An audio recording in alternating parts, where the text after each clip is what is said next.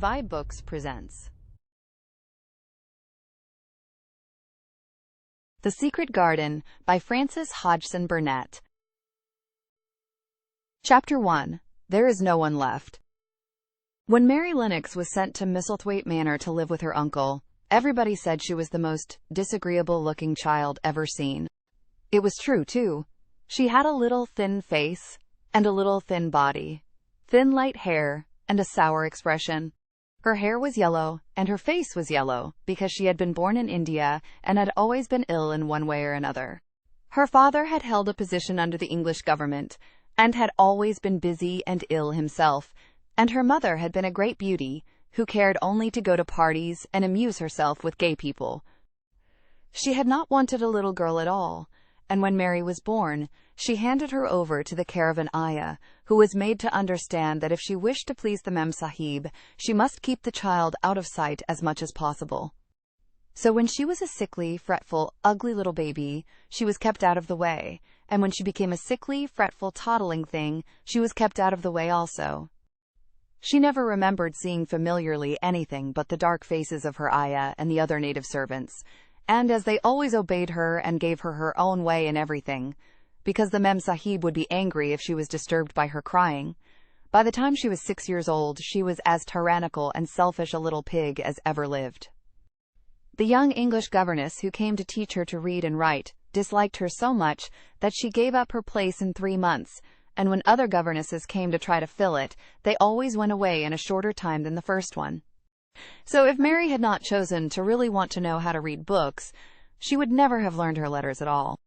One frightfully hot morning, when she was about 9 years old, she awakened feeling very cross, and she became crosser still when she saw that the servant who stood by her bedside was not her ayah. "Why did you come?" she said to the strange woman. "I will not let you stay. Send my ayah to me." The woman looked frightened, but she only stammered that the ayah could not come, and when Mary threw herself into a passion and beat and kicked her, she looked only more frightened and repeated that it was not possible for the ayah to come to Missi Sahib. There was something mysterious in the air that morning. Nothing was done in its regular order, and several of the native servants seemed missing, while those whom Mary saw slunk or hurried about with ashy and scared faces. But no one would tell her anything, and her ayah did not come. She was actually left alone as the morning went on, and at last she wandered out into the garden and began to play by herself under a tree near the veranda. She pretended that she was making a flower bed, and she stuck big scarlet hibiscus blossoms into little heaps of earth, all the time growing more and more angry, and muttering to herself the things she would say and the names she would call Sadie when she returned. "Pig! Pig! Daughter of pigs!" she said, because to call a native a pig is the worst insult of all. She was grinding her teeth and saying this over and over again when she heard her mother come out on the veranda with someone. She was with a fair young man, and they stood talking together in low, strange voices. Mary knew the fair young man who looked like a boy. She had heard that he was a very young officer who had just come from England. The child stared at him, but she stared most at her mother. She always did this when she had a chance to see her, because the Mem Sahib, Mary used to call her that oftener than anything else, was such a tall, slim, pretty person, and wore such lovely clothes. Her hair was like curly silk, and she had a delicate little nose which seemed to be disdaining things, and she had large, laughing eyes. All her clothes were thin and floating, and Mary said they were full of lace. They looked fuller of lace than ever this morning, but her eyes were not laughing at all. They were large and scared and lifted imploringly to the fair boy officer's face.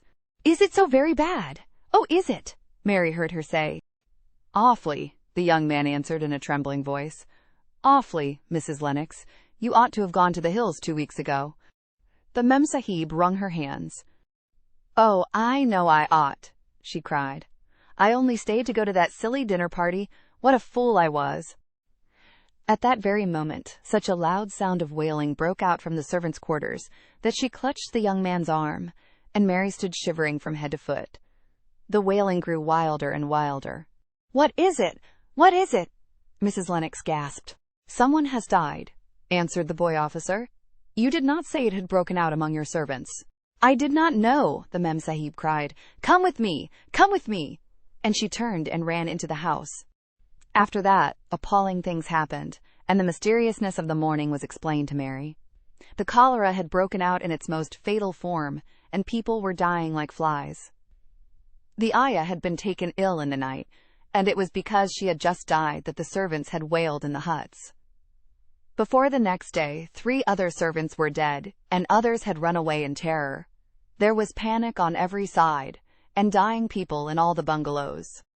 During the confusion and bewilderment of the second day, Mary hid herself in the nursery and was forgotten by everyone. Nobody thought of her, nobody wanted her, and strange things happened of which she knew nothing. Mary alternately cried and slept through the hours. She only knew that people were ill, and that she heard mysterious and frightening sounds.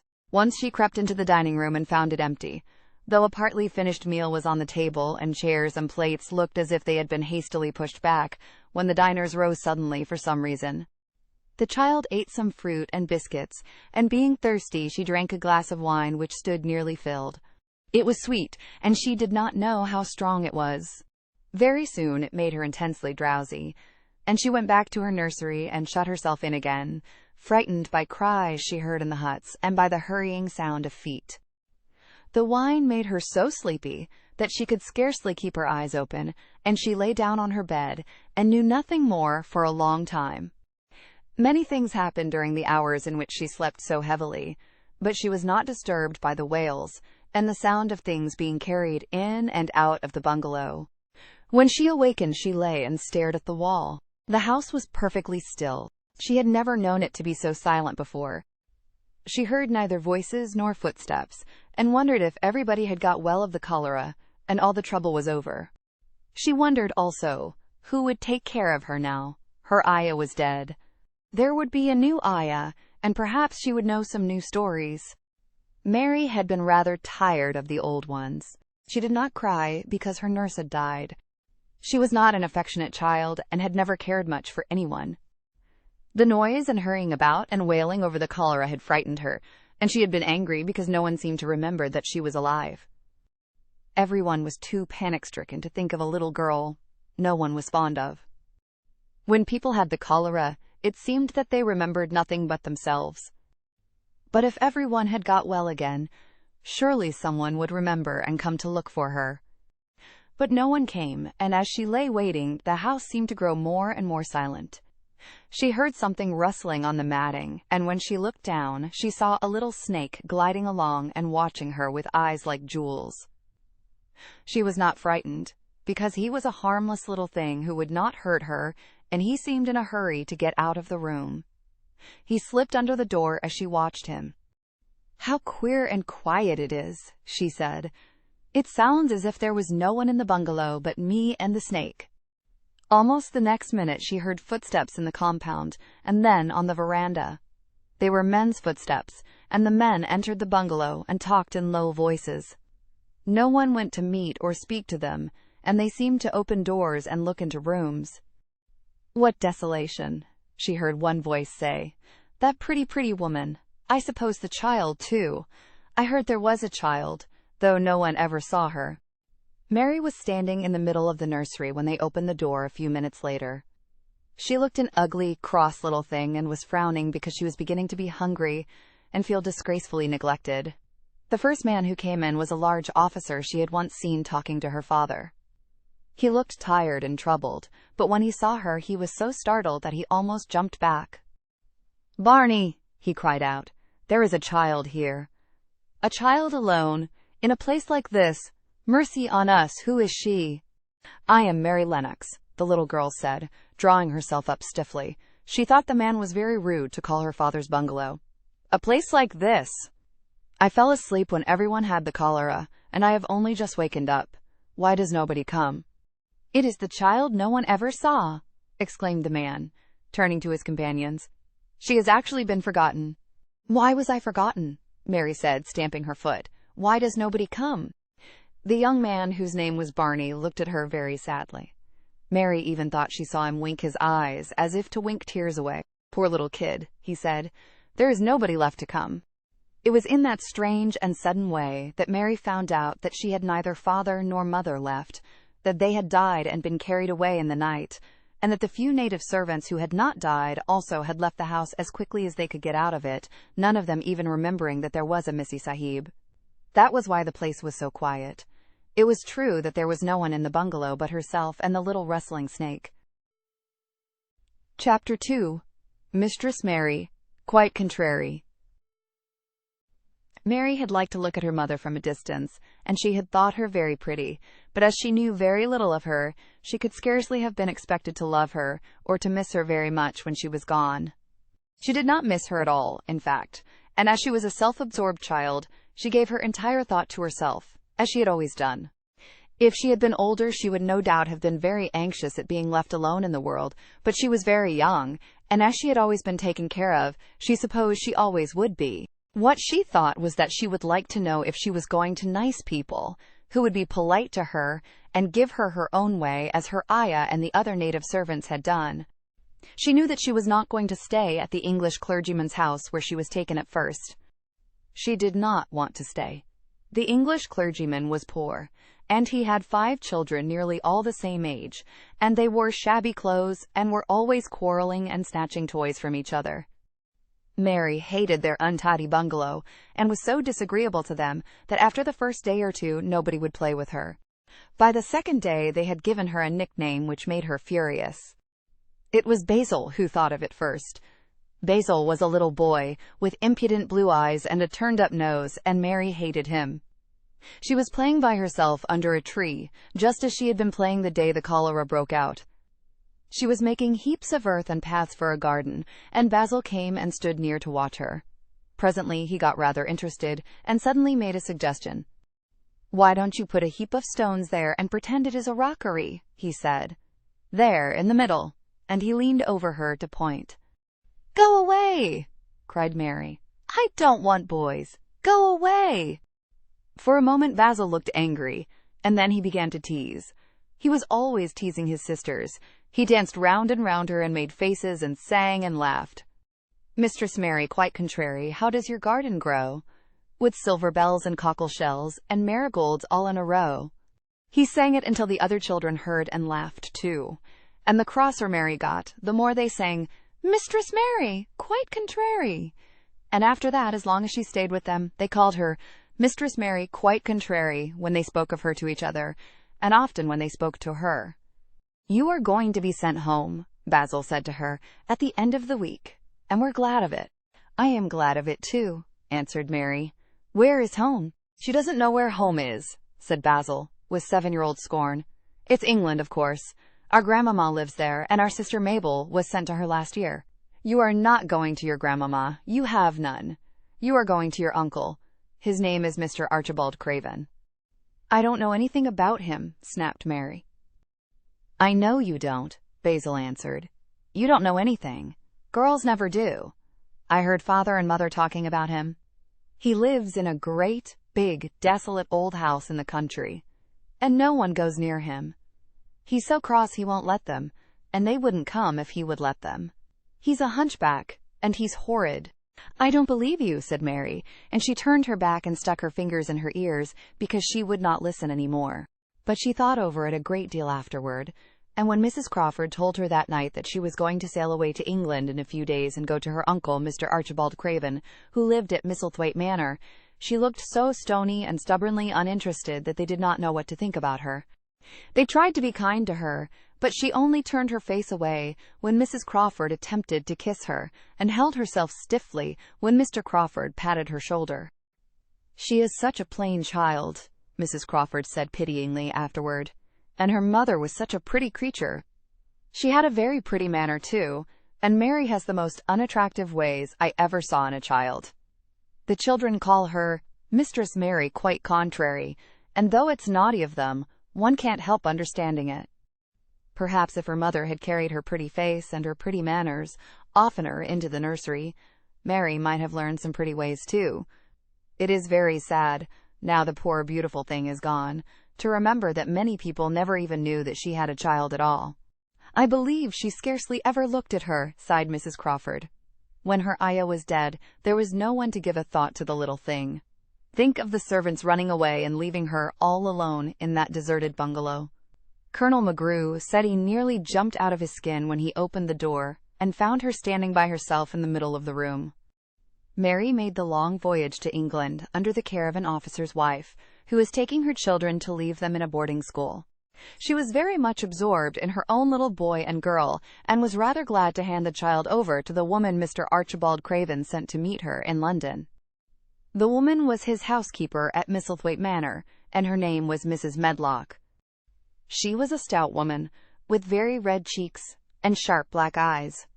She wore a very purple dress, a black silk mantle with jet fringe on it, and a black bonnet with purple velvet flowers which stuck up and trembled when she moved her head.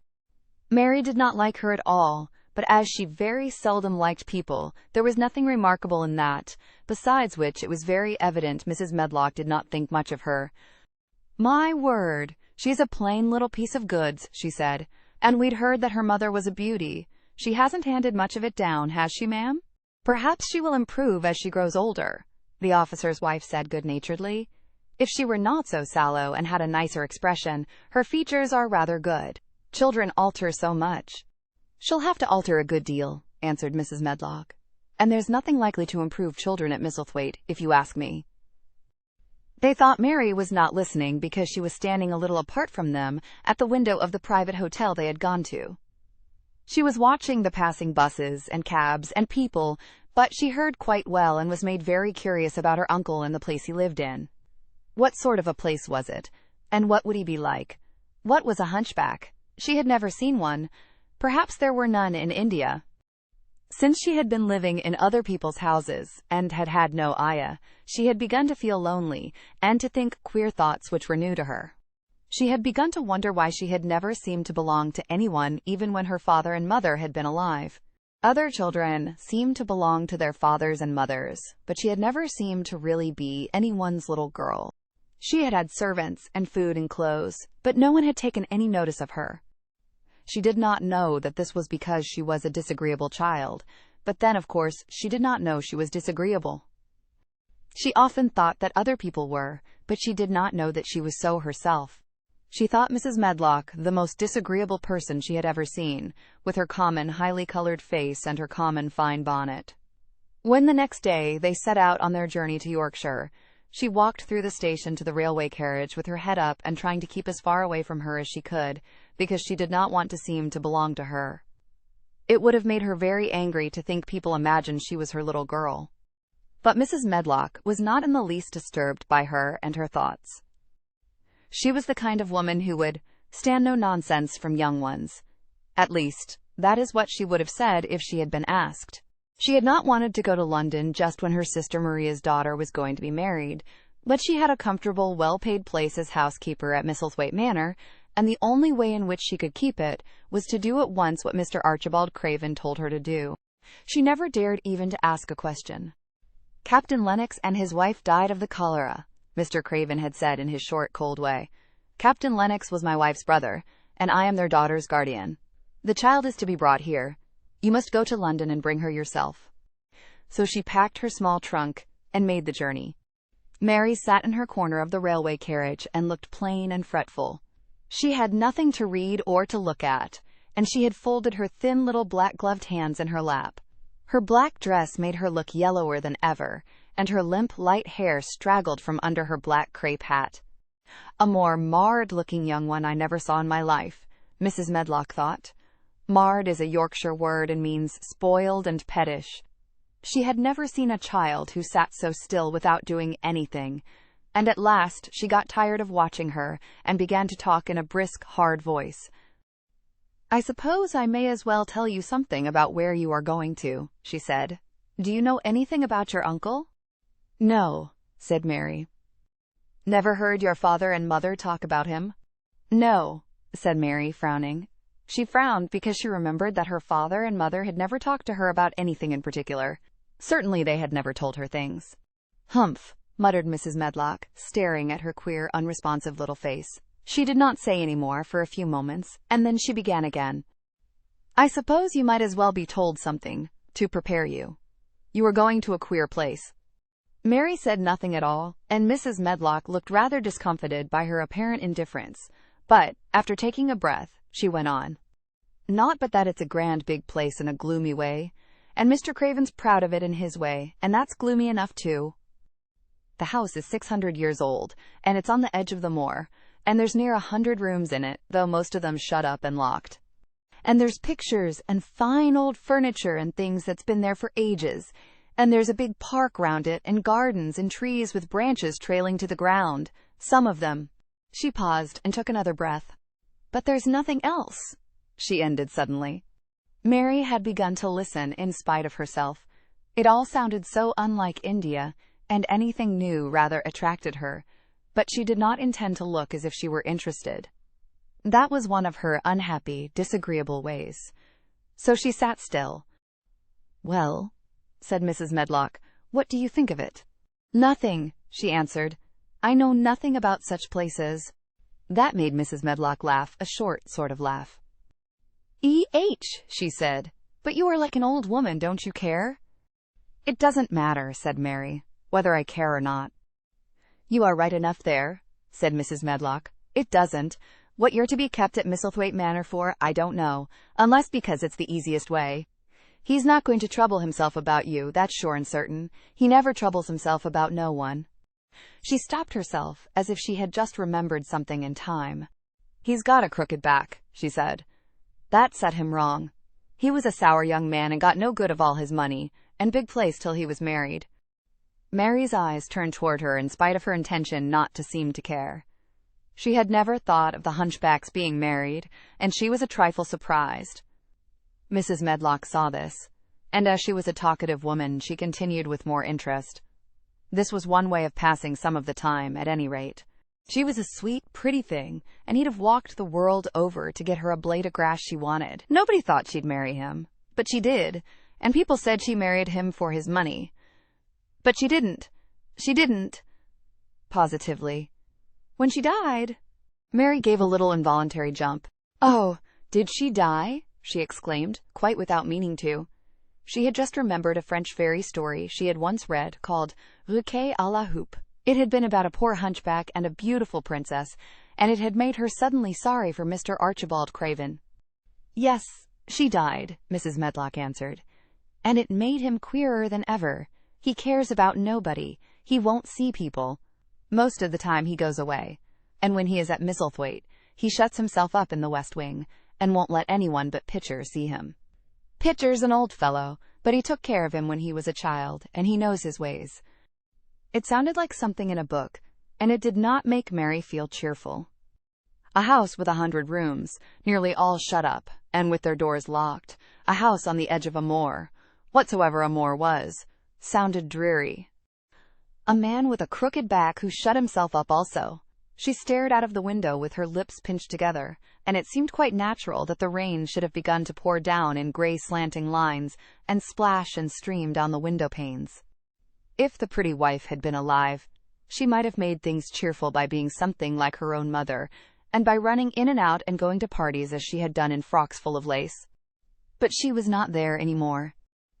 You needn't expect to see him, because 10 to 1 you won't, said Mrs. Medlock, and you mustn't expect that there will be people to talk to you. You'll have to play about and look after yourself. You'll be told what rooms you can go into, and what rooms you're to keep out of. There's gardens enough, but when you're in the house, don't go wandering and poking about. Mr. Craven won't have it. I shall not want to go poking about, said sour little Mary. And just as suddenly as she had begun to be rather sorry for Mr. Archibald Craven, she began to cease to be sorry, and to think he was unpleasant enough to deserve all that had happened to him. And she turned her face toward the streaming panes of the window of the railway carriage, and gazed out at the grey rainstorm, which looked as if it would go on for ever and ever. She watched it so long and steadily that the greyness grew heavier and heavier before her eyes, and she fell asleep. Chapter 3. Across the Moor. She slept a long time, and when she awakened, Mrs. Medlock had bought a lunch basket at one of the stations, and they had some chicken and cold beef and bread and butter and some hot tea. The rain seemed to be streaming down more heavily than ever, and everybody in the station wore wet and glistening waterproofs. The guard lighted the lamps in the carriage, and Mrs. Medlock cheered up very much over her tea and chicken and beef. She ate a great deal and afterward fell asleep herself, and Mary sat and stared at her and watched her fine bonnet slip on one side until she herself fell asleep once more in the corner of the carriage, lulled by the splashing of the rain against the windows. It was quite dark when she awakened again. The train had stopped at a station, and Mrs. Medlock was shaking her. "You have had a sleep," she said. "It's time to open your eyes. We're at VIII station, and we've got a long drive before us." Mary stood up and tried to keep her eyes open while Mrs. Medlock collected her parcels. The little girl did not offer to help her, because in India, native servants always picked up or carried things, and it seemed quite proper that other people should wait on one. The station was a small one, and nobody but themselves seemed to be getting out of the train. The station master spoke to Mrs. Medlock in a rough, good-natured way, pronouncing his words in a queer, broad fashion, which Mary found out afterward was Yorkshire. "I see tha's got back," he said, "and tha's brought young un with thee." "Aye, that's her," answered Mrs. Medlock, speaking with a Yorkshire accent herself, and jerking her head over her shoulder toward Mary. "How's thy missus?" "Well enow. Carriage is waitin' outside for thee." A brougham stood on the road before the little outside platform. Mary saw that it was a smart carriage, and that it was a smart footman who helped her in. His long, waterproof coat and the waterproof covering of his hat were shining and dripping with rain, as everything was, the burly station master included. When he shut the door, mounted the box with the coachman, and they drove off, the little girl found herself seated in a comfortably cushioned corner. But she was not inclined to go to sleep again. She sat and looked out of the window, curious to see something of the road over which she was being driven to the queer place Mrs. Medlock had spoken of. She was not at all a timid child, and she was not exactly frightened, but she felt that there was no knowing what might happen in a house with 100 rooms nearly all shut up, a house standing on the edge of a moor. "What is a moor?" she said suddenly to Mrs. Medlock. "Look out of the window in about 10 minutes and you'll see," the woman answered. "We've got to drive 5 miles across Missel Moor before we get to the manor. You won't see much because it's a dark night, but you can see something." Mary asked no more questions but waited in the darkness of her corner, keeping her eyes on the window. The carriage lamps cast rays of light a little distance ahead of them, and she caught glimpses of the things they passed. After they had left the station, they had driven through a tiny village, and she had seen whitewashed cottages and the lights of a public house. Then they had passed a church and a vicarage and a little shop window or so in a cottage with toys and sweets and odd things set out for sale. Then they were on the high road, and she saw hedges and trees. After that, there seemed nothing different for a long time, or at least it seemed a long time to her. At last, the horses began to go more slowly, as if they were climbing uphill, and presently there seemed to be no more hedges and no more trees. She could see nothing, in fact, but a dense darkness on either side. She leaned forward and pressed her face against the window, just as the carriage gave a big jolt. "E.H. We're on the moor now, sure enough," said Mrs. Medlock. The carriage lamps shed a yellow light on a rough-looking road, which seemed to be cut through bushes and low-growing things, which ended in the great expanse of dark apparently spread out before and around them. A wind was rising and making a singular wild, low, rushing sound. It's not the sea, is it?" said Mary, looking round at her companion. "No, not it," answered Mrs. Medlock. "Nor it isn't fields nor mountains, it's just miles and miles and miles of wild land that nothing grows on but heather and gorse and broom, and nothing lives on but wild ponies and sheep." "I feel as if it might be the sea, if there were water on it," said Mary. "It sounds like the sea just now." "That's the wind blowing through the bushes," Mrs. Medlock said. "It's a wild, dreary enough place to my mind, though there's plenty that likes it, particularly when the heather's in bloom."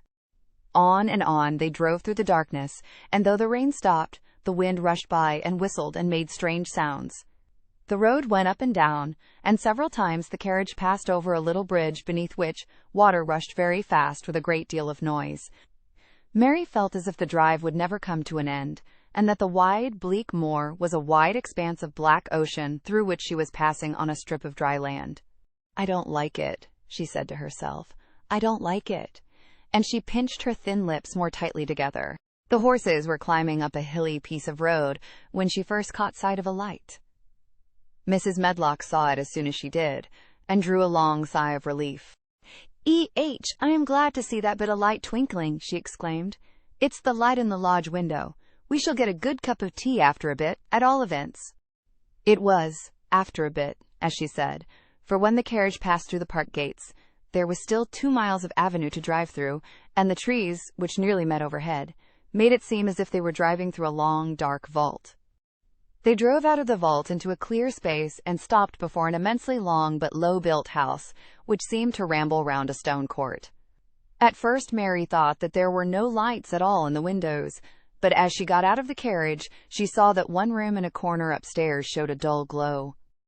The entrance door was a huge one, made of massive, curiously shaped panels of oak, studded with big iron nails and bound with great iron bars.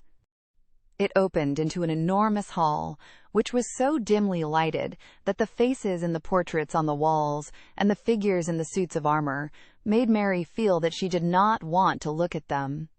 As she stood on the stone floor, she looked a very small, odd little black figure, and she felt as small and lost and odd as she looked. A neat, thin old man stood near the manservant who opened the door for them. "You are to take her to her room," he said in a husky voice. "He doesn't want to see her. He's going to London in the morning." "Very well, Mr. Pitcher," Mrs. Medlock answered. "So long as I know what's expected of me, I can manage." "What's expected of you, Mrs. Medlock," Mr. Pitcher said, "is that you make sure that he's not disturbed and that he doesn't see what he doesn't want to see." And then Mary Lennox was led up a broad staircase and down a long corridor and up a short flight of steps and through another corridor and another, until a door opened in a wall and she found herself in a room with a fire in it and a supper on a table. Mrs. Medlock said unceremoniously, "Well, here you are. This room and the next are where you'll live, and you must keep to them, don't you forget that." It was in this way Mistress Mary arrived at Misselthwaite Manor, and she had perhaps never felt quite so contrary in all her life. Chapter 4. Martha. When she opened her eyes in the morning, it was because a young housemaid had come into her room to light the fire, and was kneeling on the hearth-rug, raking out the cinders noisily. Mary lay and watched her for a few moments, and then began to look about the room. She had never seen a room at all like it, and thought it curious and gloomy. The walls were covered with tapestry with a forest scene embroidered on it. There were fantastically dressed people under the trees, and in the distance there was a glimpse of the turrets of a castle. There were hunters and horses and dogs and ladies. Mary felt as if she were in the forest with them. Out of a deep window she could see a great climbing stretch of land which seemed to have no trees on it, and to look rather like an endless, dull, purplish sea. "What is that?" she said, pointing out of the window. Martha, the young housemaid who had just risen to her feet, looked and pointed also. "That there?" she said. "Yes. That's T.H. Moor," with a good-natured grin. "Does thee like it?" "No," answered Mary. "I hate it." "That's because thou'rt not used to it," Martha said, going back to her hearth. "Thou thinks it's too big and bare now, but thou will like it." "Do you?" inquired Mary. "Aye, that I do," answered Martha, cheerfully polishing away at the grate. "I just love it. It's none bare. It's covered growin' things, as smells sweet. It's fair lovely in spring and summer when Th gorse and broom and heathers in flower. It smells o' honey, and there's such a lot of fresh air. And sky looks so high, and bees and skylarks make such a nice noise hummin' and singin'. I wouldn't live away from Th Moor for anythin'." Mary listened to her with a grave, puzzled expression. The native servants she had been used to in India were not in the least like this. They were obsequious and servile, and did not presume to talk to their masters as if they were their equals. They made salams and called them protector of the poor and names of that sort. Indian servants were commanded to do things, not asked. It was not the custom to say please and thank you, and Mary had always slapped her ayah in the face when she was angry.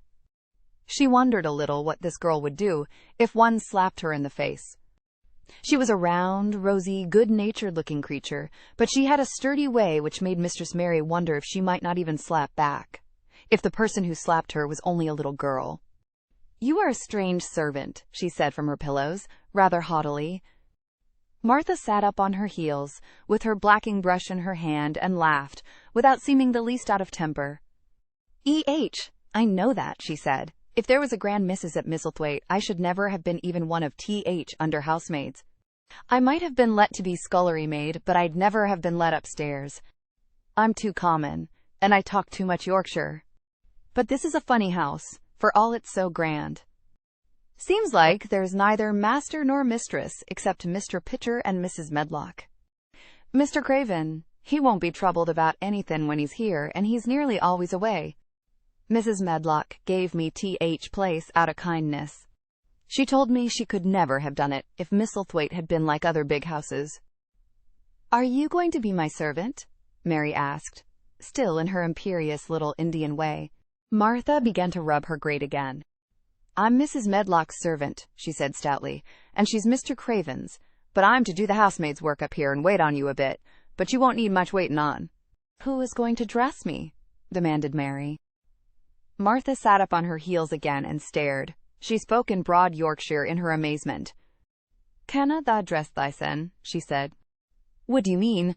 I don't understand your language," said Mary. I forgot," Martha said. "Mrs. Medlock told me I'd have to be careful, or you wouldn't know what I was saying. I mean, can't you put on your own clothes?" "No," answered Mary quite indignantly. "I never did in my life. My ayah dressed me, of course." "Well," said Martha, evidently not in the least aware that she was impudent, "it's time thou should learn. Thou cannot begin younger. It'll do thee good to wait on thysen a bit. My mother always said she couldn't see why grand people's children didn't turn out fair fools, what with nurses and being washed and dressed and took out to walk as if they was puppies." "It is different in India," said Mistress Mary disdainfully. She could scarcely stand this, but Martha was not at all crushed. I can see it's different," she answered almost sympathetically. "I dare say it's because there's such a lot of blacks there, instead of respectable white people. When I heard you was coming from India, I thought you was a black too." Mary sat up in bed, furious. "What?" she said. "What? You thought I was a native? You daughter of a pig!" Martha stared and looked hot. "Who are you calling names?" she said. "You needn't be so vexed. That's not way for a young lady to talk. I've nothing against blacks. When you read about 'em in tracts, they're always very religious. You always read as a black's a man and a brother. I've never seen a black, and I was fair pleased to think I was going to see one close. When I come in to light your fire this morning, I crept up to your bed and pulled cover back, careful to look at you. And there you was, disappointedly. No more black than me, for all you're so yeller." Mary did not even try to control her rage and humiliation. "You thought I was a native. You dared. You don't know anything about natives. They are not people. They're servants who must salaam to you. You know nothing about India. You know nothing about anything." She was in such a rage, and felt so helpless before the girl's simple stare, and somehow she suddenly felt so horribly lonely, and far away from everything she understood, and which understood her, that she threw herself face downward on the pillows, and burst into passionate sobbing. She sobbed so unrestrainedly that good-natured Yorkshire Martha was a little frightened, and quite sorry for her. She went to the bed, and bent over her. You mustn't cry like that there," she begged. "You mustn't for sure. I didn't know you'd be vexed. I don't know anything about anything, just like you said. I beg your pardon, miss. Do stop crying." There was something comforting and really friendly in her queer Yorkshire speech and sturdy way, which had a good effect on Mary. She gradually ceased crying and became quiet. Martha looked relieved. "It's time for thee to get up now," she said. "Mrs. Medlock said I was to carry the breakfast and tea and dinner into room next to this. It's been made into a nursery for thee. I'll help thee on with thy clothes if thou'll get out of bed. If buttons are at back, thou cannot button 'em up thyself. When Mary at last decided to get up, the clothes Martha took from the wardrobe were not the ones she had worn when she arrived the night before with Mrs. Medlock. "Those are not mine," she said. "Mine are black." She looked the thick white wool coat and dress over, and added with cool approval, "Those are nicer than mine." "These are TH ones the must put on," Martha answered. "Mr. Craven ordered Mrs. Medlock to get 'em in London. He said, 'I won't have a child dressed in black wandering about like a lost soul,' he said. 'It'd make the place sadder than it is. Put color on her.' Mother, she said she knew what he meant. Mother always knows what a body means. She doesn't hold with black herself." "I hate black things," said Mary. The dressing process was one which taught them both something. Martha had buttoned up her little sisters and brothers, but she had never seen a child who stood still and waited for another person to do things for her, as if she had neither hands nor feet of her own. "Why doesn't the put on the own shoes?" she said when Mary quietly held out her foot. "My Ayah did it," answered Mary, staring. "It was the custom." She said that very often. It was the custom. The native servants were always saying it. If one told them to do a thing their ancestors had not done for 1,000 years, they gazed at one mildly and said, "It is not the custom." And one knew that was the end of the matter. It had not been the custom that Mistress Mary should do anything but stand and allow herself to be dressed like a doll, but before she was ready for breakfast, she began to suspect that her life at Misselthwaite Manor would end by teaching her a number of things quite new to her, things such as putting on her own shoes and stockings and picking up things she let fall. If Martha had been a well-trained, fine young lady's maid, she would have been more subservient and respectful, and would have known that it was her business to brush hair and button boots and pick things up and lay them away. She was, however, only an untrained Yorkshire rustic, who had been brought up in a moorland cottage with a swarm of little brothers and sisters, who had never dreamed of doing anything but waiting on themselves, and on the younger ones who were either babies in arms or just learning to totter about and tumble over things. If Mary Lennox had been a child who was ready to be amused, she would perhaps have laughed at Martha's readiness to talk, but Mary only listened to her coldly, and wondered at her freedom of manner. At first she was not at all interested, but gradually, as the girl rattled on in her good-tempered, homely way, Mary began to notice what she was saying. You should see 'em all," she said. "There's 12 of us, and my father only gets 16 shilling a week. I can tell you my mother's put to it to get porridge for 'em all. They tumble about on Moor, and play there all day, and mother says heir of Moor fattens 'em. She says she believes they eat grass, same as wild ponies do. Our Dickon, he's 12 years old, and he's got a young pony he calls his own." "Where did he get it?" asked Mary. "He found it on Moor with its mother when it was a little one, and he began to make friends with it and give it bits of bread and pluck young grass for it. And it got to like him, so it follows him about, and it lets him get on its back. Dickon's a kind lad, and animals likes him." Mary had never possessed an animal pet of her own, and had always thought she should like one. So she began to feel a slight interest in Dickon, and as she had never before been interested in anyone but herself, it was the dawning of a healthy sentiment. When she went into the room which had been made into a nursery for her, she found that it was rather like the one she had slept in. It was not a child's room, but a grown-up person's room, with gloomy old pictures on the walls and heavy old oak chairs. A table in the center was set with a good substantial breakfast. But she had always had a very small appetite, and she looked with something more than indifference at the first plate Martha set before her. "I don't want it," she said. "Thou doesn't want thy porridge?" Martha exclaimed incredulously. "No. Thou doesn't know how good it is. Put a bit of treacle on it, or a bit of sugar." "I don't want it," repeated Mary. Said Martha. "I can't abide to see good victuals go to waste. If our children was at this table, they'd clean it bare in 5 minutes." "Why?" said Mary coldly. "Why," echoed Martha, "because they scarce ever had their stomachs full in their lives. They're as hungry as young hawks and foxes." "I don't know what it is to be hungry," said Mary with the indifference of ignorance. Martha looked indignant. "Well, it would do thee good to try it.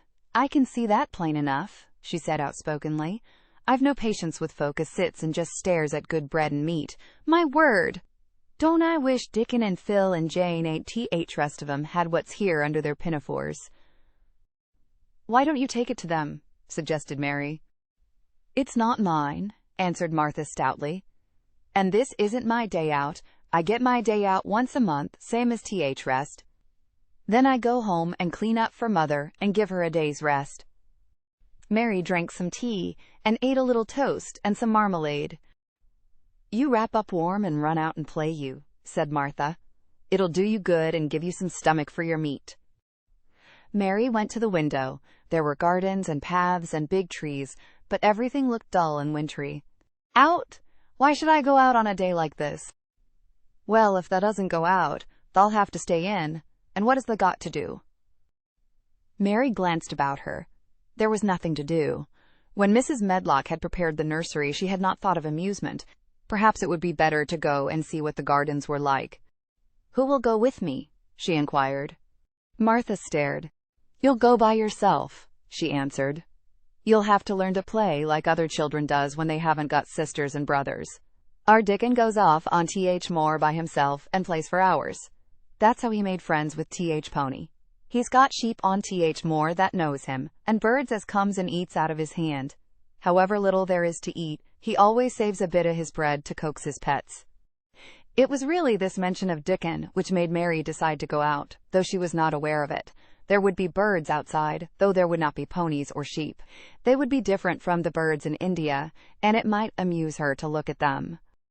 Martha found her coat and hat for her, and a pair of stout little boots, and she showed her her way downstairs. If thou goes round that way, thou'll come to Gardens, she said, pointing to a gate in a wall of shrubbery. There's lots of flowers in summertime, but there's nothin' bloomin' now. She seemed to hesitate a second before she added, One of Gardens is locked up. No one has been in it for 10 years. Why? Asked Mary in spite of herself. Here was another locked door added to the 100 in the strange house. Mr. Craven had it shut when his wife died so sudden. He won't let no one go inside. It was her garden. He locked door and dug a hole and buried key. There's Mrs. Medlock's bell ringing. I must run. After she was gone, Mary turned down the walk, which led to the door in the shrubbery. She could not help thinking about the garden, which no one had been into for 10 years.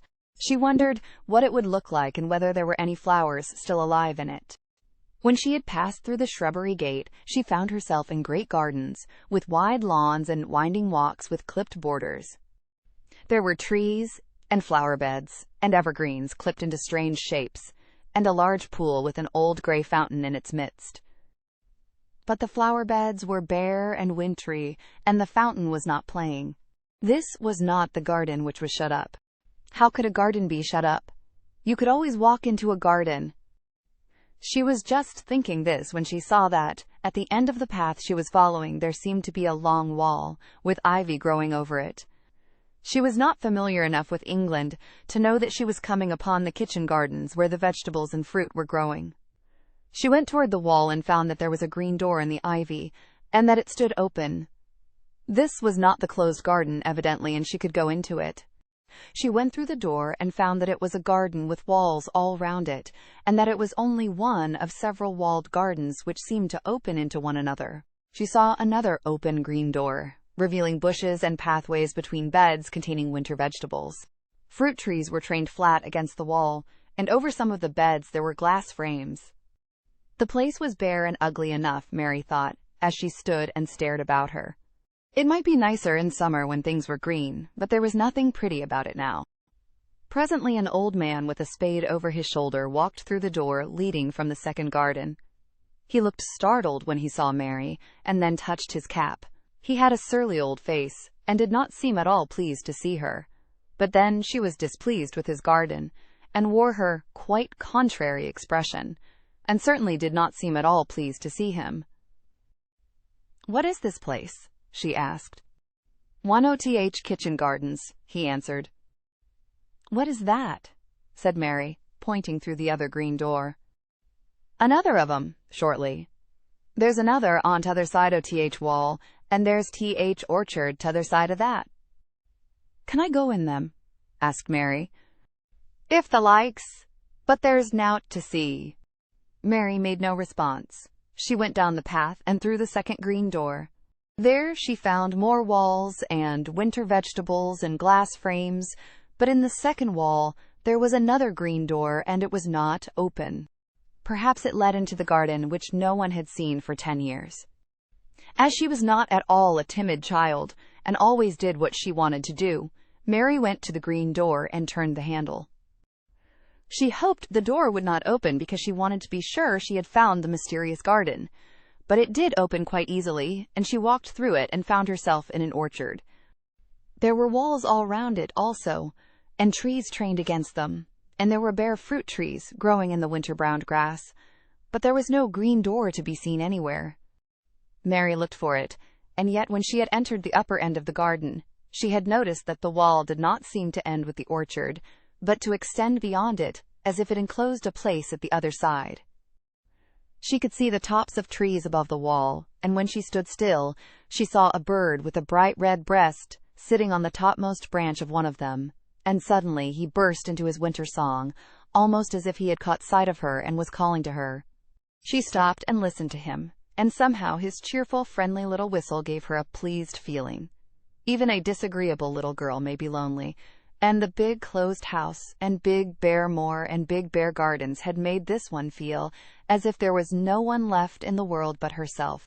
If she had been an affectionate child, who had been used to being loved, she would have broken her heart, but even though she was Mistress Mary quite contrary, she was desolate, and the bright-breasted little bird brought a look into her sour little face which was almost a smile.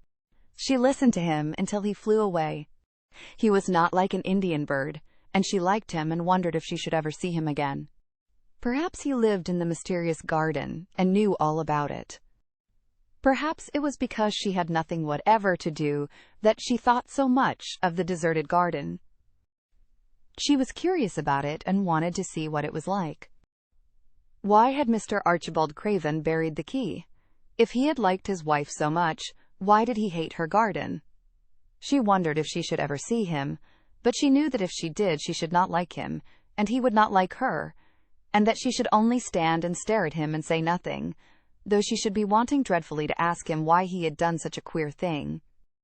People never like me, and I never like people, she thought, and I never can talk as the Crawford children could. They were always talking and laughing and making noises. She thought of the robin and of the way he seemed to sing his song at her, and as she remembered the treetop he perched on, she stopped rather suddenly on the path. I believe that tree was in the secret garden. I feel sure it was, she said. There was a wall round the place, and there was no door. She walked back into the first kitchen garden she had entered, and found the old man digging there. She went and stood beside him, and watched him a few moments in her cold little way. He took no notice of her, and so at last she spoke to him. I have been into the other gardens, she said. There was nothing to prevent thee, he answered crustily. I went into the orchard. There was no dog at th door to bite thee, he answered. There was no door there into the other garden, said Mary. What garden? He said in a rough voice, stopping his digging for a moment. The one on the other side of the wall, answered Mistress Mary. There are trees there. I saw the tops of them. A bird with a red breast was sitting on one of them, and he sang. To her surprise, the surly old weather-beaten face actually changed its expression. A slow smile spread over it, and the gardener looked quite different. It made her think that it was curious how much nicer a person looked when he smiled. She had not thought of it before. He turned about to the orchard side of his garden and began to whistle, a low, soft whistle. She could not understand how such a surly man could make such a coaxing sound. Almost the next moment, a wonderful thing happened. She heard a soft little rushing flight through the air, and it was the bird with the red breast flying to them, and he actually alighted on the big clod of earth quite near to the gardener's foot. Here he is, chuckled the old man, and then he spoke to the bird as if he were speaking to a child. Where has thee been, the cheeky little beggar? He said. I've not seen thee before today. Has thee begun the courtin' this early in th season? Thou'rt too for'ard. The bird put his tiny head on one side and looked up at him with his soft, bright eye, which was like a black dewdrop. He seemed quite familiar and not the least afraid. He hopped about and pecked the earth briskly, looking for seeds and insects. It actually gave Mary a queer feeling in her heart, because he was so pretty and cheerful and seemed so like a person. He had a tiny, plump body and a delicate beak, and slender, delicate legs. "Will he always come when you call him?" she asked, almost in a whisper. "Aye, that he will. I've knowed him ever since he was a fledgling. He come out of Th nest in Th other garden, and when first he flew over Th wall he was too weak to fly back for a few days, and we got friendly. When he went over Th wall again, Th rest of Th brood was gone, and he was lonely, and he come back to me." "What kind of a bird is he?" Mary asked. "Doesn't the know? He's a robin redbreast, and they're Th friendliest, curiousest birds alive. They're almost as friendly as dogs, if you know how to get on with them. Watch him pecking about there and looking round at us now and again. He knows we're talking about him." It was the queerest thing in the world to see the old fellow. He looked at the plump little scarlet waistcoated bird as if he were both proud and fond of him. "He's a conceited one," he chuckled. "He likes to hear folk talk about him. And curious, bless me, there never was his like for curiosity and meddlin'. He's always comin' to see what I'm plantin'. He knows all Th things Mester Craven never troubles hisself to find out. He's Th head gardener, he is." The robin hopped about, busily pecking the soil, and now and then stopped and looked at them a little. Mary thought his black dewdrop eyes gazed at her with great curiosity. It really seemed as if he were finding out all about her. The queer feeling in her heart increased. "Where did the rest of the brood fly to?" she asked. "There's no knowin'. The old ones turn 'em out of their nest and make 'em fly, and they're scattered before you know it. This one was a knowin' one, and he knew he was lonely." Mistress Mary went a step nearer to the robin and looked at him very hard. "I'm lonely," she said. She had not known before that this was one of the things which made her feel sour and cross. She seemed to find it out when the robin looked at her, and she looked at the robin. The old gardener pushed his cap back on his bald head and stared at her a minute. "Art the Th little wench from India?" he asked. Mary nodded. "Then no wonder thou'rt lonely. Thou'lt be lonelier before thou's done," he said. He began to dig again, driving his spade deep into the rich black garden soil, while the robin hopped about very busily employed. "What is your name?" Mary inquired. He stood up to answer her. "Ben Weatherstaff," he answered, and then he added with a surly chuckle, "I'm lonely mysel, except when he's with me," and he jerked his thumb toward the robin. "He's Th only friend I've got." "I have no friends at all," said Mary. "I never had. My Ayah didn't like me, and I never played with anyone." It is a Yorkshire habit to say what you think with blunt frankness, and old Ben Weatherstaff was a Yorkshire moorman. "Tha and me are a good bit alike," he said. "We was wove out of Th same cloth. We're neither of us good lookin', and we're both of us as sour as we look. We've got the same nasty tempers, both of us, I'll warrant." This was plain speaking, and Mary Lennox had never heard the truth about herself in her life. Native servants always salaamed and submitted to you, whatever you did. She had never thought much about her looks, but she wondered if she was as unattractive as Ben Weatherstaff, and she also wondered if she looked as sour as he had looked before the robin came. She actually began to wonder also if she was nasty-tempered. She felt uncomfortable. Suddenly, a clear, rippling little sound broke out near her, and she turned round. She was standing a few feet from a young apple tree, and the robin had flown onto one of its branches and had burst out into a scrap of a song. Ben Weatherstaff laughed outright. "What did he do that for?" asked Mary. "He's made up his mind to make friends with thee," replied Ben. "Dang me if he hasn't took a fancy to thee." "To me?" said Mary, and she moved toward the little tree softly and looked up. "Would you make friends with me?" she said to the robin, just as if she was speaking to a person. "Would you?" And she did not say it either in her hard little voice, or in her imperious Indian voice, but in a tone so soft and eager and coaxing that Ben Weatherstaff was as surprised as she had been when she heard him whistle. "Why," he cried out, "thou said that as nice and human as if thou was a real child instead of a sharp old woman. Thou said it almost like Dickon talks to his wild things on Moor." "Do you know Dickon?" Mary asked, turning round rather in a hurry. "Everybody knows him. Dickon's wanderin' about everywhere. Very blackberries, and heatherbells knows him. I warrant foxes shows him where their cubs lies, and skylarks doesn't hide their nests from him. Mary would have liked to ask some more questions. She was almost as curious about Dickon as she was about the deserted garden. But just that moment, the robin, who had ended his song, gave a little shake of his wings, spread them, and flew away. He had made his visit, and had other things to do. "He has flown over the wall!" Mary cried out, watching him. "He has flown into the orchard. He has flown across the other wall, into the garden where there is no door." "He lives there," said old Ben. "He came out of egg there. If he's courtin', he's making up to some young madam of a robin that lives among old rose trees there." "Rose trees," said Mary. "Are there rose trees?"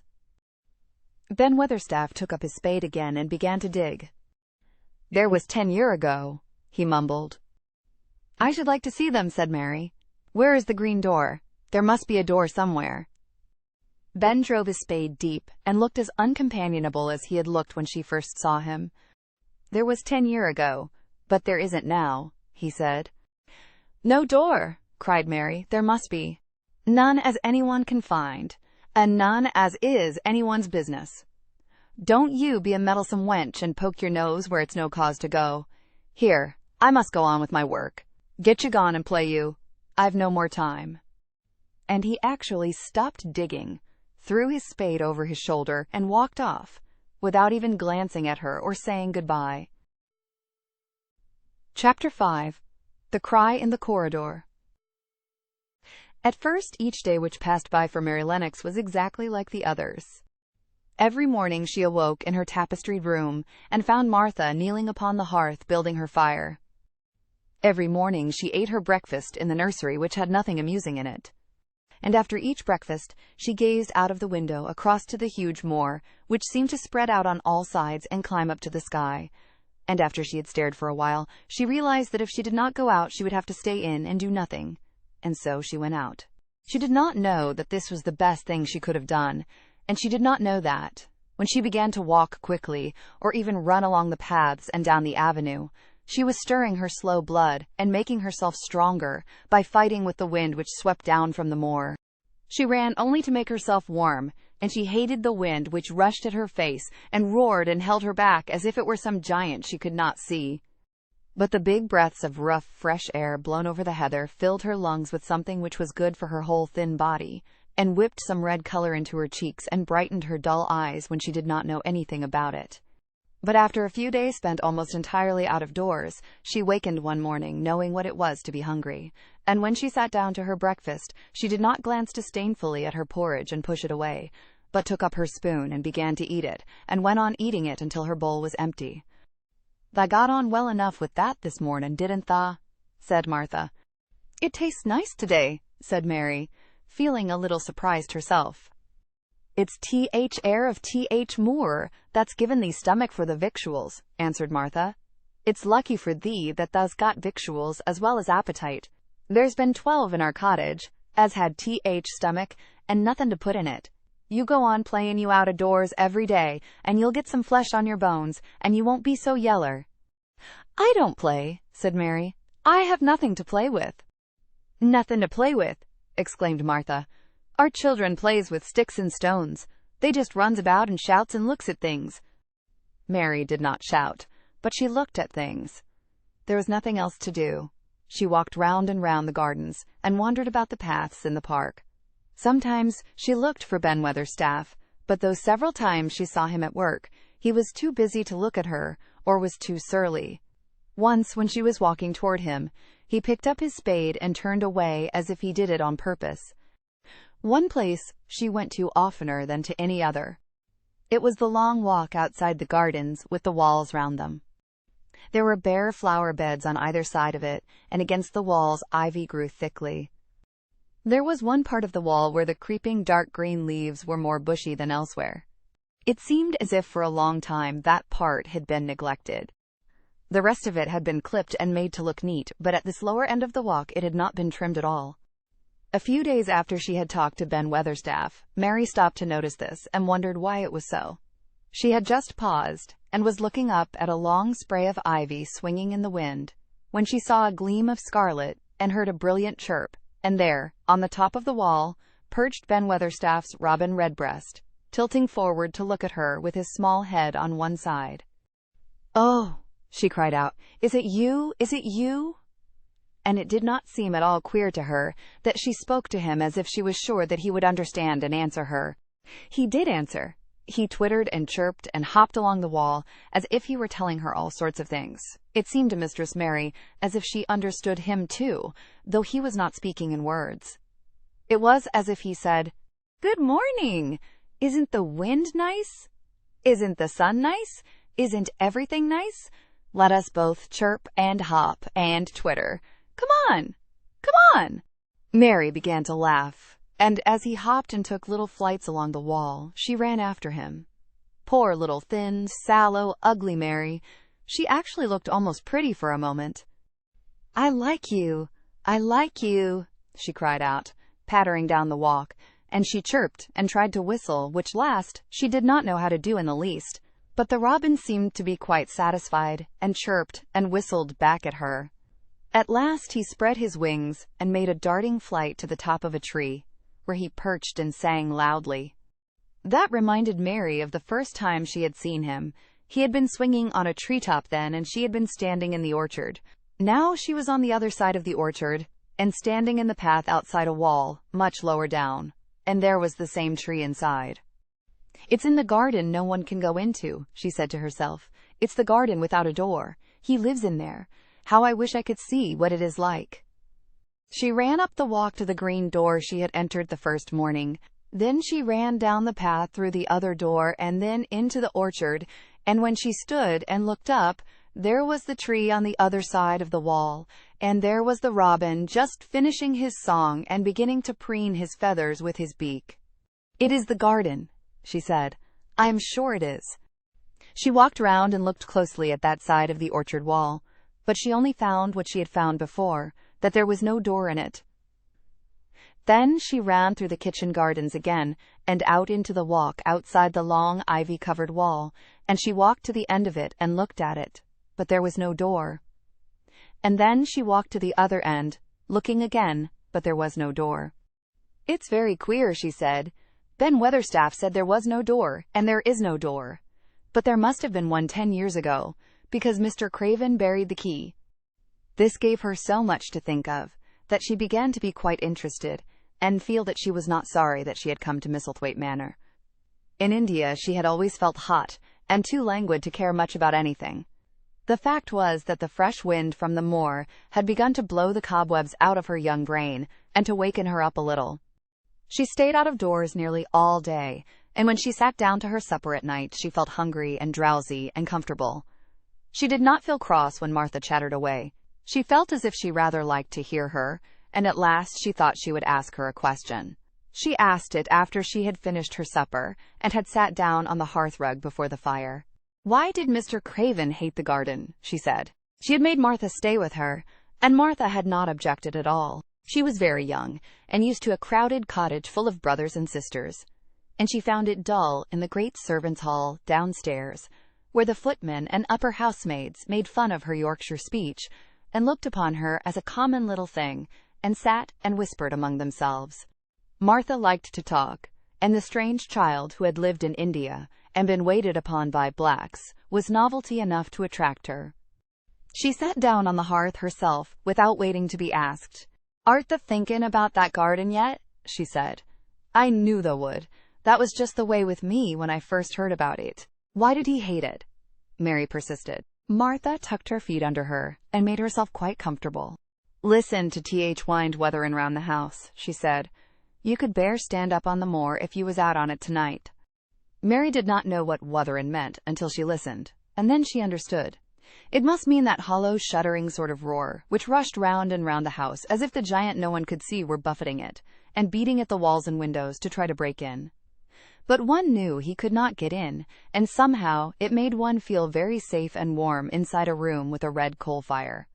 "But why did he hate it so?" she asked, after she had listened. She intended to know if Martha did. Then Martha gave up her store of knowledge. "Mind," she said. Mrs. Medlock said it's not to be talked about. There's lots of things in this place that's not to be talked over. That's Mr. Craven's orders. His troubles are none servant's business, he says. But for T.H. Garden, he wouldn't be like he is. It was Mrs. Craven's garden that she had made when first they were married, and she just loved it, and they used to tend the flowers themselves. And none o' H. Gardeners was ever let to go in.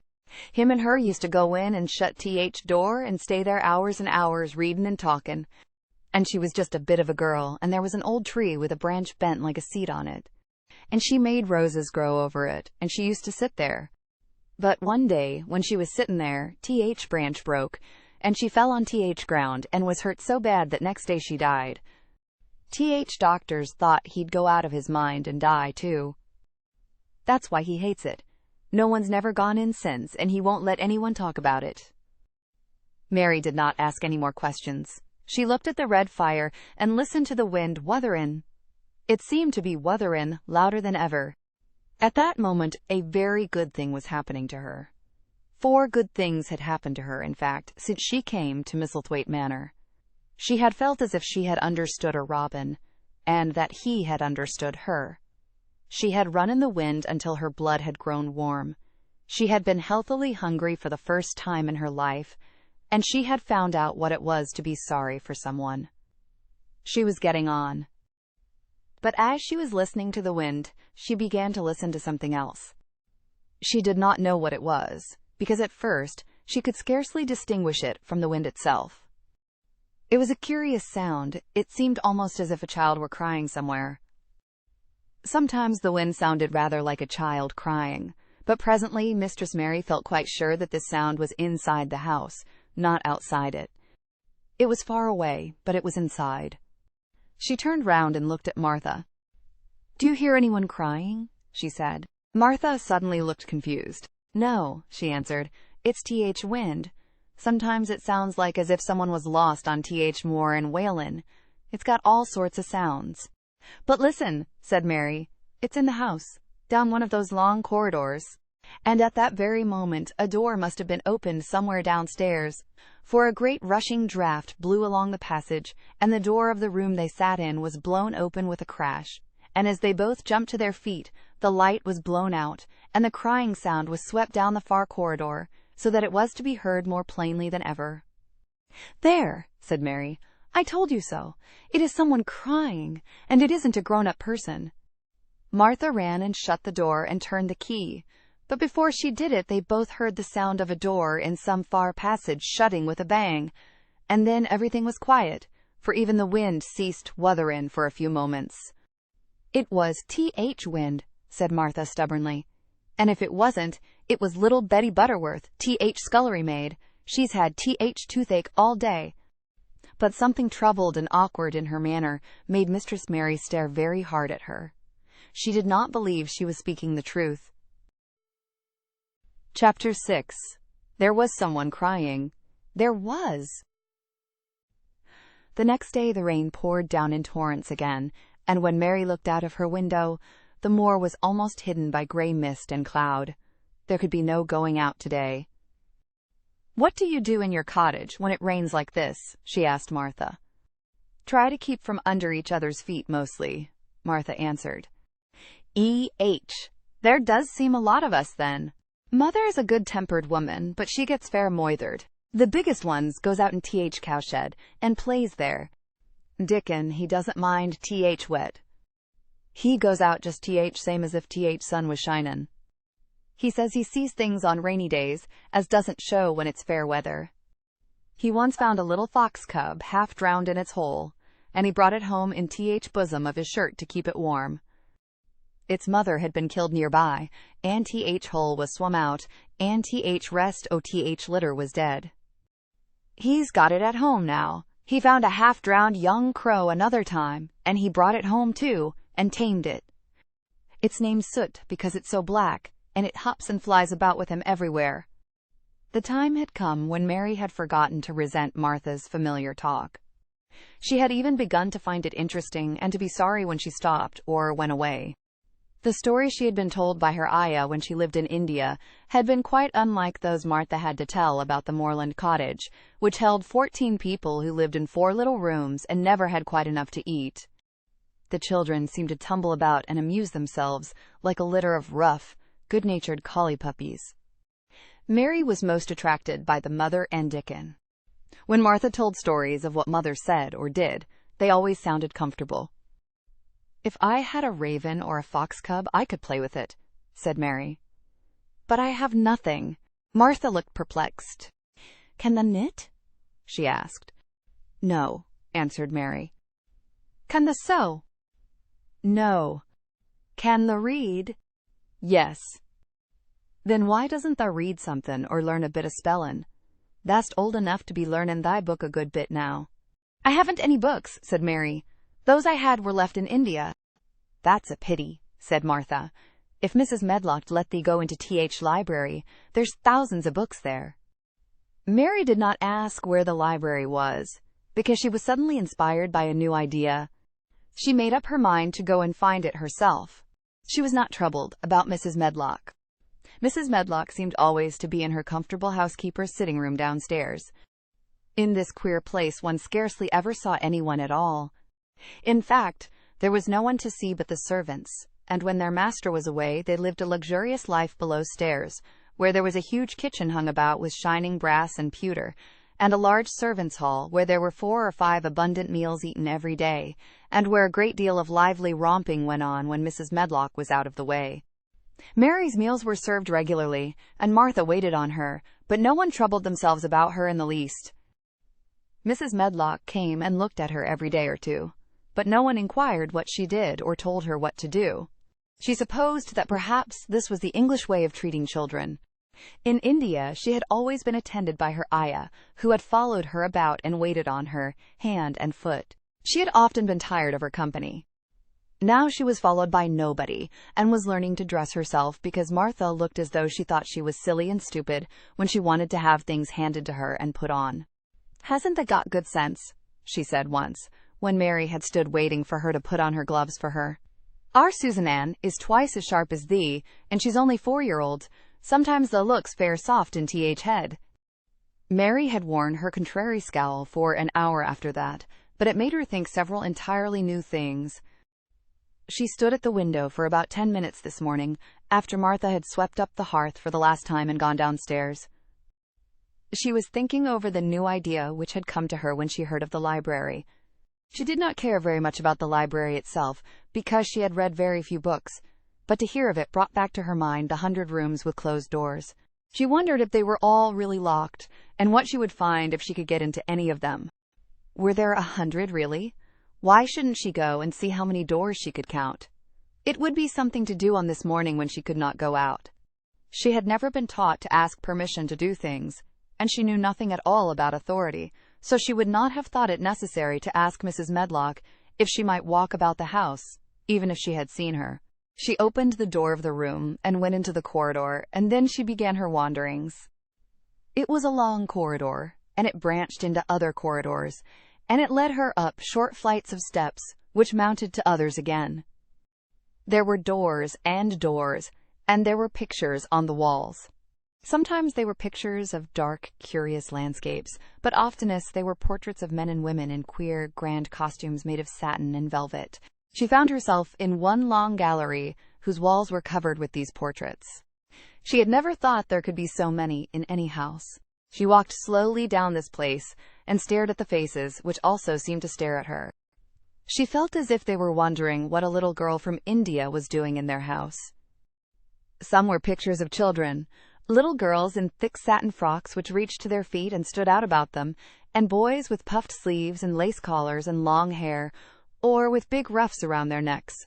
She always stopped to look at the children and wonder what their names were, and where they had gone, and why they wore such odd clothes. There was a stiff, plain little girl, rather like herself. She wore a green brocade dress and held a green parrot on her finger. Her eyes had a sharp, curious look. "Where do you live now?" said Mary aloud to her. "I wish you were here." Surely no other little girl ever spent such a queer morning. It seemed as if there was no one in all the huge rambling house but her own small self, wandering about upstairs and down, through narrow passages and wide ones, where it seemed to her that no one but herself had ever walked. Since so many rooms had been built, people must have lived in them, but it all seemed so empty that she could not quite believe it true. It was not until she climbed to the second floor that she thought of turning the handle of a door. All the doors were shut, as Mrs. Medlock had said they were, but at last she put her hand on the handle of one of them and turned it. She was almost frightened for a moment when she felt that it turned without difficulty, and that when she pushed upon the door itself, it slowly and heavily opened. It was a massive door, and opened into a big bedroom. There were embroidered hangings on the wall, and inlaid furniture, such as she had seen in India, stood about the room. A broad window with leaded panes looked out upon the moor, and over the mantel was another portrait of the stiff, plain little girl, who seemed to stare at her more curiously than ever. "Perhaps she slept here once," said Mary. "She stares at me so that she makes me feel queer." After that, she opened more doors and more. She saw so many rooms that she became quite tired, and began to think that there must be 100, though she had not counted them. In all of them, there were old pictures or old tapestries with strange scenes worked on them. There were curious pieces of furniture, and curious ornaments in nearly all of them. In one room, which looked like a lady's sitting room, the hangings were all embroidered velvet, and in a cabinet were about 100 little elephants made of ivory. They were of different sizes, and some had their mahouts or palanquins on their backs. Some were much bigger than the others, and some were so tiny that they seemed only babies.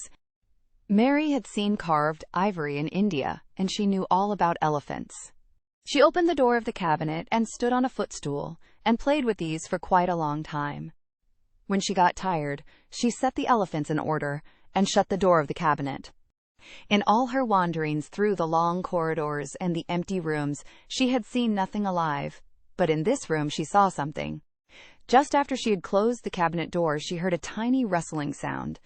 It made her jump and look around at the sofa by the fireplace, from which it seemed to come.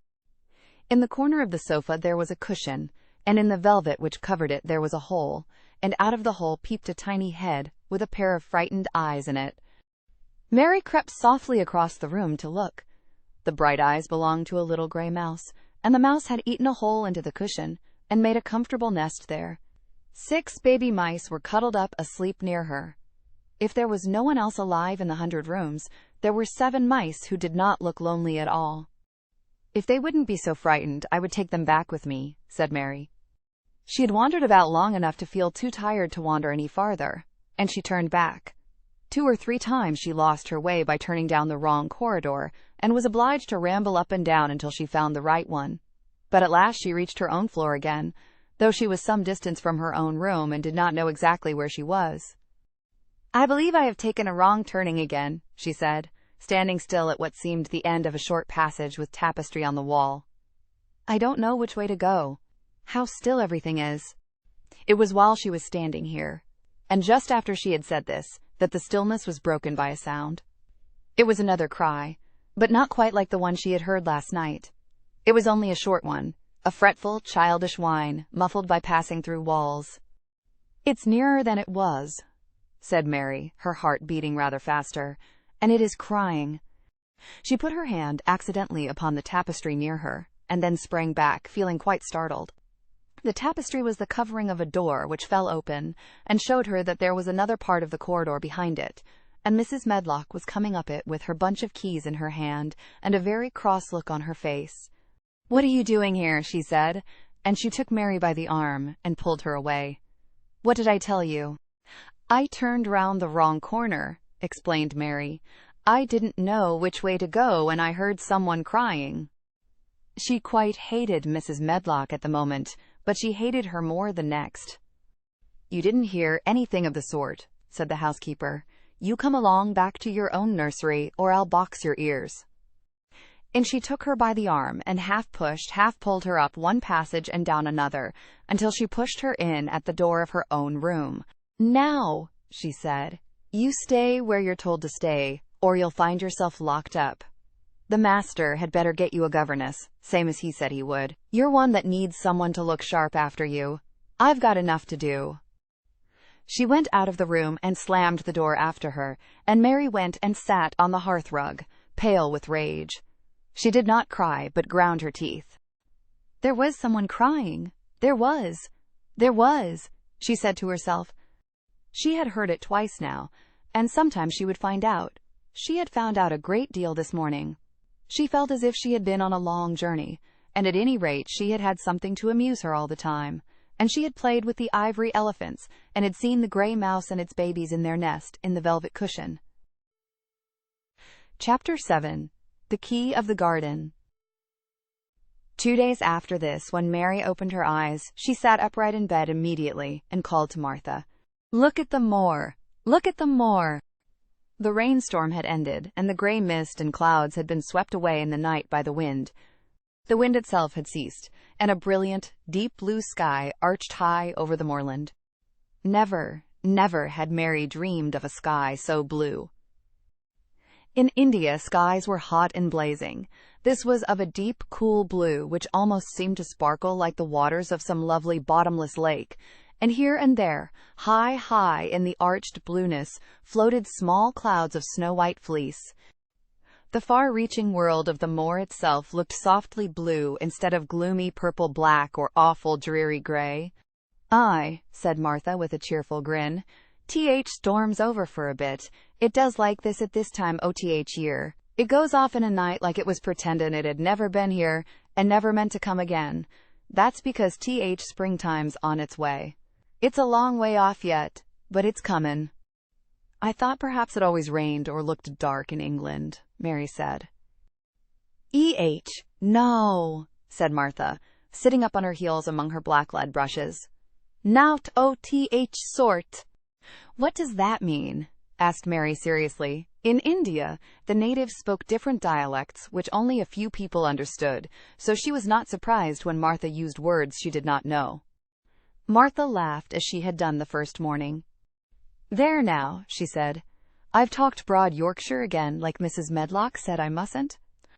"Nout sort means nothing of the sort," slowly and carefully. "But it takes so long to say it. Yorkshire's sunniest place on earth when it is sunny. I told thee they'd like more after a bit. Just you wait till you see gold-colored gorse blossoms, and blossoms of broom, and heather flowerin', all purple bells, and hundreds of butterflies flutterin', and bees hummin' and skylarks soarin' up and singin'. You'll want to get out on it at sunrise and live out on it all day like Dickon does." "Could I ever get there?" asked Mary wistfully, looking through her window at the far-off blue. It was so new and big and wonderful, and such a heavenly color. "I don't know," answered Martha. "Thou's never used the leg since thou was born, it seems to me. Thou couldn't walk 5 mile. It's 5 mile to our cottage. I should like to see your cottage."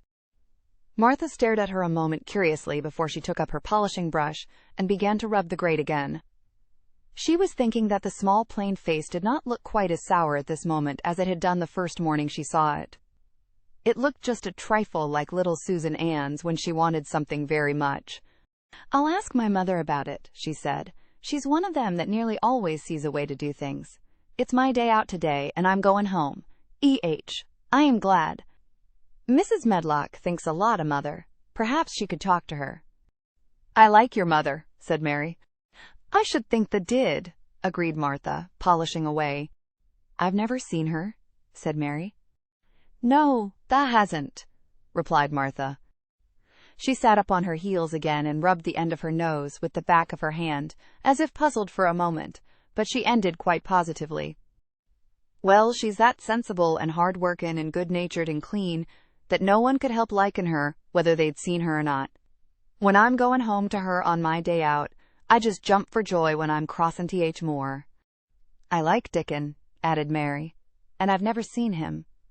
"Well," said Martha stoutly, "I've told thee that very birds likes him, and rabbits, and wild sheep and ponies, and foxes themselves. I wonder," staring at her reflectively, "what Dickon would think of thee." "He wouldn't like me," said Mary, in her stiff, cold little way. "No one does." Martha looked reflective again. "How dost thou like thysel'?" she inquired, really quite as if she were curious to know. Mary hesitated a moment and thought it over. "Not at all, really," she answered. "But I never thought of that before." Martha grinned a little, as if at some homely recollection. "Mother said that to me once," she said. "She was at her washtub, and I was in a bad temper and talking ill of folk, and she turns round on me and says, 'Tha young vixen, tha, there tha stands, sayin', tha doesn't like this one, and tha doesn't like that one. How does tha like thysel?' It made me laugh, and it brought me to my senses in a minute." She went away in high spirits as soon as she had given Mary her breakfast. She was going to walk 5 miles across the moor to the cottage, and she was going to help her mother with the washing and do the week's baking, and enjoy herself thoroughly. Mary felt lonelier than ever when she knew she was no longer in the house. She went out into the garden as quickly as possible, and the first thing she did was to run round and round the fountain flower garden 10 times. She counted the times carefully, and when she had finished, she felt in better spirits. The sunshine made the whole place look different. The high, deep blue sky arched over Misselthwaite as well as over the moor, and she kept lifting her face and looking up into it, trying to imagine what it would be like to lie down on one of the little snow-white clouds and float about. She went into the first kitchen garden and found Ben Weatherstaff working there with 2 other gardeners. The change in the weather seemed to have done him good. He spoke to her of his own accord. "Springtime's comin'," he said. "Cannot tha smell it?" Mary sniffed and thought she could. "I smell something nice and fresh and damp," she said. "That's good rich earth," he answered, digging away. "It's in a good humor makin' ready to grow things. It's glad when planting time comes. It's dull in winter when it's got nowt to do. In flower gardens out there, things will be stirrin' down below in dark. Sun's warmin' 'em. You'll see bits o' green spikes stickin' out o' black earth after a bit." "What will they be?" asked Mary. "Crocuses and snowdrops and daffydowndillies. Has thou never seen them?" "No.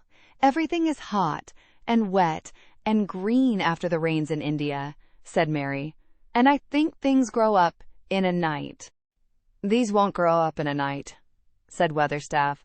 "Thou'll have to wait for 'em. They'll poke up a bit higher here, and push out a spike more there, and uncurl a leaf this day, and another that. You watch 'em." "I am going to," answered Mary. Very soon she heard the soft, rustling flight of wings again, and she knew at once that the robin had come again. He was very pert and lively, and hopped about so close to her feet, and put his head on one side, and looked at her so slyly that she asked Ben Weatherstaff a question. "Do you think he remembers me?" she said. "Remembers thee," said Weatherstaff indignantly. "He knows every cabbage stump in gardens, let alone people. He's never seen a little wench here before. And he's bent on finding out all about thee. Tha's no need to try to hide anything from him." "Are things stirring down below in the dark in that garden where he lives?" Mary inquired. "What garden?" grunted Weatherstaff, becoming surly again. "The one where the old rose trees are." She could not help asking, because she wanted so much to know. "Are all the flowers dead, or do some of them come again in the summer? Are there ever any roses?" "Ask him," said Ben Weatherstaff, hunching his shoulders toward the robin. "He's the only one as knows. No one else has seen inside it for 10 years. 10 years was a long time, Mary thought. She had been born 10 years ago. She walked away, slowly thinking. She had begun to like the garden, just as she had begun to like the robin and Dickon and Martha's mother. She was beginning to like Martha, too. That seemed a good many people to like, when you were not used to liking. She thought of the robin as one of the people. She went to her walk outside the long, ivy-covered wall over which she could see the treetops, and the second time she walked up and down, the most interesting and exciting thing happened to her, and it was all through Ben Weatherstaff's robin. She heard a chirp and a twitter, and when she looked at the bare flower bed at her left side, there he was, hopping about and pretending to peck things out of the earth to persuade her that he had not followed her. But she knew he had followed her, and the surprise so filled her with delight that she almost trembled a little. "You do remember me," she cried out. "You do. You are prettier than anything else in the world." She chirped and talked and coaxed, and he hopped and flirted his tail and twittered. It was as if he were talking. His red waistcoat was like satin, and he puffed his tiny breast out, and was so fine and so grand and so pretty that it was really as if he were showing her how important and like a human person a robin could be. Mistress Mary forgot that she had ever been contrary in her life when he allowed her to draw closer and closer to him, and bend down and talk, and try to make something like robin sounds. Oh, to think that he should actually let her come as near to him as that! He knew nothing in the world would make her put out her hand toward him, or startle him in the least tiniest way. He knew it because he was a real person, only nicer than any other person in the world. She was so happy that she scarcely dared to breathe. The flower bed was not quite bare. It was bare of flowers because the perennial plants had been cut down for their winter rest. But there were tall shrubs and low ones which grew together at the back of the bed, and as the robin hopped about under them, she saw him hop over a small pile of freshly turned up earth. He stopped on it to look for a worm. The earth had been turned up because a dog had been trying to dig up a mole, and he had scratched quite a deep hole. Mary looked at it, not really knowing why the hole was there, and as she looked, she saw something almost buried in the newly turned soil. It was something like a ring of rusty iron or brass, and when the robin flew up into a tree nearby, she put out her hand and picked the ring up. It was more than a ring, however. It was an old key which looked as if it had been buried a long time. Mistress Mary stood up and looked at it with an almost frightened face as it hung from her finger. "Perhaps it has been buried for 10 years, she said in a whisper. "Perhaps it is the key to the garden." Chapter 8. The Robin Who Showed the Way.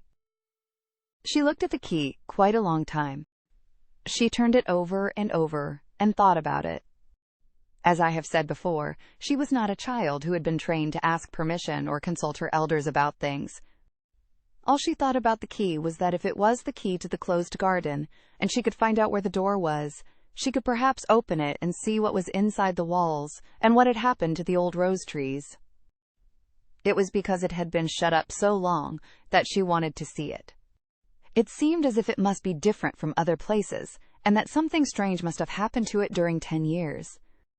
Besides that, if she liked it, she could go into it every day and shut the door behind her, and she could make up some play of her own and play it quite alone, because nobody would ever know where she was, but would think the door was still locked and the key buried in the earth.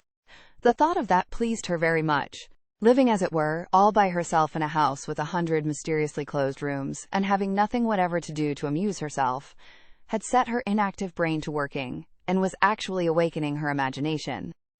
There is no doubt that the fresh, strong, pure air from the moor had a great deal to do with it. Just as it had given her an appetite, and fighting with the wind had stirred her blood, so the same things had stirred her mind.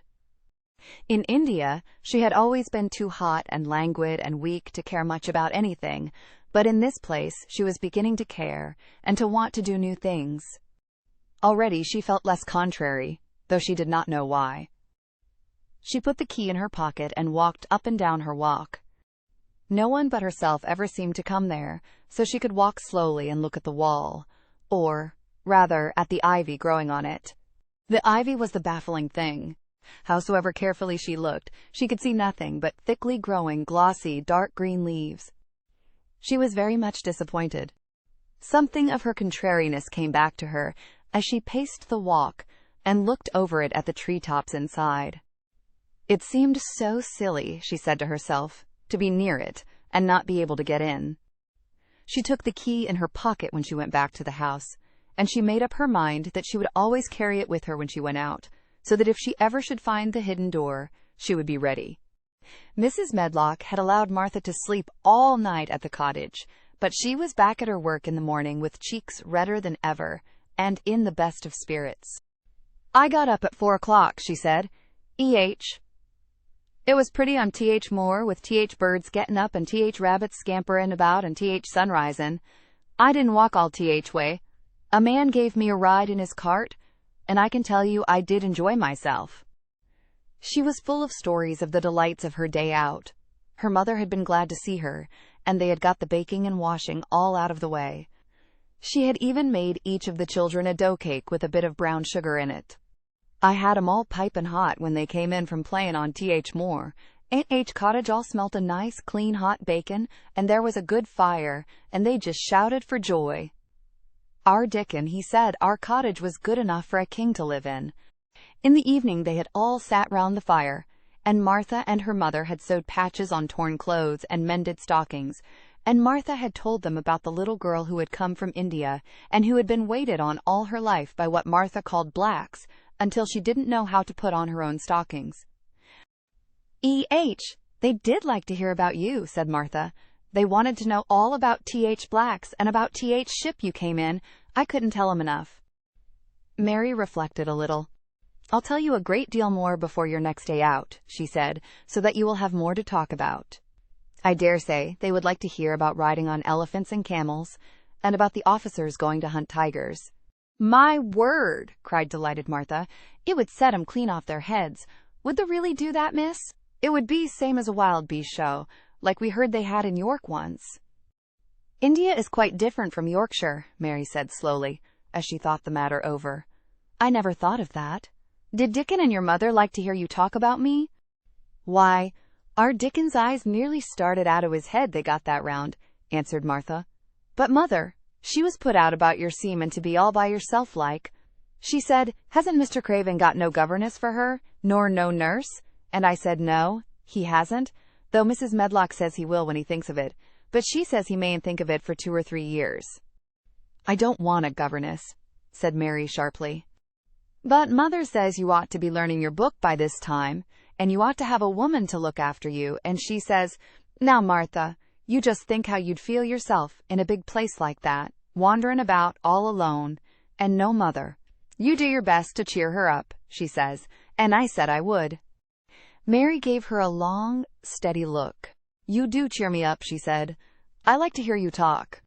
Presently, Martha went out of the room and came back with something held in her hands under her apron. What does thou think? She said with a cheerful grin. I've brought thee a present. A present? Exclaimed Mistress Mary. How could a cottage full of 14 hungry people give anyone a present? A man was driving across the moor peddlin', Martha explained, and he stopped his cart at our door. He had pots and pans and odds and ends, but mother had no money to buy anythin'. Just as he was going away, our Elizabeth Ellen called out, Mother, he's got skippin' ropes with red and blue handles.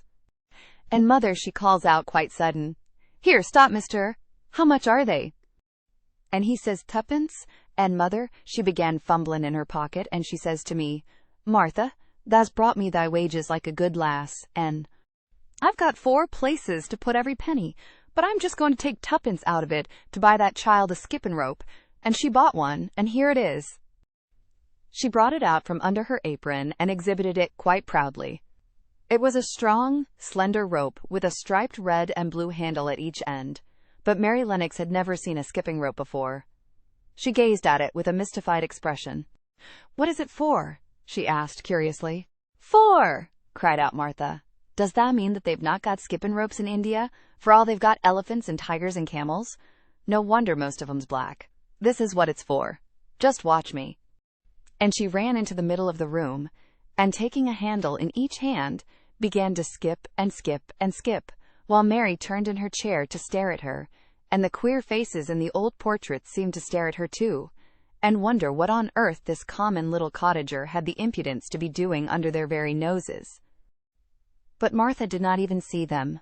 The interest and curiosity in Mistress Mary's face delighted her, and she went on skipping and counted as she skipped until she had reached 100. I could skip longer than that, she said when she stopped. I've skipped as much as 500 when I was 12, but I wasn't as fat then as I am now, and I was in practice. Mary got up from her chair, beginning to feel excited herself. It looks nice, she said. Your mother is a kind woman. Do you think I could ever skip like that? You just try it, urged Martha, handing her the skipping rope. You can't skip 100 at first, but if you practice, you'll mount up. That's what Mother said. She says, nothin' will do her more good than skippin' rope. It's sensiblest toy a child can have. Let her play out in fresh air skippin', and it'll stretch her legs and arms and give her some strength in 'em. It was plain that there was not a great deal of strength in Mistress Mary's arms and legs when she first began to skip. She was not very clever at it, but she liked it so much that she did not want to stop.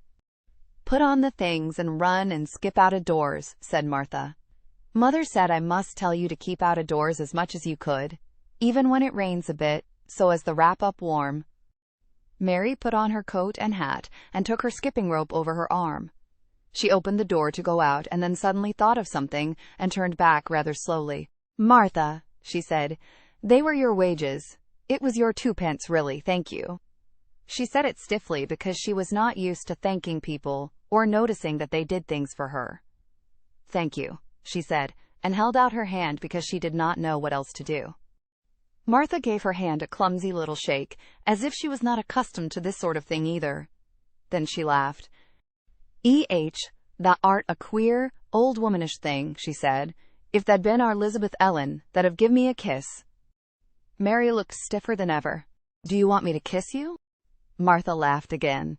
"Nay, not me," she answered. "If thou was different, p'raps thou'd want to thysel. But thou isn't. Run off outside and play with thy rope." Mistress Mary felt a little awkward as she went out of the room. Yorkshire people seemed strange, and Martha was always rather a puzzle to her. At first she had disliked her very much, but now she did not. The skipping rope was a wonderful thing. She counted and skipped and counted until her cheeks were quite red, and she was more interested than she had ever been since she was born. The sun was shining, and a little wind was blowing. Not a rough wind, but one which came in delightful little gusts, and brought a fresh scent of newly turned earth with it. She skipped round the fountain garden, and up one walk, and down another. She skipped at last into the kitchen garden, and saw Ben Weatherstaff digging and talking to his robin, which was hopping about him. She skipped down the walk toward him, and he lifted his head and looked at her with a curious expression. She had wondered if he would notice her. She really wanted him to see her skip. "Well," he exclaimed, "upon my word, p'raps thou art a young un after all, and p'raps thou's got child's blood in thy veins instead of sour buttermilk. Thou's skipped red into thy cheeks as sure as my name's Ben Weatherstaff. I wouldn't have believed thou could do it." "I never skipped before," Mary said. "I'm just beginning. I can only go up to 20. "Thou keep on," said Ben. "Thou shapes well enough at it for a young un that's lived with heathen. Just see how he's watching thee," jerking his head toward the robin. "He followed after thee yesterday. He'll be at it again today. He'll be bound to find out what skipping rope is. He's never seen one." Shaking his head at the bird. "That curiosity will be death of thee sometime, if thou doesn't look sharp." Mary skipped round all the gardens and round the orchard, resting every few minutes. At length she went to her own special walk, and made up her mind to try if she could skip the whole length of it. It was a good, long skip, and she began slowly, but before she had gone halfway down the path she was so hot and breathless that she was obliged to stop. She did not mind much, because she had already counted up to 30. She stopped with a little laugh of pleasure, and there, lo and behold, was the robin swaying on a long branch of ivy. He had followed her, and he greeted her with a chirp. As Mary had skipped toward him, she felt something heavy in her pocket strike against her at each jump, and when she saw the robin she laughed again. Then, "You showed me where the key was yesterday," she said. "You ought to show me the door today, but I don't believe you know." The robin flew from his swinging spray of ivy onto the top of the wall, and he opened his beak and sang a loud, lovely trill, merely to show off. Nothing in the world is quite as adorably lovely as a robin when he shows off, and they are nearly always doing it. Mary Lennox had heard a great deal about magic in her Aya's stories, and she always said that what happened almost at that moment was magic. One of the nice little gusts of wind rushed down the walk, and it was a stronger one than the rest. It was strong enough to wave the branches of the trees, and it was more than strong enough to sway the trailing sprays of untrimmed ivy hanging from the wall.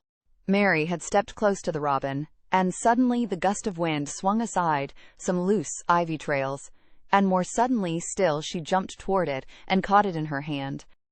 This she did because she had seen something under it, a round knob which had been covered by the leaves hanging over it. It was the knob of a door. She put her hands under the leaves and began to pull and push them aside.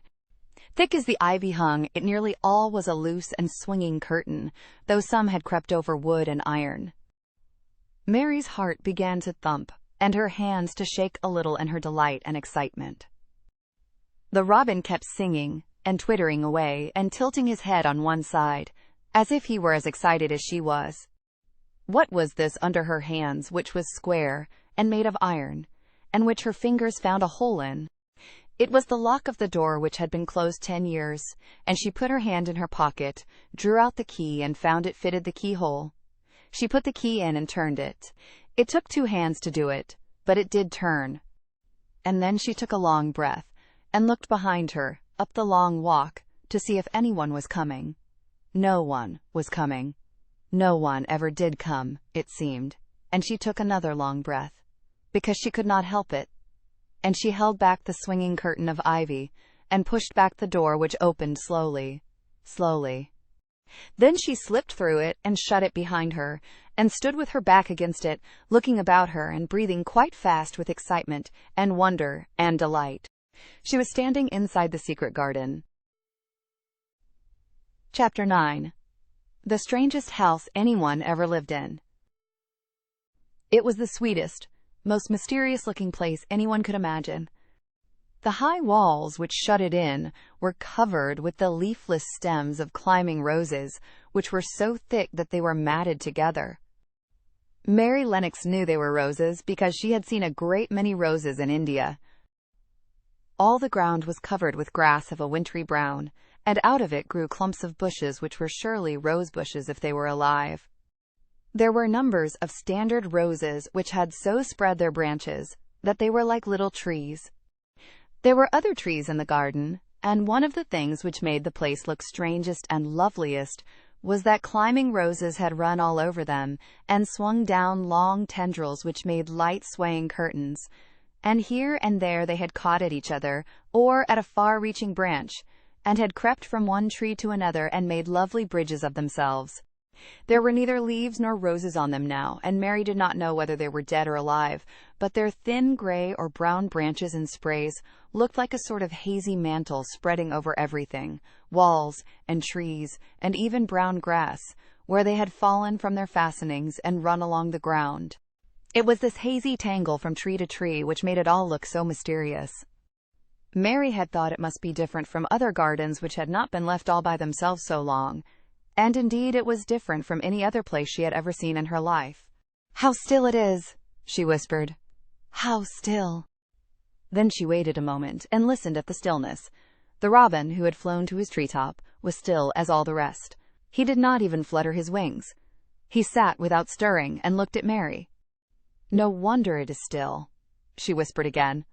"I am the first person who has spoken in here for 10 years. She moved away from the door, stepping as softly as if she were afraid of awakening someone. She was glad that there was grass under her feet, and that her steps made no sounds. She walked under one of the fairy-like gray arches between the trees, and looked up at the sprays and tendrils which formed them. "I wonder if they are all quite dead," she said. "Is it all a quite dead garden? I wish it wasn't." If she had been Ben Weatherstaff, she could have told whether the wood was alive by looking at it, but she could only see that there were only gray or brown sprays and branches, and none showed any signs of even a tiny leaf bud anywhere. But she was inside the wonderful garden, and she could come through the door under the ivy any time, and she felt as if she had found a world all her own. The sun was shining inside the 4 walls, and the high arch of blue sky over this particular piece of Misselthwaite seemed even more brilliant and soft than it was over the moor. The robin flew down from his treetop and hopped about or flew after her from one bush to another. He chirped a good deal and had a very busy air, as if he were showing her things. Everything was strange and silent, and she seemed to be hundreds of miles away from anyone, but somehow she did not feel lonely at all. All that troubled her was her wish that she knew whether all the roses were dead, or if perhaps some of them had lived and might put out leaves and buds as the weather got warmer. She did not want it to be a quite dead garden. If it were a quite alive garden, how wonderful it would be, and what thousands of roses would grow on every side. Her skipping rope had hung over her arm when she came in, and after she had walked about for a while, she thought she would skip round the whole garden, stopping when she wanted to look at things. There seemed to have been grass paths here and there, and in one or two corners there were alcoves of evergreen, with stone seats, or tall moss-covered flower urns in them. As she came near the second of these alcoves, she stopped skipping. There had once been a flower bed in it, and she thought she saw something sticking out of the black earth, some sharp little pale green points. She remembered what Ben Weatherstaff had said, and she knelt down to look at them. Yes, they are tiny growing things, and they might be crocuses, or snowdrops, or daffodils, she whispered. She bent very close to them, and sniffed the fresh scent of the damp earth. She liked it very much. Perhaps there are some other ones coming up in other places, she said. I will go all over the garden and look. She did not skip, but walked. She went slowly, and kept her eyes on the ground. She looked in the old border beds and among the grass, and after she had gone round, trying to miss nothing, she had found ever so many more sharp, pale green points, and she had become quite excited again. It isn't a quite dead garden, she cried out softly to herself. Even if the roses are dead, there are other things alive. She did not know anything about gardening, but the grass seemed so thick in some of the places where the green points were pushing their way through, that she thought they did not seem to have room enough to grow. She searched about until she found a rather sharp piece of wood, and knelt down and dug and weeded out the weeds and grass until she made nice little clear places around them.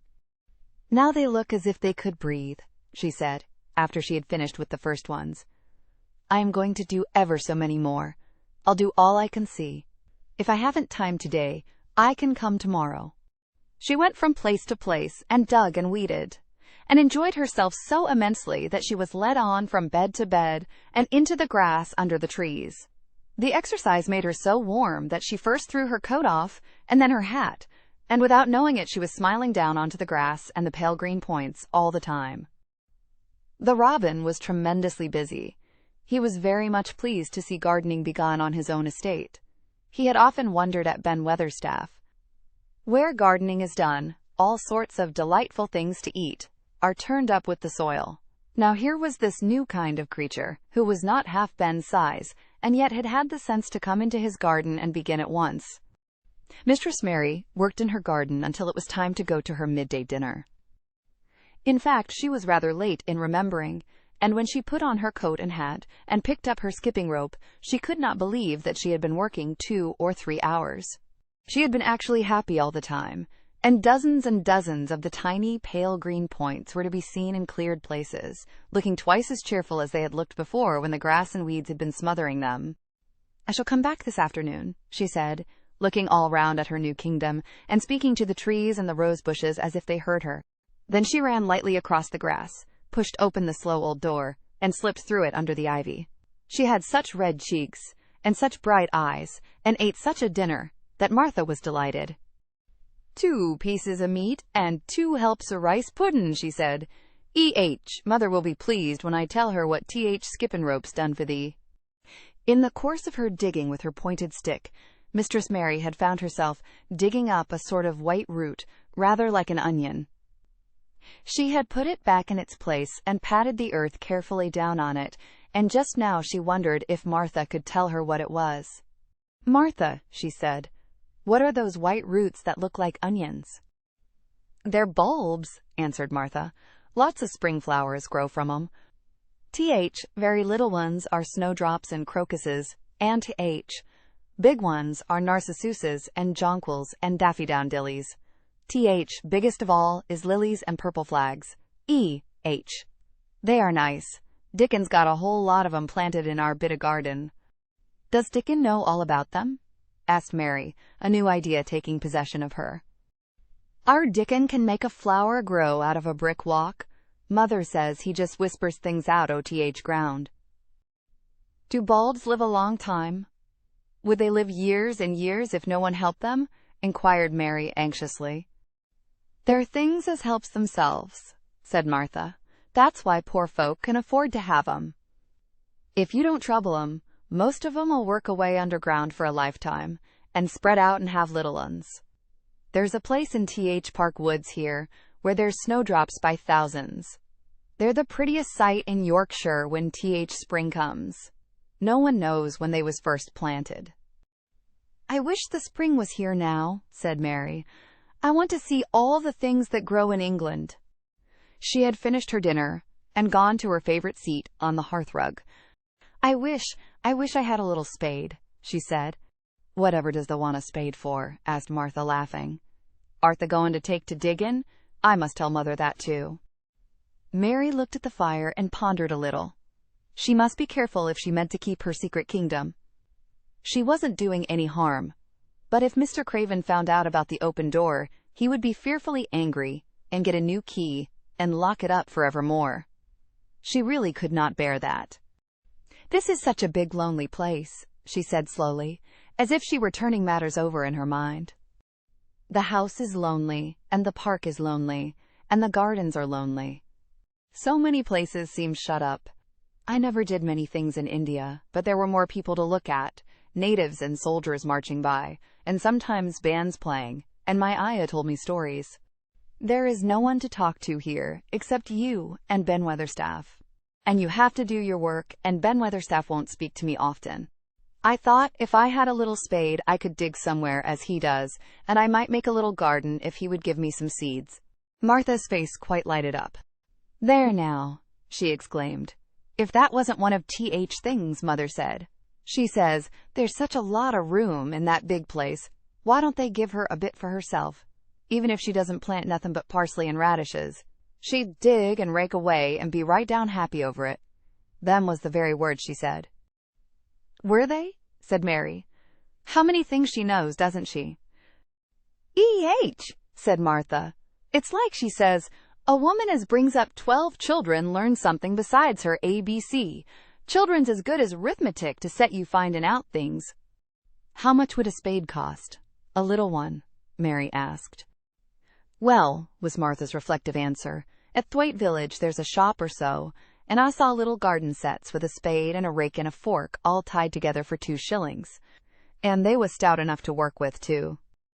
"I've got more than that in my purse," said Mary. "Mrs. Morrison gave me 5 shillings, and Mrs. Medlock gave me some money from Mr. Craven." "Did he remember thee that much?" exclaimed Martha. "Mrs. Medlock said I was to have a shilling a week to spend. She gives me one every Saturday. I didn't know what to spend it on." "My word, that's riches," said Martha. "Thou can buy anything in T.H. world thou wants. T.H. rent of our cottage is only 1 and 3 pence, and it's like pullin' eye teeth to get it. Now I've just thought of something," putting her hands on her hips. "What?" said Mary eagerly.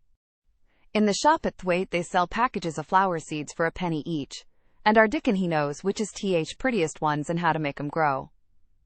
He walks over to Thwaite many a day, just for T.H. fun of it. Does thou know how to print letters?" Suddenly. "I know how to write," Mary answered. Martha shook her head. "Our Dickon can only read printin'. If thou could print, we could write a letter to him and ask him to go and buy T.H. garden tools and a T.H. seeds at T.H. same time." "Oh, you're a good girl," Mary cried. "You are, really. I didn't know you were so nice. I know I can print letters if I try. Let's ask Mrs. Medlock for a pen and ink and some paper." "I've got some of my own," said Martha. "I bought 'em so I could print a bit of a letter to Mother of a Sunday. I'll go and get it." She ran out of the room, and Mary stood by the fire and twisted her thin little hands together with sheer pleasure. "If I have a spade," she whispered, "I can make the earth nice and soft and dig up weeds. If I have seeds and can make flowers grow, the garden won't be dead at all. It will come alive." She did not go out again that afternoon because when Martha returned with her pen and ink and paper, she was obliged to clear the table and carry the plates and dishes downstairs. And when she got into the kitchen, Mrs. Medlock was there and told her to do something, so Mary waited for what seemed to her a long time before she came back. Then it was a serious piece of work to write to Dickon. Mary had been taught very little because her governesses had disliked her too much to stay with her. She could not spell particularly well, but she found that she could print letters when she tried. This was the letter Martha dictated to her. "My dear Dickon, this comes hoping to find you well, as it leaves me at present. Miss Mary has plenty of money, and will you go to Thwaite and buy her some flower seeds and a set of garden tools to make a flower bed? Pick the prettiest ones and easy to grow, because she has never done it before and lived in India, which is different. Give my love to Mother and every one of you. Miss Mary is going to tell me a lot more, so that on my next day out you can hear about elephants and camels and gentlemen going hunting lions and tigers. Your loving sister, Martha Phoebe Sowerby. We'll put the money in T.H. envelope, and I'll get T.H. Butcher's boy to take it in his cart.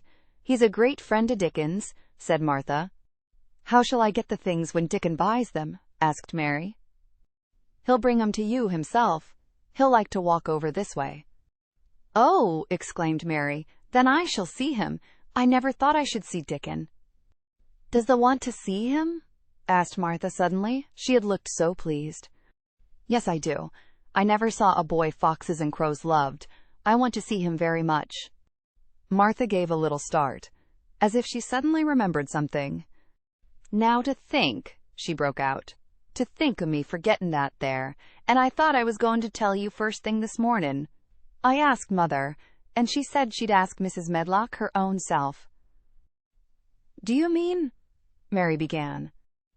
What I said Tuesday.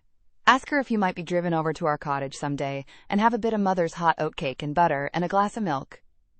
It seemed as if all the interesting things were happening in one day. To think of going over the moor in the daylight and when the sky was blue.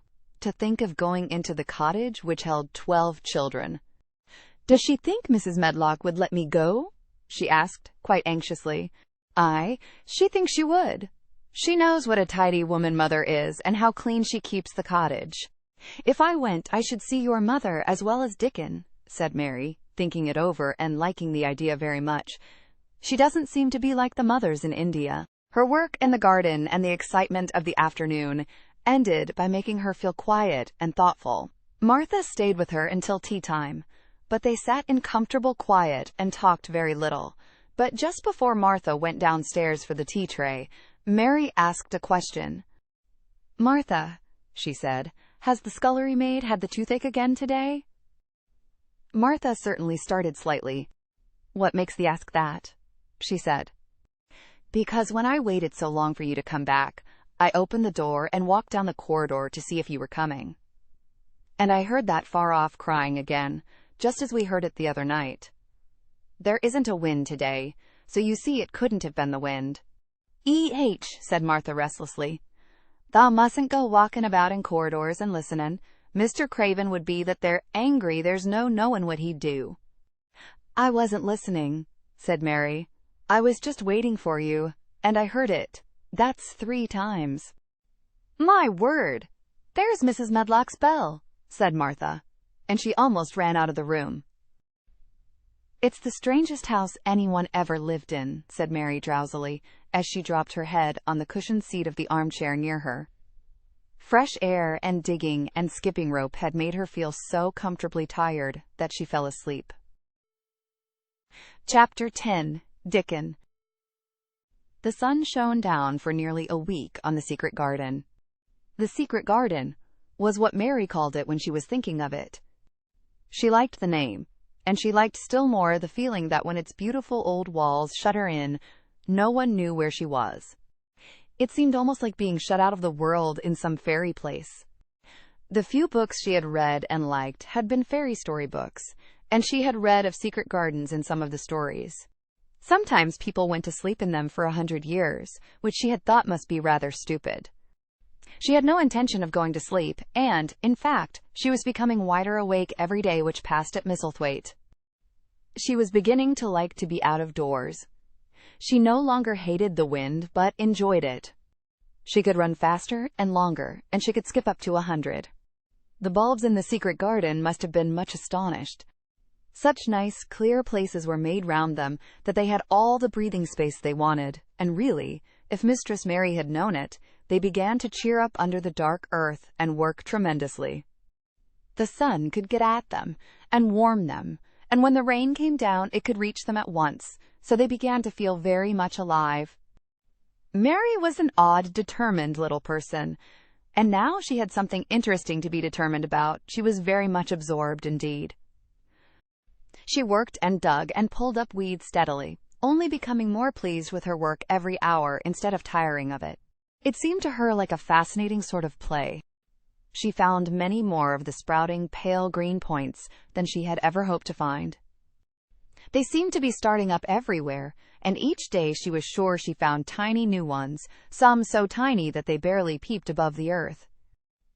There were so many that she remembered what Martha had said about the snowdrops by the thousands, and about bulbs spreading and making new ones.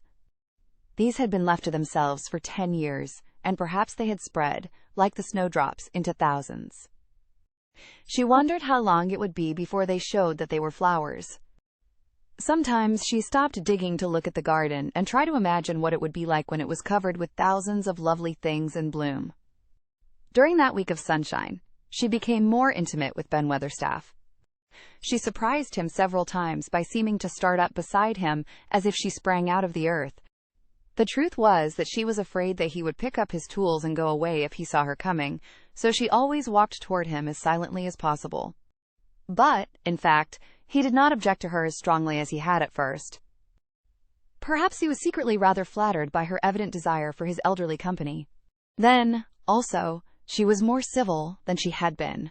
He did not know that when she first saw him she spoke to him as she would have spoken to a native, and had not known that a cross, sturdy old Yorkshireman was not accustomed to salaam to his masters and be merely commanded by them to do things. "Thou'rt like Th. Robin," he said to her one morning when he lifted his head and saw her standing by him. "I never knows when I shall see thee, or which side thou'll come from." "He's friends with me now," said Mary. "That's like him," snapped Ben Weatherstaff. "Making up to Th. womenfolk, just for vanity and flightiness. There's nothing he wouldn't do for Th's sake of showing off and flirting his tail feathers. He's as full of pride as an egg's full of meat." He very seldom talked much, and sometimes did not even answer Mary's questions, except by a grunt, but this morning he said more than usual. He stood up and rested one hobnailed boot on the top of his spade while he looked her over. "How long has thou been here?" he jerked out. "I think it's about a month," she answered. "Tha's beginning to do Misselthwaite credit," he said. "Tha's a bit fatter than tha was, and tha's not quite so yeller. Tha looked like a young plucked crow when tha first came into this garden. Thinks I to myself I never set eyes on an uglier, sourer-faced young'un." Mary was not vain, and as she had never thought much of her looks, she was not greatly disturbed. "I know I'm fatter," she said. "My stockings are getting tighter. They used to make wrinkles. There's the robin, Ben Weatherstaff." There indeed was the robin, and she thought he looked nicer than ever. His red waistcoat was as glossy as satin, and he flirted his wings and tail and tilted his head and hopped about with all sorts of lively graces. He seemed determined to make Ben Weatherstaff admire him. But Ben was sarcastic. "Aye, there thou art," he said. "Thou can put up with me for a bit sometimes when thou's got no one better.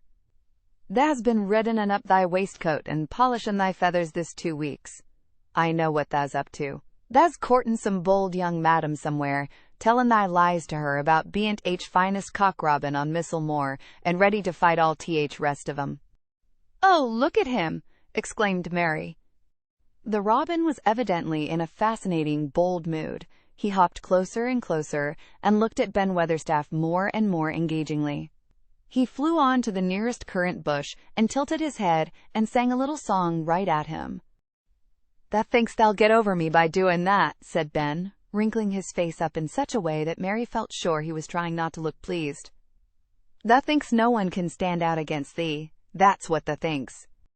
The robin spread his wings. Mary could scarcely believe her eyes. He flew right up to the handle of Ben Weatherstaff's spade, and alighted on the top of it.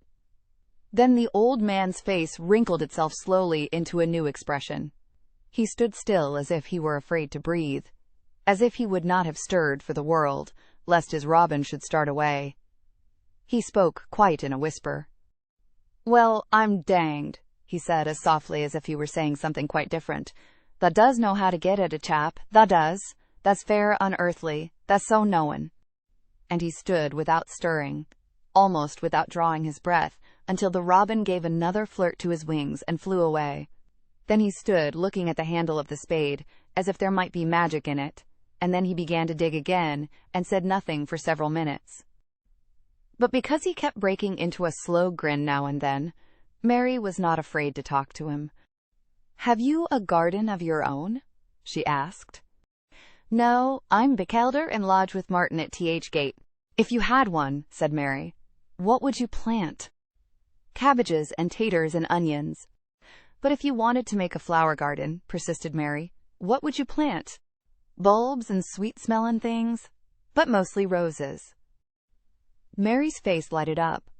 "Do you like roses?" she said. Ben Weatherstaff rooted up a weed and threw it aside before he answered. "Well, yes, I do. I was learned that by a young lady I was gardener to. She had a lot in a place she was fond of, and she loved 'em like they was children, or robins. I've seen her bend over and kiss 'em." He dragged out another weed and scowled at it. "That were as much as 10 year ago." "Where is she now?" asked Mary, much interested. "Heaven," he answered, and drove his spade deep into the soil, "'cording to what parson says." "What happened to the roses?" Mary asked again, more interested than ever. "They was left to themselves." Mary was becoming quite excited. "Did they quite die? Do roses quite die when they are left to themselves?" she ventured.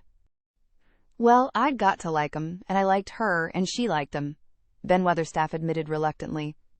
"Once or twice a year I'd go and work at 'em a bit, prune 'em and dig about th roots. They run wild, but they was in rich soil, so some of 'em lived." "When they have no leaves and look gray and brown and dry, how can you tell whether they are dead or alive?" inquired Mary. "Wait till spring gets at 'em. Wait till sun shines on rain, and rain falls on sunshine, and then they'll find out." How? Cried Mary, forgetting to be careful. "Look along twigs and branches, and if thou sees a bit of a brown lump swelling here and there, watch it after warm rain and see what happens." He stopped suddenly and looked curiously at her eager face. "Why does thee care so much about roses and such, all of a sudden?" he demanded. Mistress Mary felt her face grow red. She was almost afraid to answer. I want to play that I have a garden of my own," she stammered. There is nothing for me to do. I have nothing, and no one."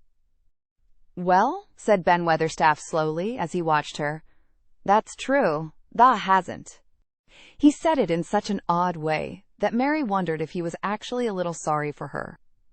She had never felt sorry for herself. She had only felt tired and cross because she disliked people and things so much. But now the world seemed to be changing and getting nicer. If no one found out about the secret garden, she should enjoy herself always. She stayed with him for 10 or 15 minutes longer and asked him as many questions as she dared. He answered every one of them in his queer grunting way, and he did not seem really cross and did not pick up his spade and leave her. He said something about roses just as she was going away, and it reminded her of the ones he had said he had been fond of. "Do you go and see those other roses now?" she asked. "Not been this year.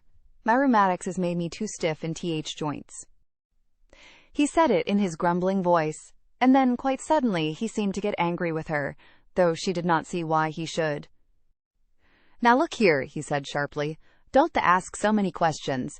Thart worst wench for askin' questions I've ever come across. Get thee gone and play thee. I've done talkin' for today." And he said it so crossly that she knew there was not the least use in staying another minute. She went skipping slowly down the outside walk, thinking him over, and saying to herself that, queer as it was, here was another person whom she liked in spite of his crossness. She liked old Ben Weatherstaff. Yes, she did like him. She always wanted to try to make him talk to her.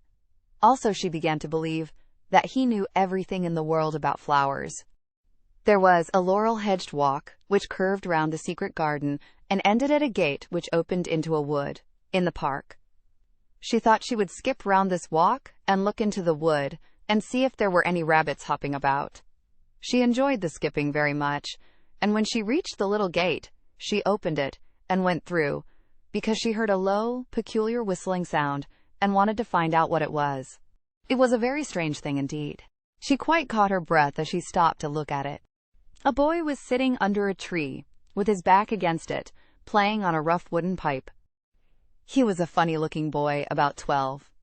He looked very clean, and his nose turned up, and his cheeks were as red as poppies, and never had Mistress Mary seen such round and such blue eyes in any boy's face. And on the trunk of the tree he leaned against, a brown squirrel was clinging and watching him, and from behind a bush nearby a cock pheasant was delicately stretching his neck to peep out, and quite near him were 2 rabbits sitting up and sniffing with tremulous noses, and actually it appeared as if they were all drawing near to watch him and listen to the strange low little call his pipe seemed to make. When he saw Mary, he held up his hand and spoke to her in a voice almost as low as, and rather like, his piping. "Don't the move," he said. "It'd flight 'em." Mary remained motionless. He stopped playing his pipe and began to rise from the ground.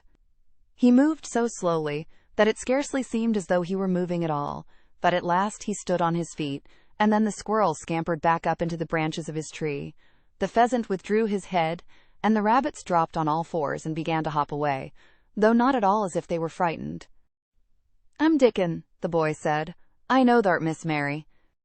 Then Mary realized that somehow she had known at first that he was Dickon. Who else could have been charming rabbits and pheasants, as the natives charm snakes in India? He had a wide, red, curving mouth, and his smile spread all over his face. "I got up slow," he explained, "because if tha makes a quick move it startles 'em. A body has to move gentle and speak low when wild things is about." He did not speak to her as if they had never seen each other before, but as if he knew her quite well. Mary knew nothing about boys, and she spoke to him a little stiffly because she felt rather shy. "Did you get Martha's letter?" she asked. He nodded his curly, rust-colored head. "That's why I come." He stooped to pick up something which had been lying on the ground beside him when he piped. "I've got garden tools. There's a little spade and rake and a fork and hoe. They are good uns. There's a trowel, too. Aunt woman in shop threw in a packet of white poppy and one a blue larkspur when I bought other seeds." "Will you show the seeds to me?" Mary said. She wished she could talk as he did. His speech was so quick and easy. It sounded as if he liked her, and was not the least afraid she would not like him, though he was only a common Moor boy, in patched clothes and with a funny face and a rough, rusty red head. As she came closer to him, she noticed that there was a clean, fresh scent of heather and grass and leaves about him, almost as if he were made of them. She liked it very much, and when she looked into his funny face with the red cheeks and round blue eyes, she forgot that she had felt shy. "Let us sit down on this log and look at them," she said. They sat down, and he took a clumsy little brown paper package out of his coat pocket. He untied the string, and inside there were ever so many neater and smaller packages, with a picture of a flower on each one. "There's a lot of mignonette and poppies," he said. "Mignonette's sweetest smellin' thing as grows, and it'll grow wherever you cast it, same as poppies will. Them as'll come up and bloom if you just whistle to 'em. Them's nicest of all." He stopped and turned his head quickly, his poppy-cheeked face lighting up. "Where's that robin as is callin' us?" he said.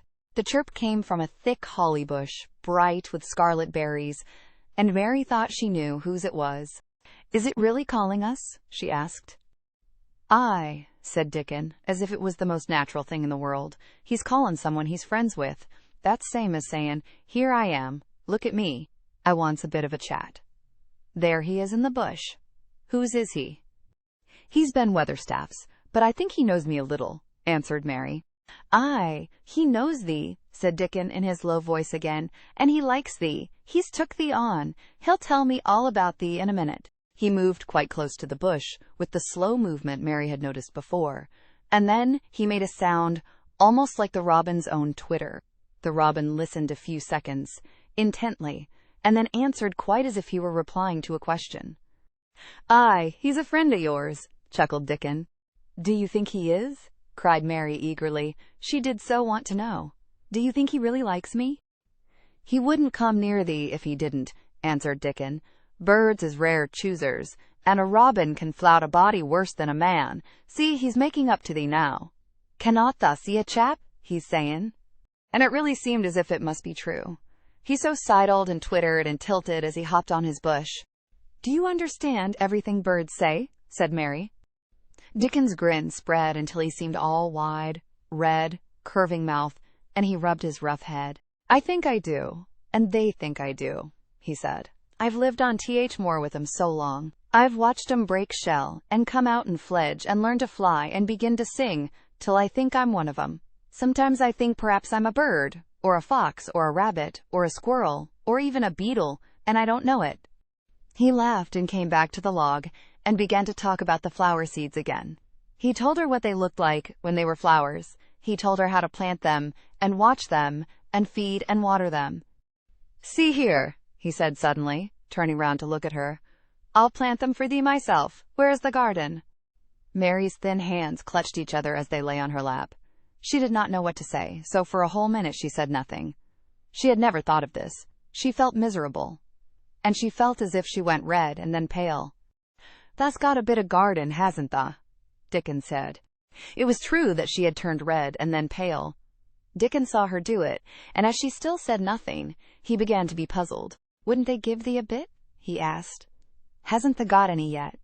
She held her hands even tighter and turned her eyes toward him.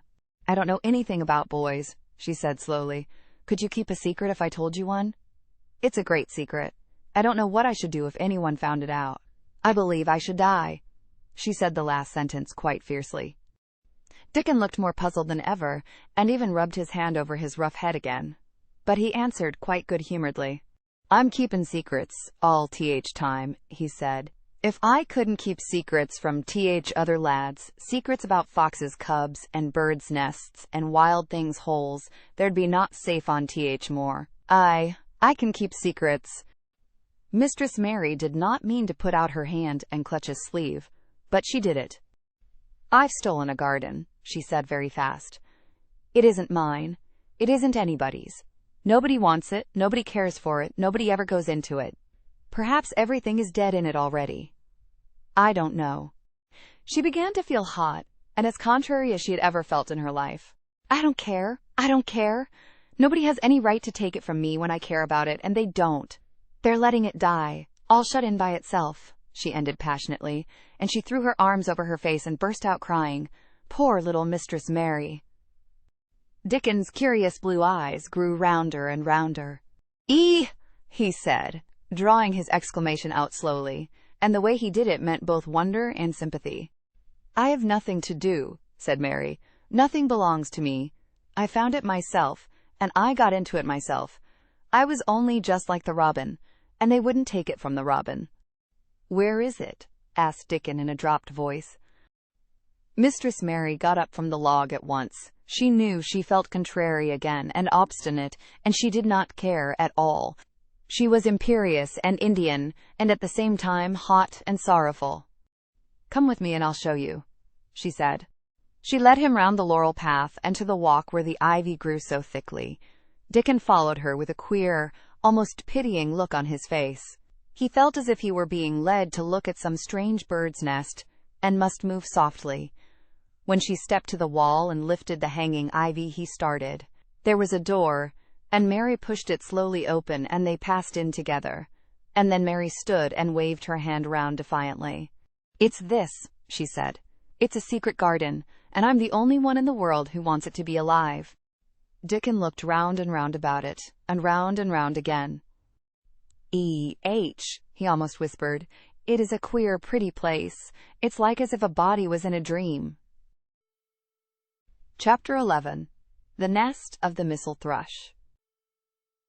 For 2 or 3 minutes he stood looking round him, while Mary watched him, and then he began to walk about softly, even more lightly than Mary had walked the first time she had found herself inside the 4 walls. His eyes seemed to be taking in everything. The gray trees with the gray creepers climbing over them and hanging from their branches, the tangle on the walls and among the grass, the evergreen alcoves with the stone seats and tall flower urns standing in them. "I never thought I'd see this place," he said at last, in a whisper. "Did you know about it?" asked Mary. She had spoken aloud, and he made a sign to her.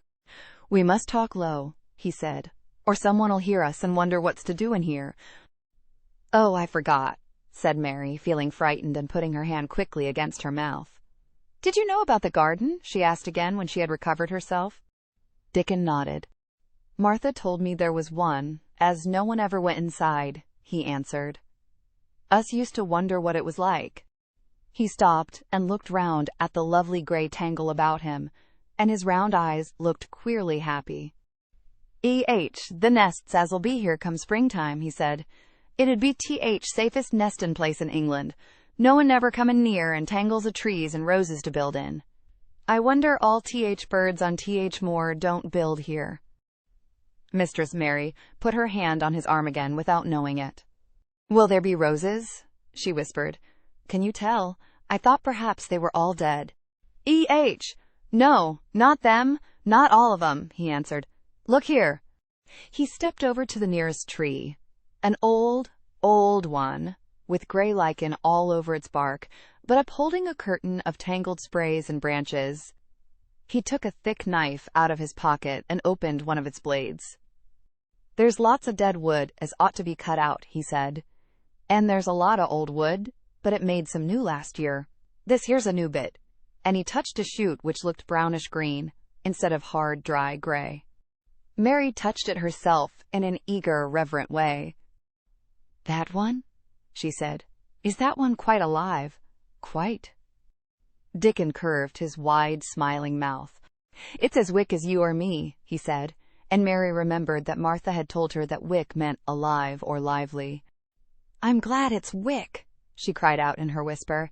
"I want them all to be wick. Let us go round the garden and count how many wick ones there are." She quite panted with eagerness, and Dickon was as eager as she was. They went from tree to tree and from bush to bush. Dickon carried his knife in his hand and showed her things which she thought wonderful. "They've run wild," he said, "but strongest ones has fair thrived on it. The delicatest ones has died out, but others has growed and spread till they's a wonder. See here." And he pulled down a thick, grey, dry-looking branch. "A body might think this was dead wood, but I don't believe it is, down to root. I'll cut it low down and see." He knelt, and with his knife cut the lifeless-looking branch through, not far above the earth. "There," he said exultantly, "I told thee so. There's green in that wood yet. Look at it." Mary was down on her knees before he spoke, gazing with all her might. "When it looks a bit greenish and juicy like that, it's wick," he explained. "When inside is dry and breaks easy, like this here piece I've cut off, it's done for. There's a big root here, as all this live wood sprung out of, and if old wood's cut off and it's dug round and took care of, there'll be—" He stopped and lifted his face to look up at the climbing and hanging sprays above him. "There'll be a fountain of roses here this summer." They went from bush to bush and from tree to tree. He was very strong and clever with his knife, and knew how to cut the dry and dead wood away, and could tell when an unpromising bough or twig had still green life in it. In the course of half an hour, Mary thought she could tell too, and when he cut through a lifeless-looking branch, she would cry out joyfully under her breath when she caught sight of the least shade of moist green. The spade and hoe and fork were very useful. He showed her how to use the fork, while he dug about roots with the spade and stirred the earth and let the air in. They were working industriously round one of the biggest standard roses when he caught sight of something which made him utter an exclamation of surprise. "Why," he cried, pointing to the grass a few feet away, "who did that there?" It was one of Mary's own little clearings round the pale green points. "I did it," said Mary.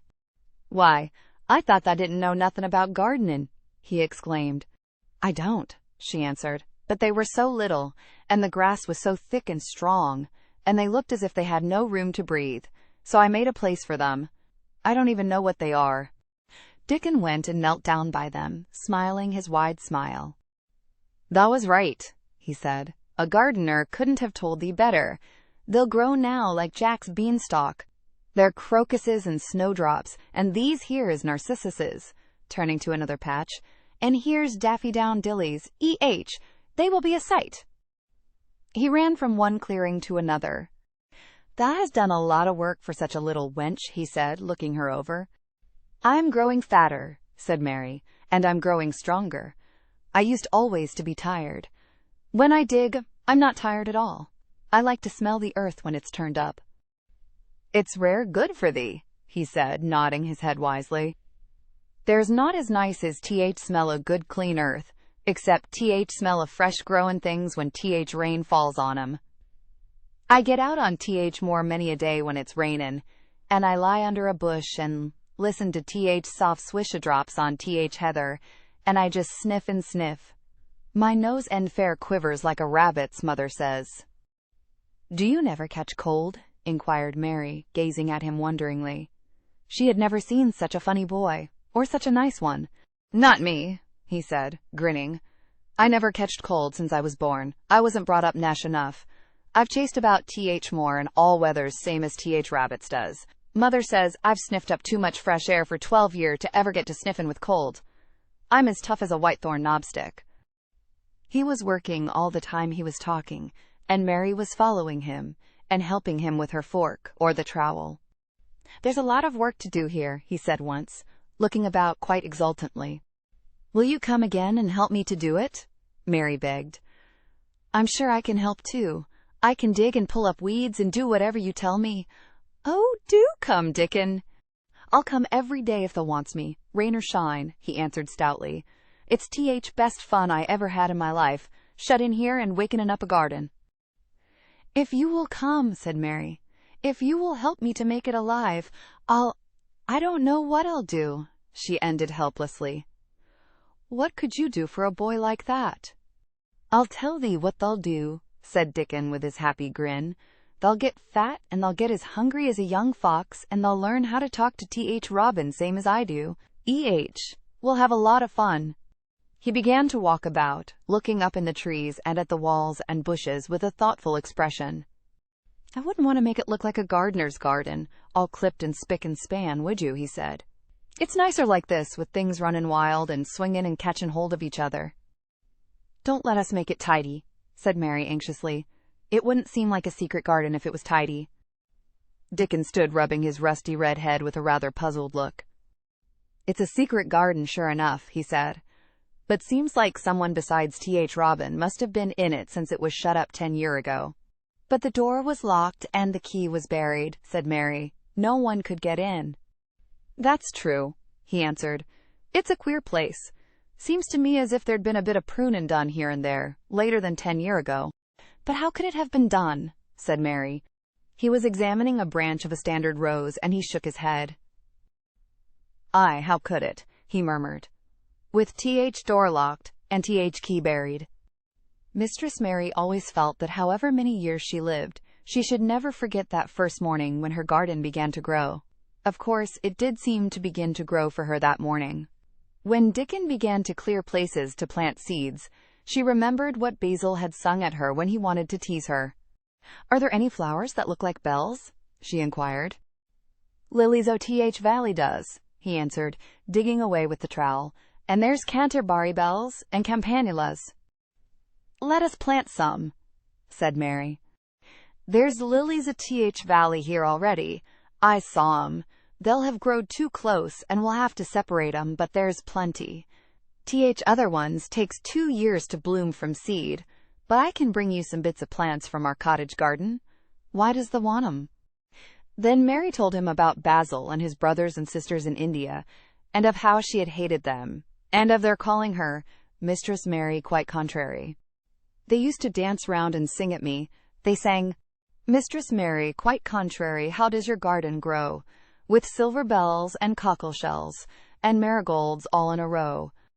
I just remembered it, and it made me wonder if there were really flowers like silver bells. She frowned a little, and gave her trowel a rather spiteful dig into the earth. I wasn't as contrary as they were. But Dickon laughed. He said, and as he crumbled the rich black soil, she saw he was sniffing up the scent of it. There doesn't seem to be no need for no one to be contrary when there's flowers and such like, and such lots of friendly wild things running about making homes for themselves, or building nests and singing and whistling, does there? Mary, kneeling by him holding the seeds, looked at him and stopped frowning. Dickon, she said, you are as nice as Martha said you were. I like you, and you make the 5th person. I never thought I should like 5 people. Dickon sat up on his heels as Martha did when she was polishing the grate. He did look funny and delightful, Mary thought, with his round blue eyes and red cheeks and happy-looking turned-up nose. Only 5 folk as the likes, he said. Who is th other 4? Your mother and Martha. Mary checked them off on her fingers. And the Robin and Ben Weatherstaff. Dickon laughed so that he was obliged to stifle the sound by putting his arm over his mouth. I know thee thinks I'm a queer lad, he said, but I think thou art th queerest little lass I ever saw. Then Mary did a strange thing. She leaned forward and asked him a question she had never dreamed of asking anyone before. And she tried to ask it in Yorkshire because that was his language, and in India a native was always pleased if you knew his speech. Does thou like me? She said.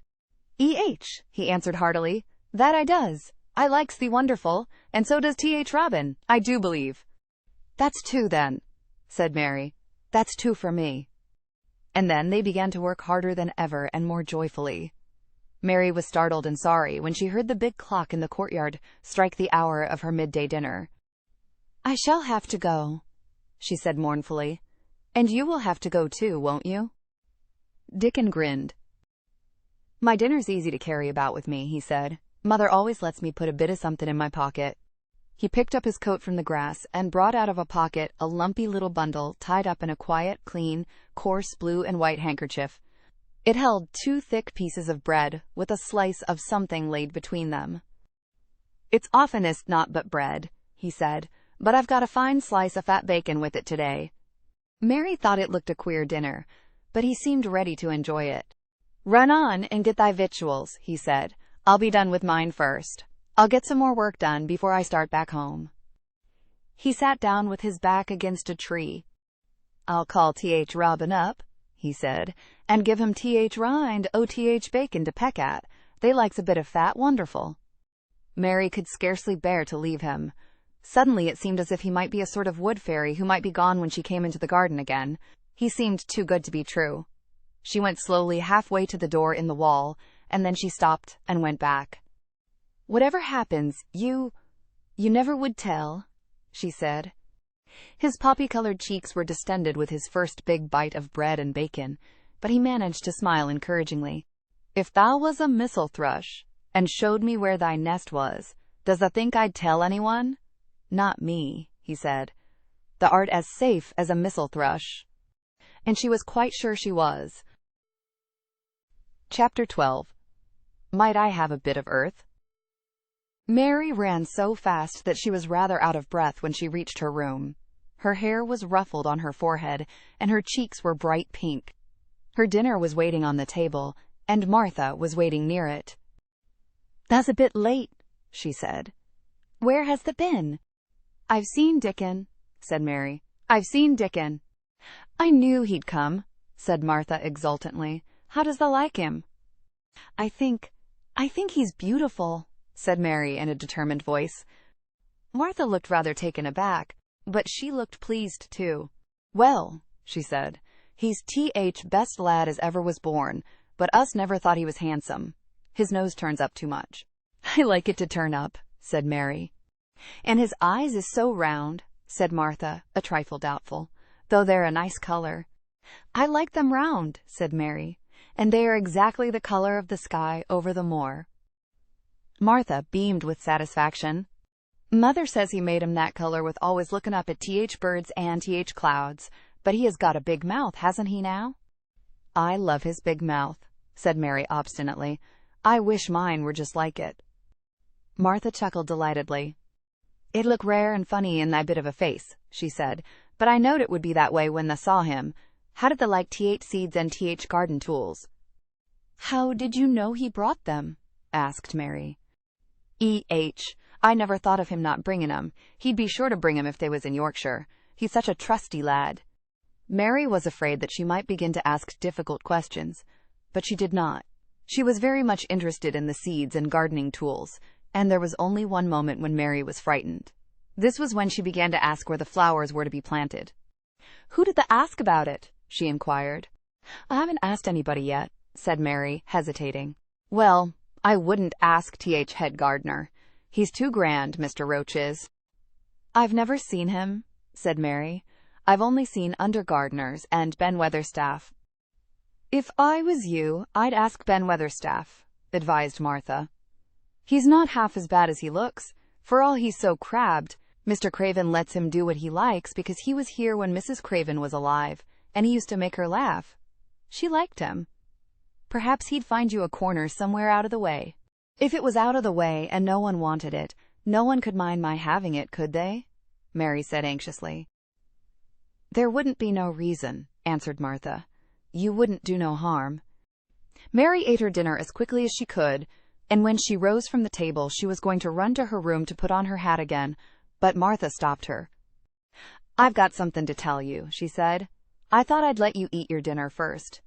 Mr. Craven came back this morning and I think he wants to see you. Mary turned quite pale. Oh, she said. Why? Why? He didn't want to see me when I came. I heard Pitcher say he didn't. Well, explained Martha, Mrs. Medlock says it's because of Mother. She was walking to Thwaite village and she met him. She'd never spoke to him before, but Mrs. Craven had been to our cottage 2 or 3 times. He'd forgot, but Mother hadn't, and she made bold to stop him.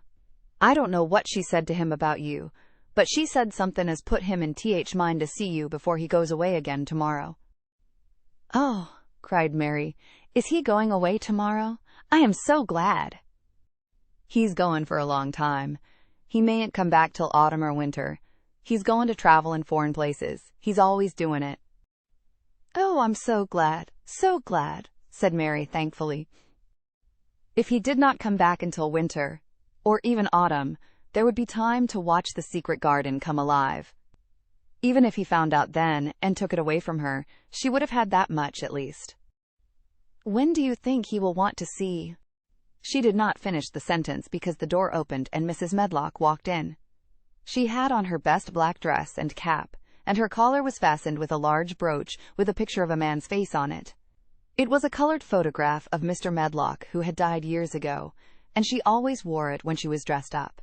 She looked nervous and excited. Your hair is rough, she said quickly. Go and brush it. Martha, help her to slip on her best dress. Mr. Craven sent me to bring her to him in his study. All the pink left Mary's cheeks.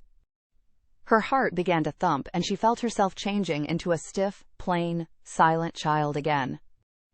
She did not even answer Mrs. Medlock, but turned and walked into her bedroom, followed by Martha.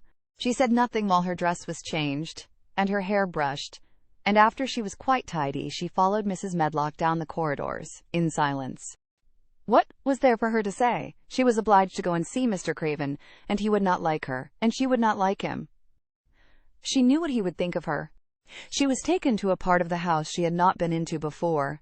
At last Mrs. Medlock knocked at a door, and when someone said, "Come in," they entered the room together. A man was sitting in an armchair before the fire, and Mrs. Medlock spoke to him. "This is Miss Mary, sir," she said. "You can go and leave her here. I will ring for you when I want you to take her away," said Mr. Craven. When she went out and closed the door, Mary could only stand waiting, a plain little thing, twisting her thin hands together. She could see that the man in the chair was not so much a hunchback as a man with high, rather crooked shoulders, and he had black hair streaked with white. He turned his head over his high shoulders and spoke to her. "Come here," he said. Mary went to him. He was not ugly. His face would have been handsome if it had not been so miserable. He looked as if the sight of her worried and fretted him, and as if he did not know what in the world to do with her. "Are you well?" he asked. "Yes," answered Mary. "Do they take good care of you?" "Yes." He rubbed his forehead fretfully as he looked her over. "You are very thin," he said. "I am getting fatter," Mary answered in what she knew was her stiffest way. What an unhappy face he had! His black eyes seemed as if they scarcely saw her, as if they were seeing something else, and he could hardly keep his thoughts upon her. "I forgot you," he said. "How could I remember you? I intended to send you a governess or a nurse or someone of that sort, but I forgot." "Please," began Mary. "Please," and then the lump in her throat choked her. "What do you want to say?" he inquired.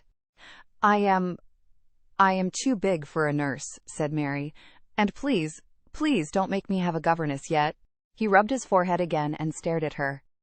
"That was what the Sowerby woman said," he muttered, absent-mindedly. Then Mary gathered a scrap of courage. Is she Martha's mother? She stammered. Yes, I think so, he replied. She knows about children, said Mary. She has 12. She knows. He seemed to rouse himself. What do you want to do? I want to play out of doors, Mary answered, hoping that her voice did not tremble. I never liked it in India. It makes me hungry here, and I am getting fatter. He was watching her. Mrs. Sowerby said it would do you good. Perhaps it will, he said. She thought you had better get stronger before you had a governess. It makes me feel strong when I play, and the wind comes over the moor, argued Mary. Where do you play? He asked next. Everywhere, gasped Mary. Martha's mother sent me a skipping rope.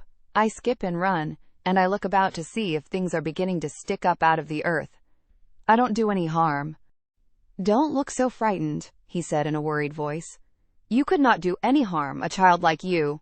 You may do what you like. Mary put her hand up to her throat because she was afraid he might see the excited lump which she felt jump into it. She came a step nearer to him. May I? She said tremulously.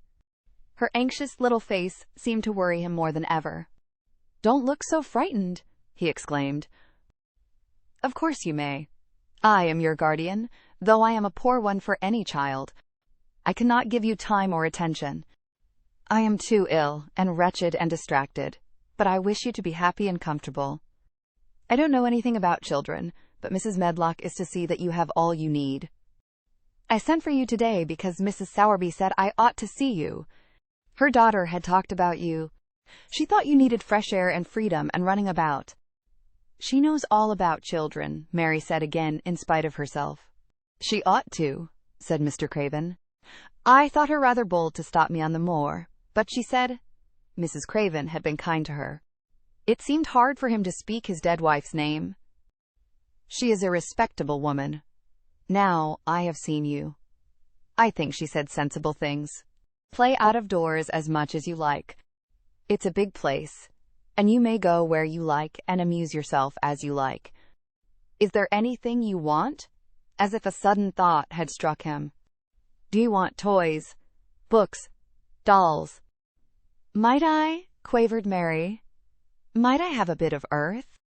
In her eagerness, she did not realize how queer the words would sound, and that they were not the ones she had meant to say. Mr. Craven looked quite startled. Earth, he repeated. What do you mean?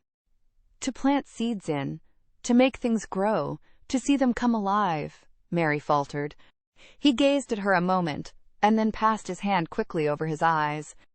Do you care about gardens so much? He said slowly. I didn't know about them in India, said Mary. I was always ill and tired, and it was too hot. I sometimes made little beds in the sand and stuck flowers in them. But here it is different. Mr. Craven got up and began to walk slowly across the room. A bit of earth, he said to himself, and Mary thought that somehow she must have reminded him of something. When he stopped and spoke to her, his dark eyes looked almost soft and kind. You can have as much earth as you want, he said.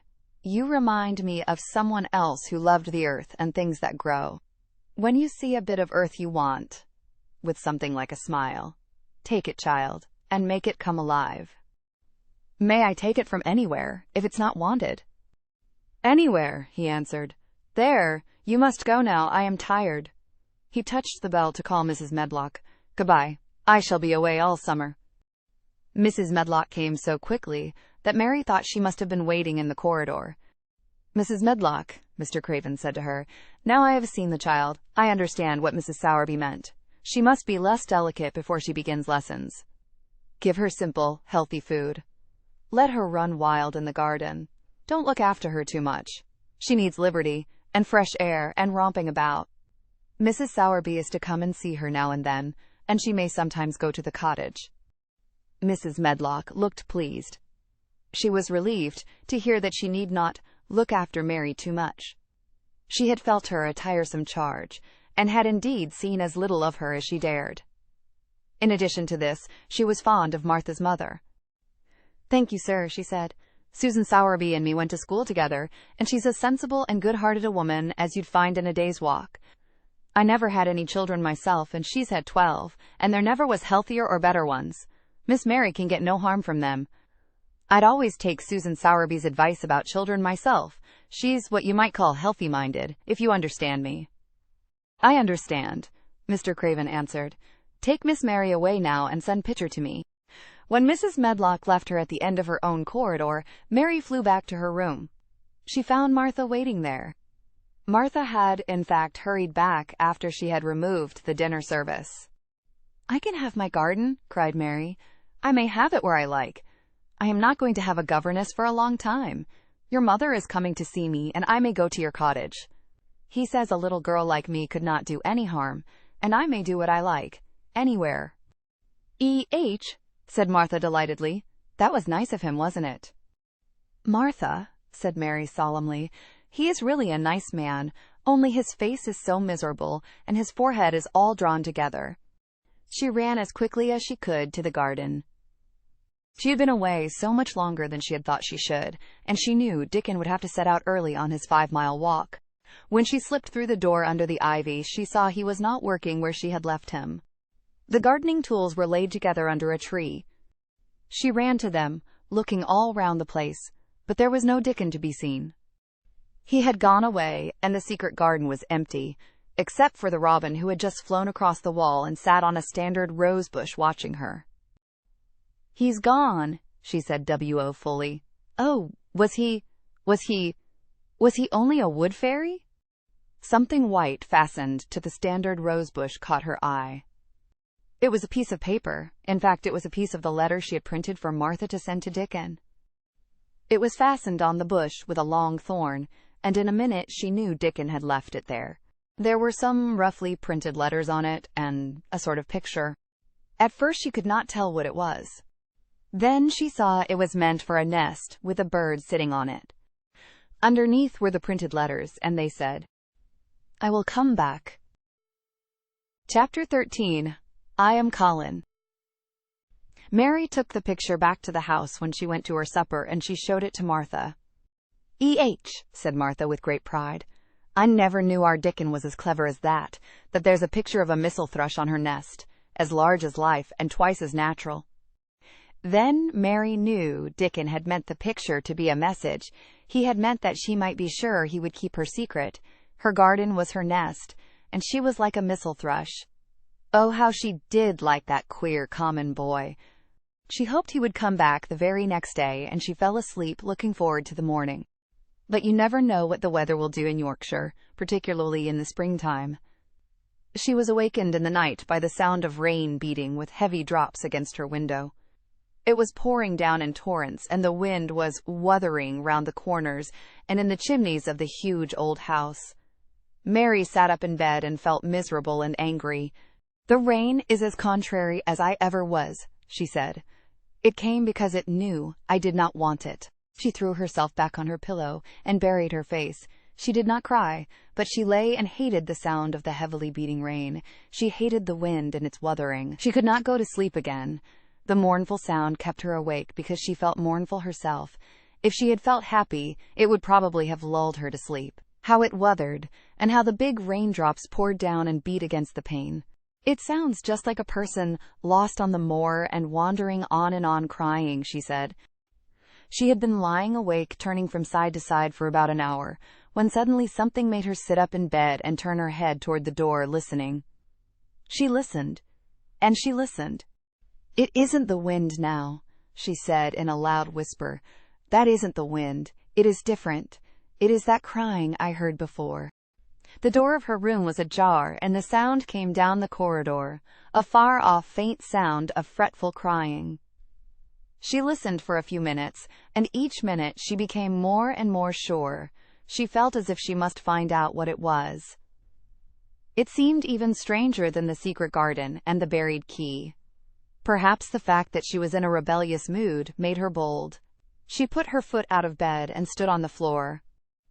"I am going to find out what it is," she said. "Everybody is in bed, and I don't care about Mrs. Medlock. I don't care."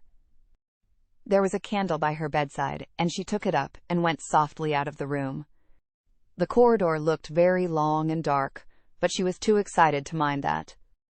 She thought she remembered the corners she must turn to find the short corridor with the door covered with tapestry, the one Mrs. Medlock had come through the day she lost herself.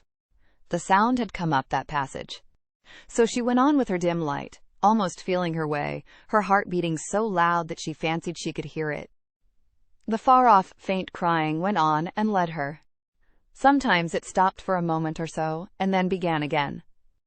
Was this the right corner to turn? She stopped and thought. Yes, it was. Down this passage, and then to the left, and then up 2 broad steps, and then to the right again. Yes, there was the tapestry door.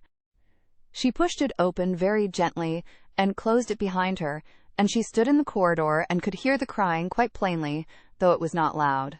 It was on the other side of the wall, at her left, and a few yards farther on there was a door. She could see a glimmer of light coming from beneath it. Someone was crying in that room, and it was quite a young someone. So she walked to the door and pushed it open, and there she was, standing in the room. It was a big room with ancient, handsome furniture in it. There was a low fire glowing faintly on the hearth, and a nightlight burning by the side of a carved 4-posted bed hung with brocade, and on the bed was lying a boy, crying fretfully. Mary wondered if she was in a real place, or if she had fallen asleep again and was dreaming without knowing it. The boy had a sharp, delicate face the color of ivory, and he seemed to have eyes too big for it. He had also a lot of hair, which tumbled over his forehead in heavy locks, and made his thin face seem smaller. He looked like a boy who had been ill, but he was crying more as if he were tired and cross than as if he were in pain. Mary stood near the door with her candle in her hand, holding her breath. Then she crept across the room, and as she drew nearer, the light attracted the boy's attention, and he turned his head on his pillow and stared at her, his gray eyes opening so wide that they seemed immense. "Who are you?" he said at last, in a half-frightened whisper. "Are you a ghost?" "No, I am not," Mary answered, her own whisper sounding half-frightened. "Are you one?" He stared and stared and stared. Mary could not help noticing what strange eyes he had. They were agate gray, and they looked too big for his face, because they had black lashes all round them. "No," he replied after waiting a moment or so. "I am Colin." "Who is Colin?" she faltered. "I am Colin Craven." "Who are you?" "I am Mary Lennox. Mr. Craven is my uncle." "He is my father," said the boy. "Your father!" gasped Mary. "No one ever told me he had a boy. Why didn't they?" "Come here," he said, still keeping his strange eyes fixed on her with an anxious expression. She came close to the bed, and he put out his hand and touched her. "You are real, aren't you?" he said. "I have such real dreams very often. You might be one of them." Mary had slipped on a woolen wrapper before she left her room, and she put a piece of it between his fingers. "Rub that and see how thick and warm it is," she said. "I will pinch you a little if you like, to show you how real I am. For a minute I thought you might be a dream, too." "Where did you come from?" he asked. "From my own room. The wind wuthered so I couldn't go to sleep, and I heard someone crying and wanted to find out who it was." "What were you crying for?" "Because I couldn't go to sleep either, and my head ached." "Tell me your name again." "Mary Lennox." "Did no one ever tell you I had come to live here?" He was still fingering the fold of her wrapper, but he began to look a little more as if he believed in her reality. "No," he answered. "They daren't." "Why?" asked Mary. "Because I should have been afraid you would see me. I won't let people see me and talk me over." "Why?" Mary asked again, feeling more mystified every moment. "Because I am like this always, ill and having to lie down.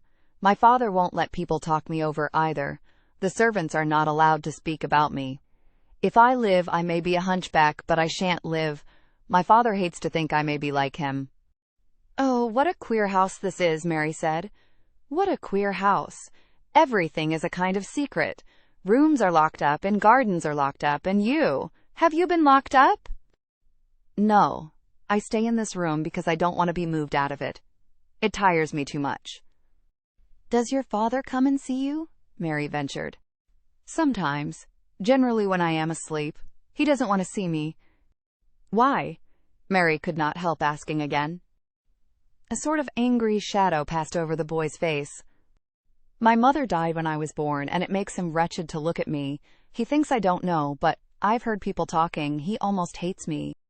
"He hates the garden because she died," said Mary, half speaking to herself. "What garden?" the boy asked. "Oh, just a garden she used to like," Mary stammered. "Have you been here always?" "Nearly always. Sometimes I have been taken to places at the seaside, but I won't stay because people stare at me. I used to wear an iron thing to keep my back straight, but a grand doctor came from London to see me and said it was stupid. He told them to take it off and keep me out in the fresh air. I hate fresh air, and I don't want to go out." "I didn't when first I came here," said Mary. "Why do you keep looking at me like that?" "Because of the dreams that are so real," he answered rather fretfully. "Sometimes when I open my eyes, I don't believe I'm awake." "We're both awake," said Mary. She glanced round the room with its high ceiling and shadowy corners and dim firelight. "It looks quite like a dream, and it's the middle of the night, and everybody in the house is asleep. Everybody but us. We are wide awake."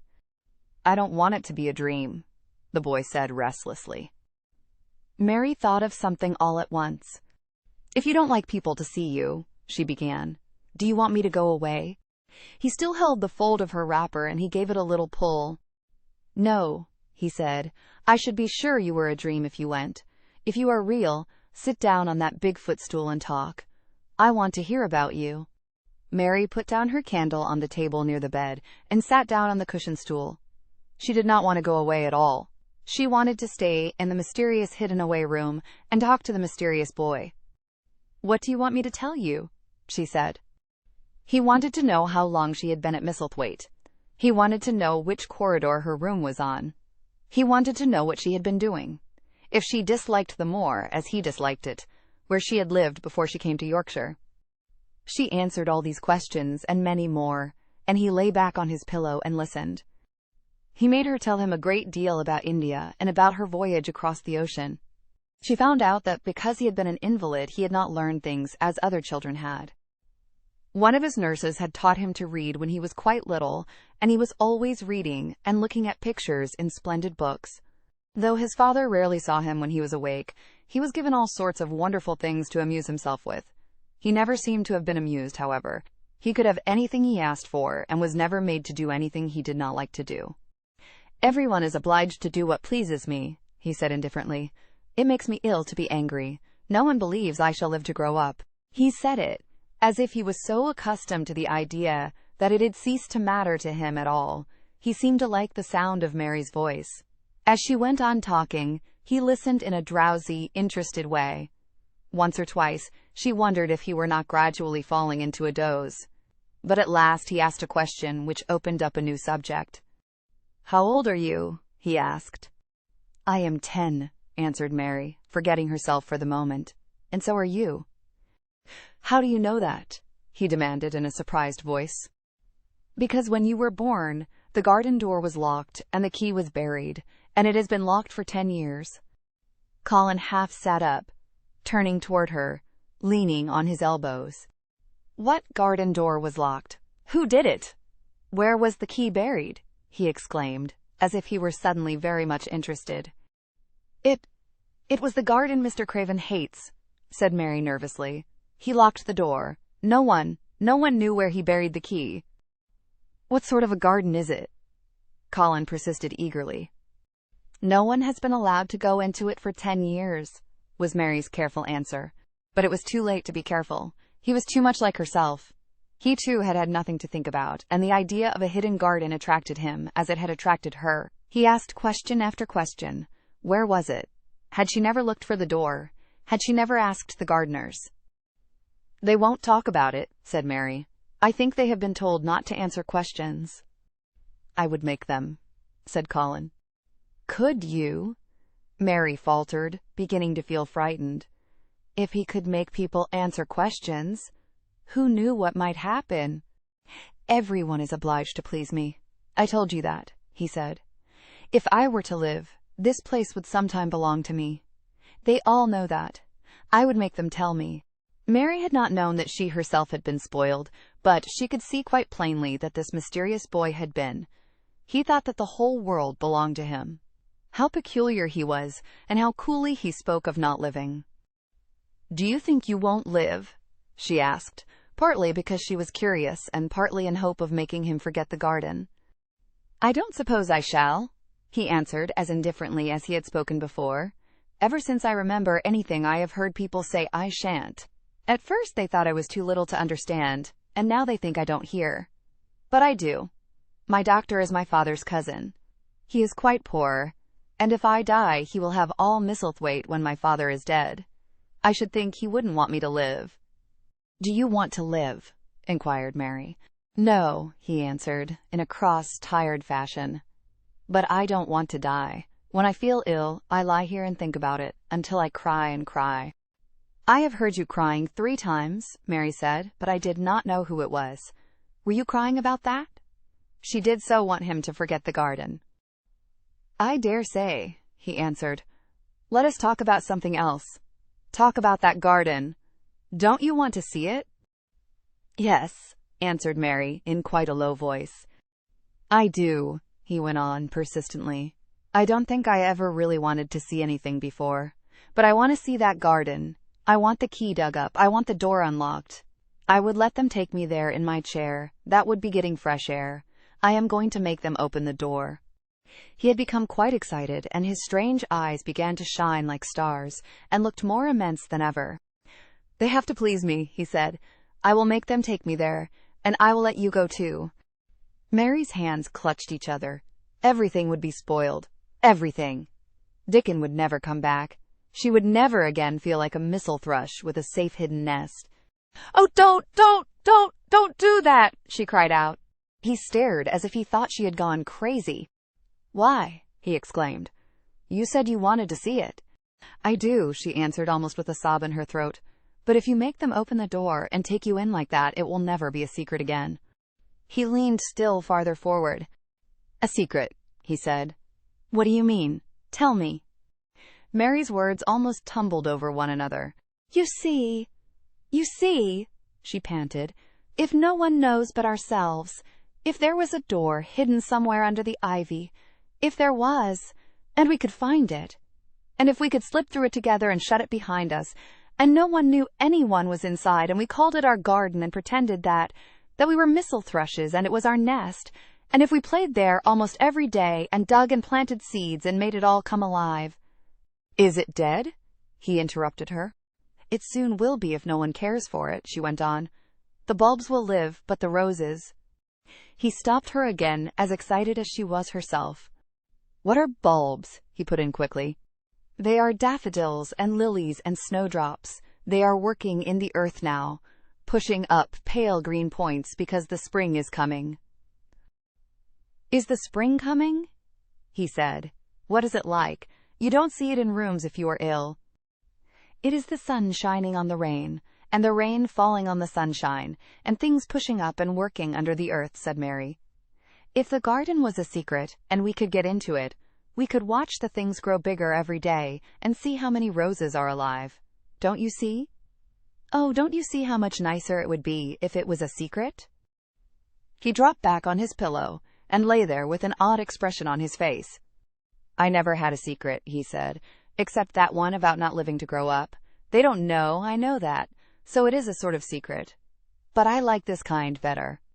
"If you won't make them take you to the garden," pleaded Mary, "perhaps, I feel almost sure I can find out how to get in sometime.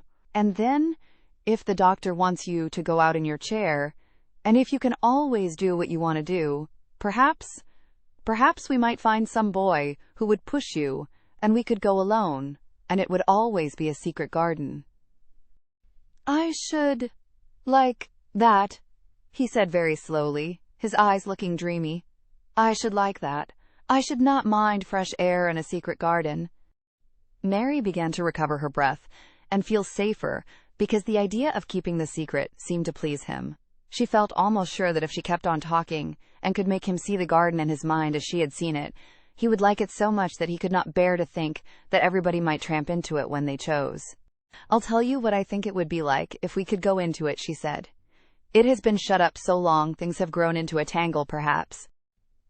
He lay quite still and listened while she went on talking about the roses which might have clambered from tree to tree and hung down, about the many birds which might have built their nests there because it was so safe. And then she told him about the robin and Ben Weatherstaff, and there was so much to tell about the robin, and it was so easy and safe to talk about it that she ceased to feel afraid. The robin pleased him so much that he smiled until he looked almost beautiful, and at first Mary had thought that he was even plainer than herself, with his big eyes and heavy locks of hair. "I did not know birds could be like that," he said. "But if you stay in a room, you never see things. What a lot of things you know. I feel as if you had been inside that garden."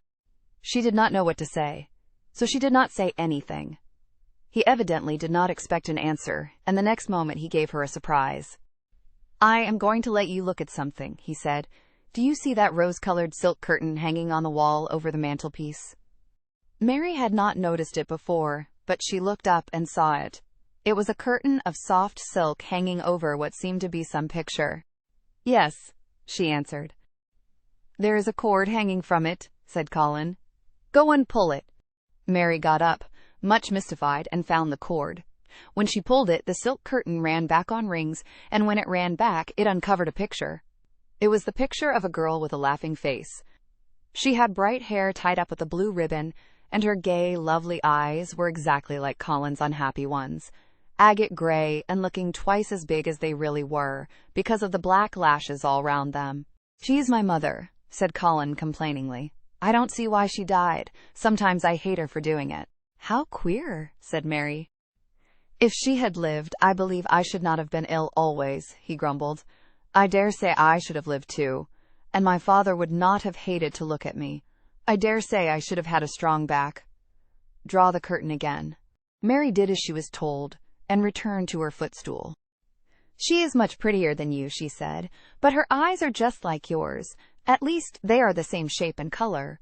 Why is the curtain drawn over her?" He moved uncomfortably. "I made them do it," he said.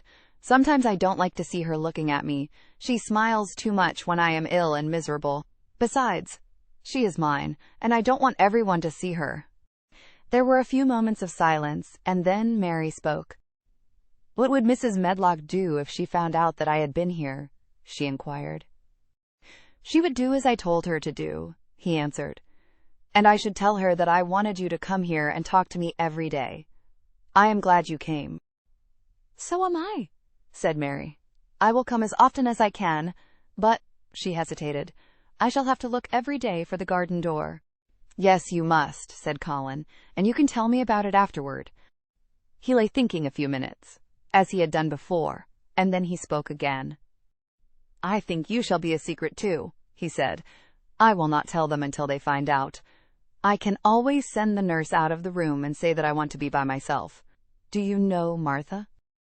"Yes, I know her very well," said Mary. "She waits on me." He nodded his head toward the outer corridor. "She is the one who is asleep in the other room. The nurse went away yesterday to stay all night with her sister, and she always makes Martha attend to me when she wants to go out.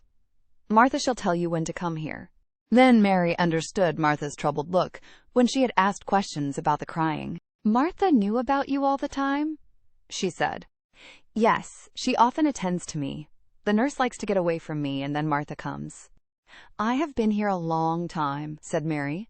"Shall I go away now? Your eyes look sleepy." "I wish I could go to sleep before you leave me," he said rather shyly.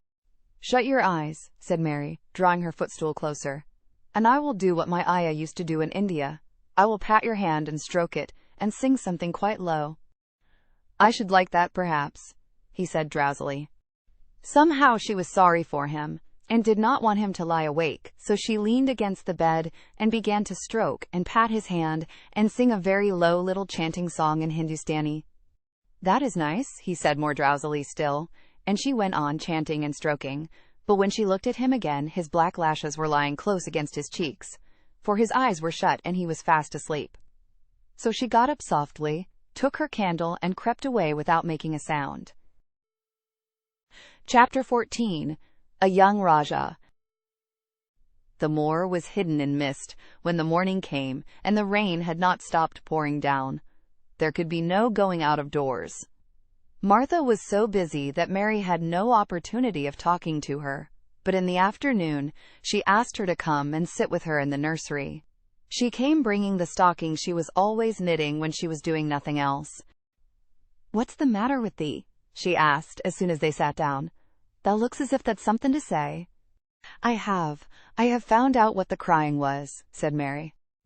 Martha let her knitting drop on her knee and gazed at her with startled eyes. "Thou hasn't!" she exclaimed. "Never! I heard it in the night," Mary went on, "and I got up and went to see where it came from. It was Colin. I found him." Martha's face became red with fright. Miss Mary," she said, half crying. "Thou shouldn't have done it. Thou shouldn't. Thou'll get me in trouble. I never told thee nothing about him, but thou'll get me in trouble. I shall lose my place, and what'll mother do?" "You won't lose your place," said Mary. "He was glad I came. We talked and talked, and he said he was glad I came." "Was he?" cried Martha. "Art thou sure? Thou doesn't know what he's like when anything vexes him. He's a big lad to cry like a baby, but when he's in a passion, he'll fair scream just to frighten us. He knows us daren't call our souls our own." "He wasn't vexed," said Mary. "I asked him if I should go away, and he made me stay. He asked me questions, and I sat on a big footstool and talked to him about India and about the robin and gardens. He wouldn't let me go. He let me see his mother's picture. Before I left him, I sang him to sleep." Martha fairly gasped with amazement. "I can scarcely believe thee," she protested. "It's as if thou'd walked straight into a lion's den. If he'd been like he is most times, he'd have throwed himself into one of his tantrums and roused T.H. house. He won't let strangers look at him." "He let me look at him. I looked at him all the time, and he looked at me. We stared," said Mary. "I don't know what to do," cried agitated Martha. "If Mrs. Medlock finds out, she'll think I broke orders and told thee, and I shall be packed back to mother." "He is not going to tell Mrs. Medlock anything about it yet. It's to be a sort of secret just at first," said Mary firmly. "And he says everybody is obliged to do as he pleases." "Aye, that's true enough. Th, bad lad," sighed Martha, wiping her forehead with her apron. "He says Mrs. Medlock must, and he wants me to come and talk to him every day, and you are to tell me when he wants me." "Me," said Martha. "I shall lose my place. I shall, for sure." "You can't, if you are doing what he wants you to do, and everybody is ordered to obey him," Mary argued. "Does thou mean to say," cried Martha with wide-open eyes, "that he was nice to thee?" "I think he almost liked me," Mary answered. "Then thou must have bewitched him," decided Martha, drawing a long breath. "Do you mean magic?" inquired Mary. "I've heard about magic in India, but I can't make it." "I just went into his room, and I was so surprised to see him, I stood and stared. And then he turned round and stared at me, and he thought I was a ghost or a dream, and I thought perhaps he was. And it was so queer, being there alone together in the middle of the night, and not knowing about each other. And we began to ask each other questions. And when I asked him if I must go away, he said I must not." "Th world's comin' to a end," gasped Martha. "What is the matter with him?" asked Mary. "Nobody knows for sure and certain," said Martha. "Mr. Craven went off his head like when he was born. Th doctors thought he'd have to be put in asylum. It was because Mrs. Craven died, like I told you. He wouldn't set eyes on Th baby. He just raved and said it'd be another hunchback like him, and it'd better die." "Is Colin a hunchback?" Mary asked. "He didn't look like one." "He isn't yet," said Martha. "But he began all wrong. Mother said that there was enough trouble and raging in Th house to set any child wrong. They was afraid his back was weak, and they've always been taking care of it, keeping him lying down and not letting him walk. Once they made him wear a brace, but he fretted, so he was downright ill. Then a big doctor came to see him and made them take it off. He talked to Th other doctor quite rough, in a polite way. He said there'd been too much medicine and too much letting him have his own way." "I think he's a very spoiled boy," said Mary. "He's Th worst young nowt as ever was," said Martha. "I won't say as he hasn't been ill a good bit. He's had coughs and colds. It's nearly killed him 2 or 3 times. Once he had rheumatic fever, and once he had typhoid. Mrs. Medlock did get a fright then. He'd been out of his head, and she was talking to Th nurse, thinking he didn't know nothing, and she said, "He'll die this time, sure enough, and best thing for him and for everybody." And she looked at him, and there he was, with his big eyes open, staring at her, as sensible as she was herself. She didn't know what had happened, but he just stared at her and says, "You give me some water and stop talking." "Do you think he will die?" asked Mary. "Mother says there's no reason why any child should live that gets no fresh air and doesn't do nothing but lie on his back and read picture books and take medicine. He's weak and hates trouble of being taken out of doors, and he gets cold so easy he says it makes him ill." Mary sat and looked at the fire. "I wonder," she said slowly, "if it would not do him good to go out into a garden and watch things growing. It did me good." "One of Th's worst fits he ever had," said Martha, "was one time they took him out where the roses is by the fountain. He'd been reading in a paper about people getting something he called rose cold, and he began to sneeze and said he'd got it, and then a new gardener as didn't know rules passed by and looked at him curious. He threw himself into a passion, and he said he'd looked at him because he was going to be a hunchback. He cried himself into a fever and was ill all night. If he ever gets angry at me, I'll never go and see him again," said Mary. "He'll have thee if he wants thee," said Martha. "Thou may as well know that at start." Very soon afterward a bell rang, and she rolled up her knitting. "I dare say nurse wants me to stay with him a bit," she said. "I hope he's in a good temper." She was out of the room about 10 minutes, and then she came back with a puzzled expression. "Well, thou has bewitched him," she said. "He's up on his sofa with his picture books. He's told the nurse to stay away until 6 o'clock. I'm to wait in the next room." Minute, she was gone. He called me to him and says, "I want Mary Lennox to come and talk to me, and remember you're not to tell anyone. You'd better go as quick as you can." Mary was quite willing to go quickly. She did not want to see Colin as much as she wanted to see Dickon, but she wanted to see him very much. There was a bright fire on the hearth when she entered his room, and in the daylight she saw it was a very beautiful room indeed. There were rich colors in the rugs and hangings and pictures and books on the walls, which made it look glowing and comfortable, even in spite of the gray sky and falling rain.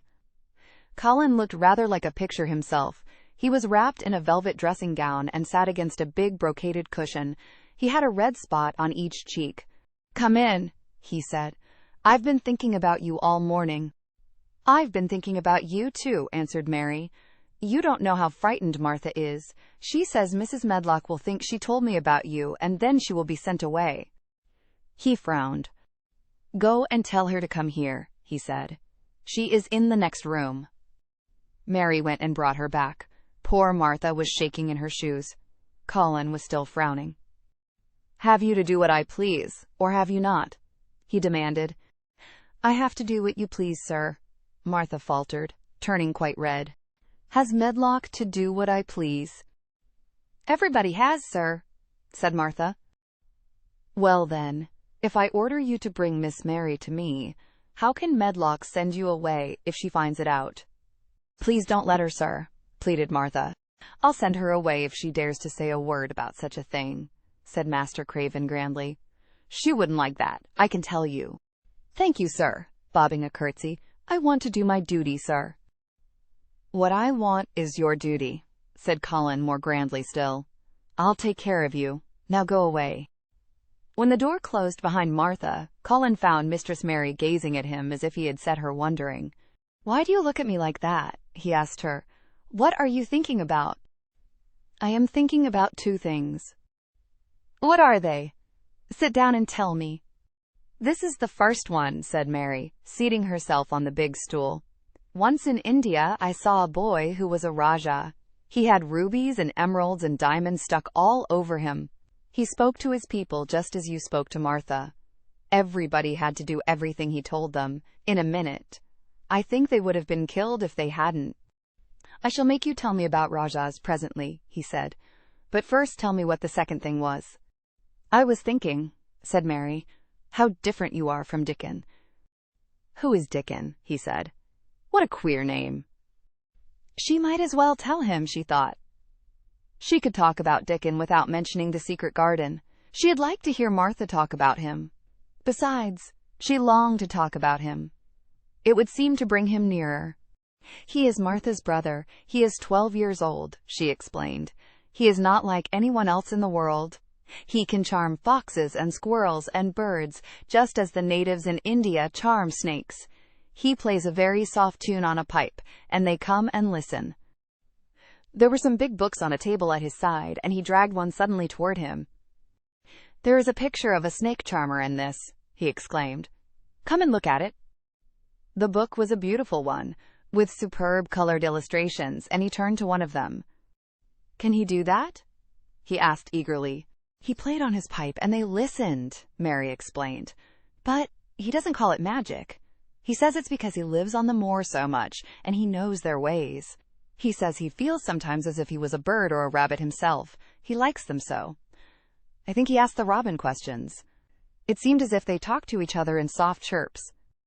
Colin lay back on his cushion, and his eyes grew larger and larger, and the spots on his cheeks burned. Tell me some more about him, he said.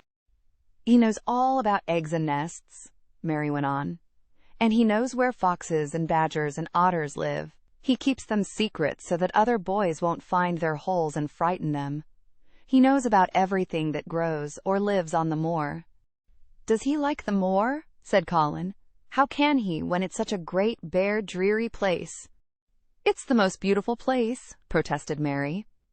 Thousands of lovely things grow on it, and there are thousands of little creatures, all busy building nests and making holes and burrows, and chippering or singing or squeaking to each other. They are so busy, and having such fun under the earth, or in the trees or heather. It's their world. How do you know all that? Said Colin, turning on his elbow to look at her. I have never been there once, really, said Mary, suddenly remembering. I only drove over it in the dark. I thought it was hideous. Martha told me about it first, and then Dickon. When Dickon talks about it, you feel as if you saw things and heard them, and as if you were standing in the heather with the sun shining, and the gorse smelling like honey, and all full of bees and butterflies.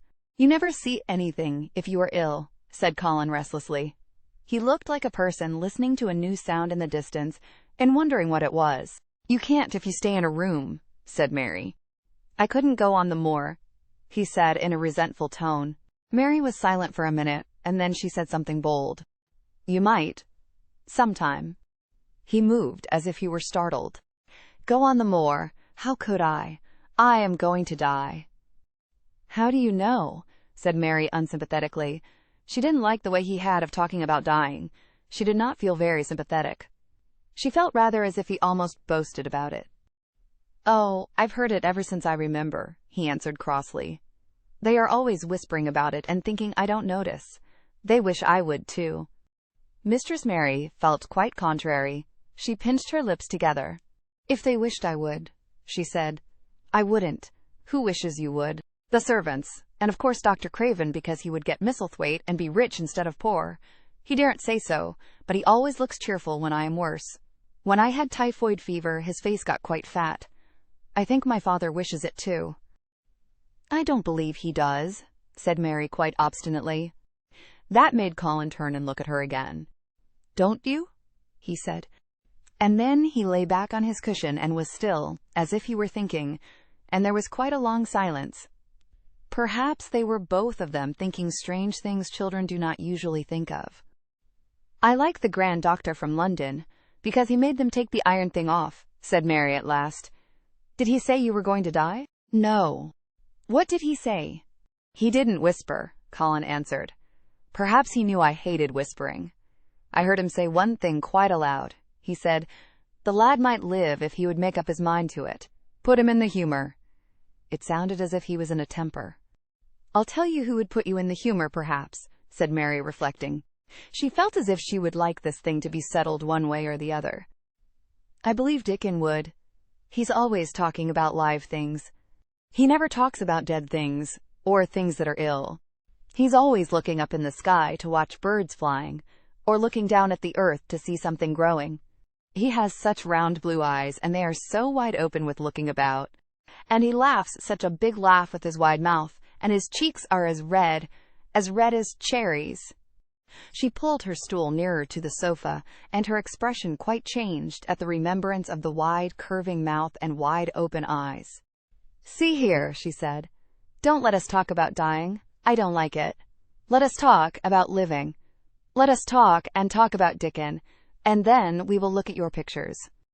It was the best thing she could have said. To talk about Dickon meant to talk about the Moor, and about the cottage, and the 14 people who lived in it on 16 shillings a week, and the children who got fat on the moor grass like the wild ponies, and about Dickon's mother, and the skipping rope, and the moor with the sun on it, and about pale green points sticking up out of the black sod. And it was all so alive that Mary talked more than she had ever talked before, and Colin both talked and listened as he had never done either before. And they both began to laugh over nothings, as children will when they are happy together. And they laughed so that in the end they were making as much noise as if they had been two ordinary, healthy, natural 10-year-old creatures, instead of a hard, little, unloving girl and a sickly boy who believed that he was going to die. They enjoyed themselves so much that they forgot the pictures, and they forgot about the time. They had been laughing quite loudly over Ben Weatherstaff and his robin, and Colin was actually sitting up as if he had forgotten about his week back, when he suddenly remembered something. "Do you know there is one thing we have never once thought of?" he said. "We are cousins." It seemed so queer that they had talked so much and never remembered this simple thing that they laughed more than ever, because they had got into the humor to laugh at anything. And in the midst of the fun, the door opened and in walked Dr. Craven and Mrs. Medlock. Dr. Craven started in actual alarm, and Mrs. Medlock almost fell back because he had accidentally bumped against her. "Good Lord!" exclaimed poor Mrs. Medlock, with her eyes almost starting out of her head. "Good Lord!" "What is this?" said Dr. Craven, coming forward. "What does it mean?" Then Mary was reminded of the boy Rajah again. Colin answered as if neither the doctor's alarm nor Mrs. Medlock's terror were of the slightest consequence. He was as little disturbed or frightened as if an elderly cat and dog had walked into the room. "This is my cousin Mary Lennox," he said. "I asked her to come and talk to me. I like her. She must come and talk to me whenever I send for her." Dr. Craven turned reproachfully to Mrs. Medlock. "Oh, sir," she panted, "I don't know how it's happened. There's not a servant on the place that'd dare to talk. They all have their orders." "Nobody told her anything," said Colin. "She heard me crying and found me herself. I am glad she came. Don't be silly, Medlock." Mary saw that Dr. Craven did not look pleased, but it was quite plain that he dare not oppose his patient. He sat down by Colin and felt his pulse. "I am afraid there has been too much excitement. Excitement is not good for you, my boy," he said. "I should be excited if she kept away," answered Colin, his eyes beginning to look dangerously sparkling. "I am better. She makes me better. The nurse must bring up her tea with mine. We will have tea together." Mrs. Medlock and Dr. Craven looked at each other in a troubled way, but there was evidently nothing to be done. "He does look rather better, sir," ventured Mrs. Medlock. "But," thinking the matter over, "he looked better this morning before she came into the room." "She came into the room last night. She stayed with me a long time. She sang a Hindustani song to me, and it made me go to sleep," said Colin. "I was better when I wakened up. I wanted my breakfast. I want my tea now. Tell Nurse Medlock." Dr. Craven did not stay very long.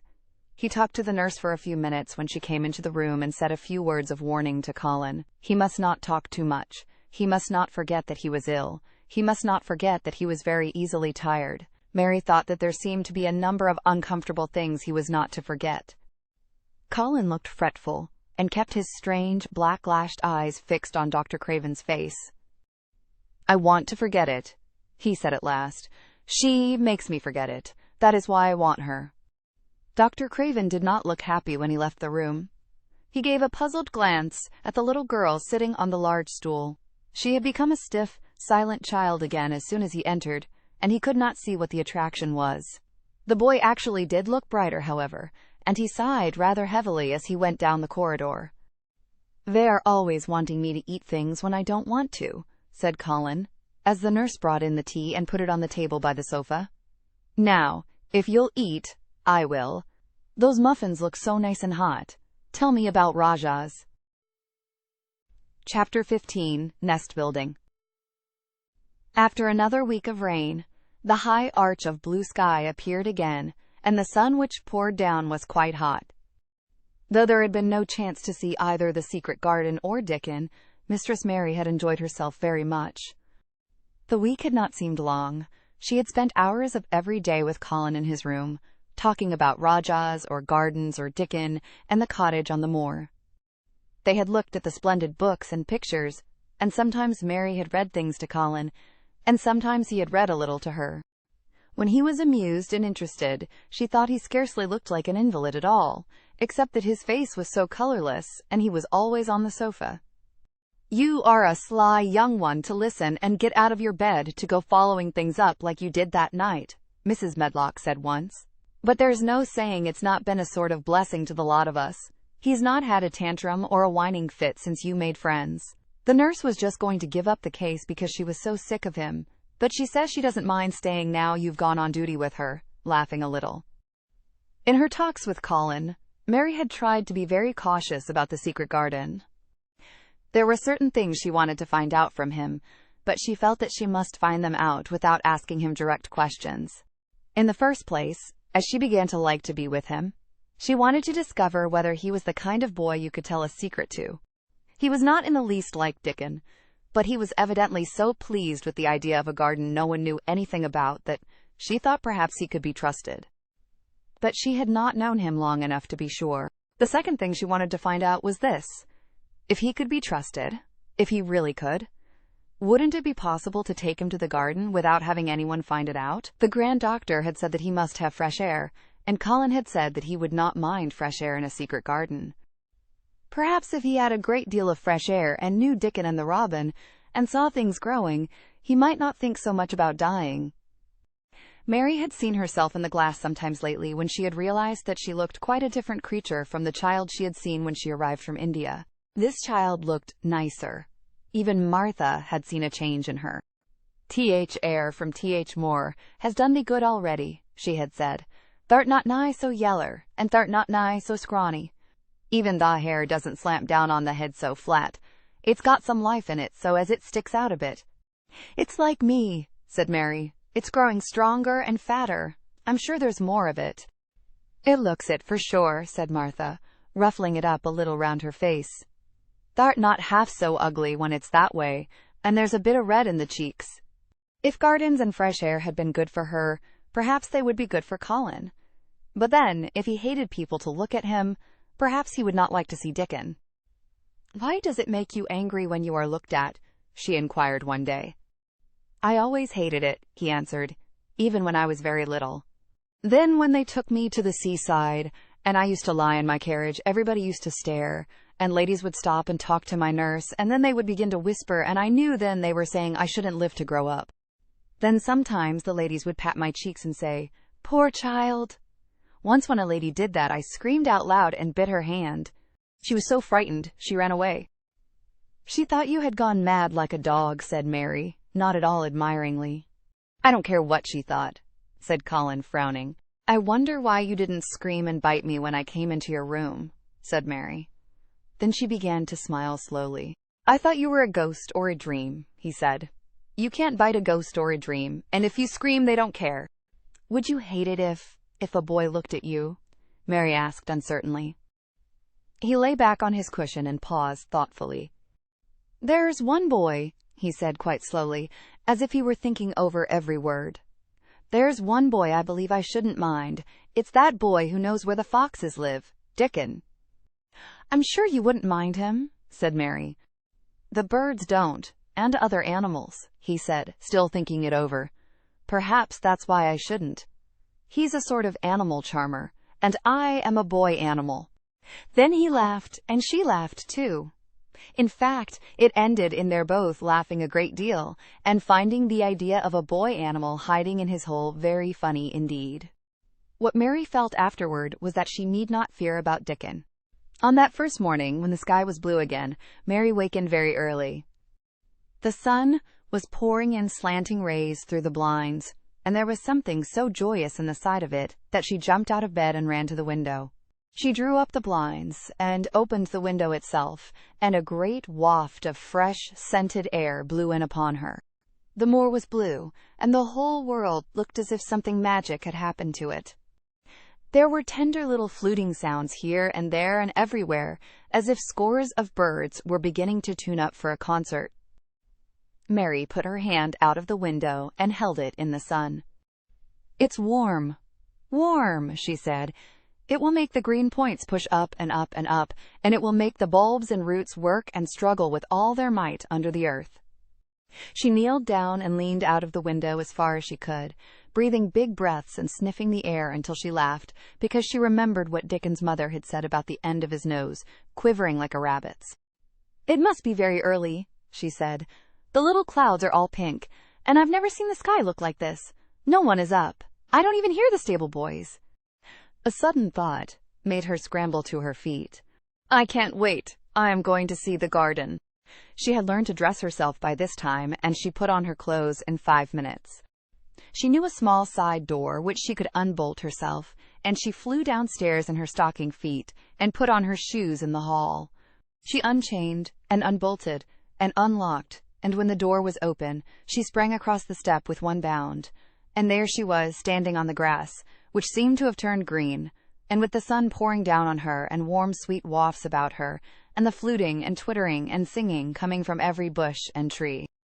She clasped her hands for pure joy, and looked up in the sky, and it was so blue and pink and pearly and white, and flooded with springtime light, that she felt as if she must flute and sing aloud herself, and knew that thrushes and robins and skylarks could not possibly help it.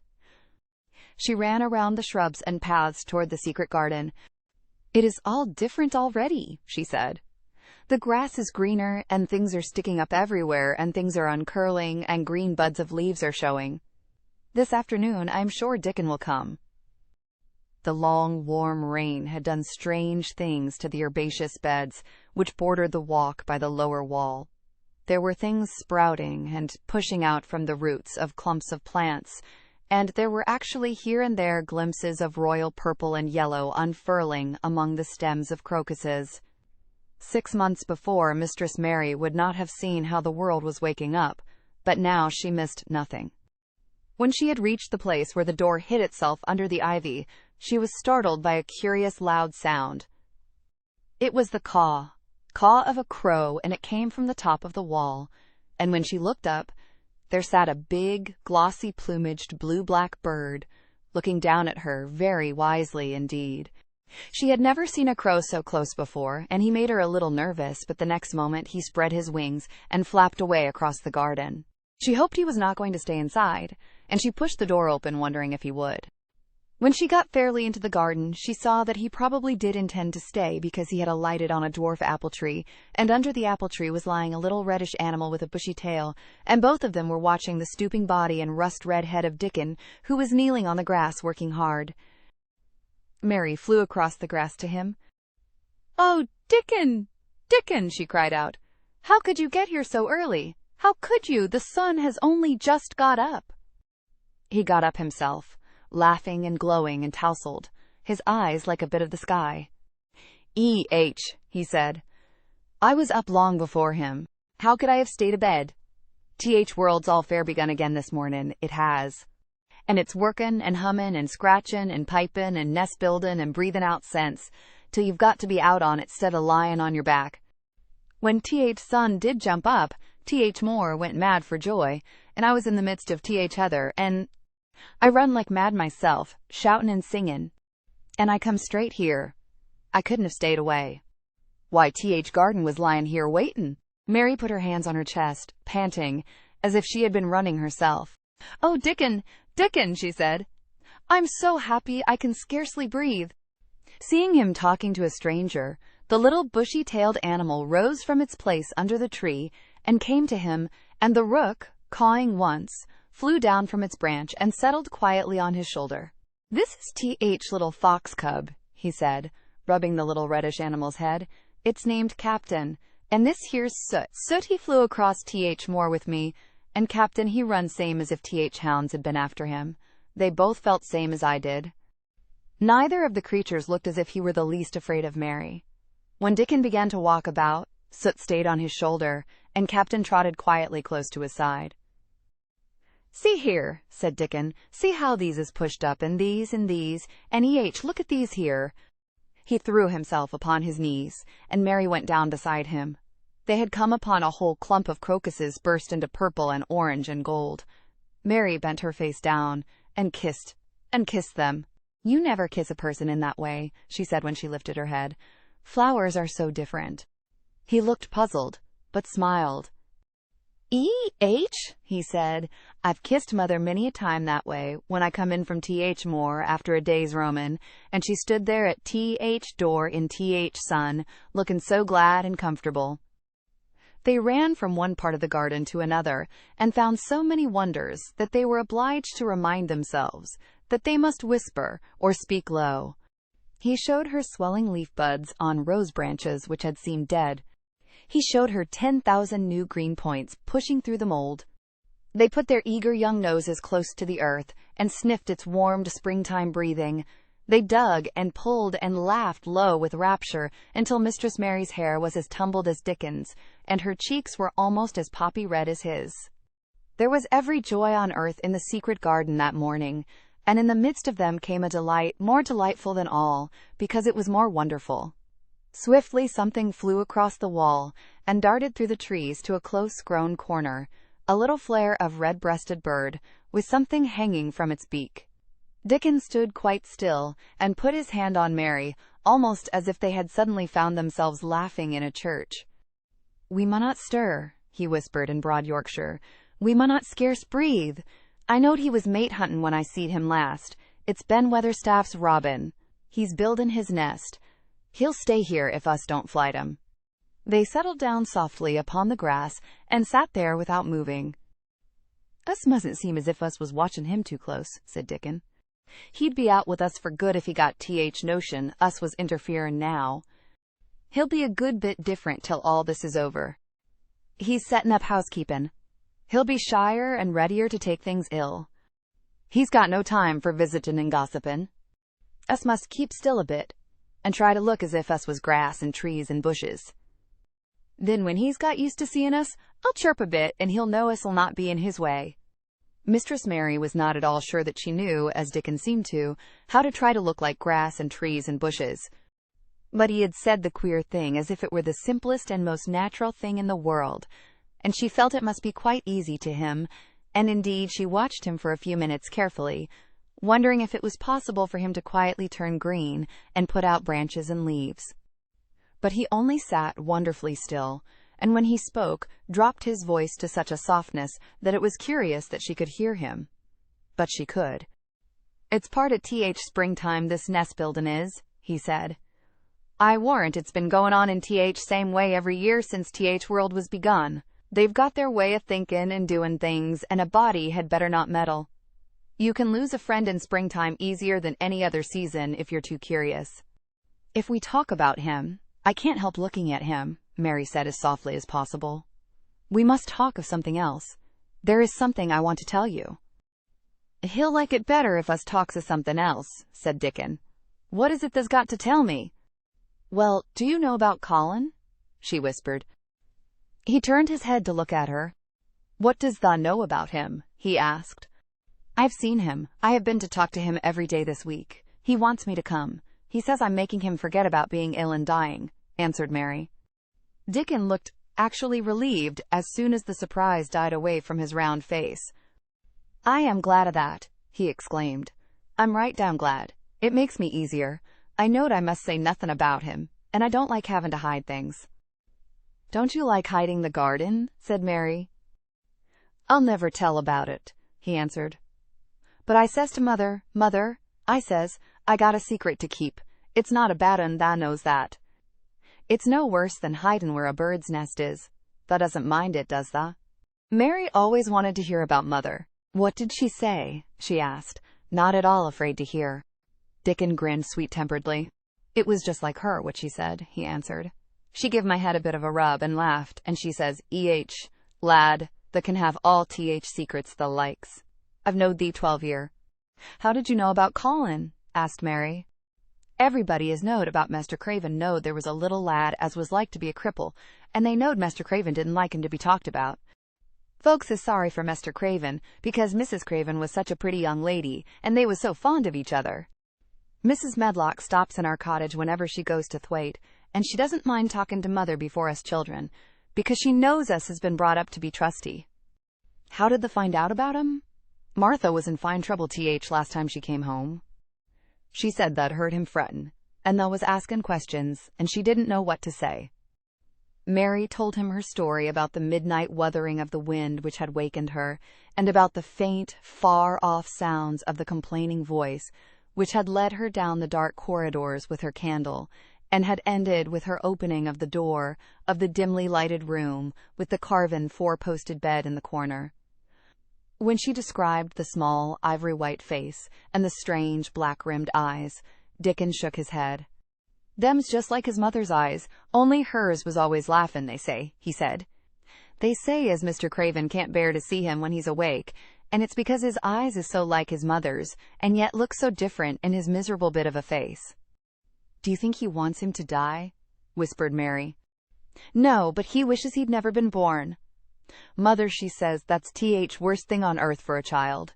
Them as is not wanted scarce ever thrives. Mr. Craven, he'd buy anything as money could buy for poor lad. But he'd like to forget, as he's on earth. For one thing, he's afraid he'll look at him some day and find he's growed hunchback." "Colin's so afraid of it himself that he won't sit up," said Mary. "He says he's always thinking that if he should feel a lump coming, he should go crazy and scream himself to death." He oughtn't to lie there thinking things like that," said Dickon. "No lad could get well as thought them sort of things." The fox was lying on the grass close by him, looking up to ask for a pat now and then, and Dickon bent down and rubbed his neck softly, and thought a few minutes in silence.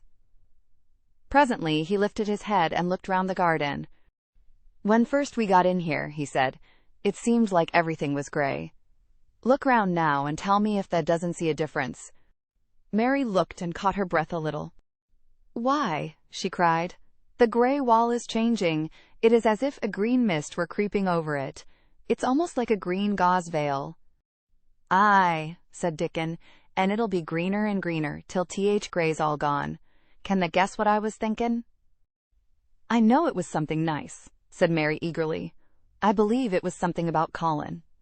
I was thinking that if he was out here, he wouldn't be watching for lumps to grow on his back. He'd be watching for buds to break on rose bushes, and he'd likely be healthier," explained Dickon.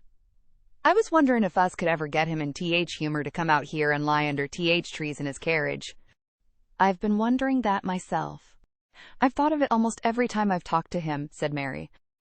"I've wondered if he could keep a secret, and I've wondered if we could bring him here without anyone seeing us. I thought perhaps you could push his carriage. The doctor said he must have fresh air, and if he wants us to take him out, no one dare disobey him. He won't go out for other people, and perhaps they will be glad if he will go out with us. He could order the gardeners to keep away so they wouldn't find out." Dickon was thinking very hard as he scratched Captain's back. "It'd be good for him, I'll warrant," he said.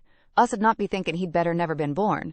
Us'd be just two children watching a garden grow, and he'd be another. Two lads and a little lass just looking on at springtime. I warrant it'd be better than doctor's stuff. He's been lying in his room so long, and he's always been so afraid of his back that it has made him queer," said Mary. "He knows a good many things out of books, but he doesn't know anything else. He says he has been too ill to notice things, and he hates going out of doors, and hates gardens and gardeners. But he likes to hear about this garden because it is a secret. I daren't tell him much, but he said he wanted to see it."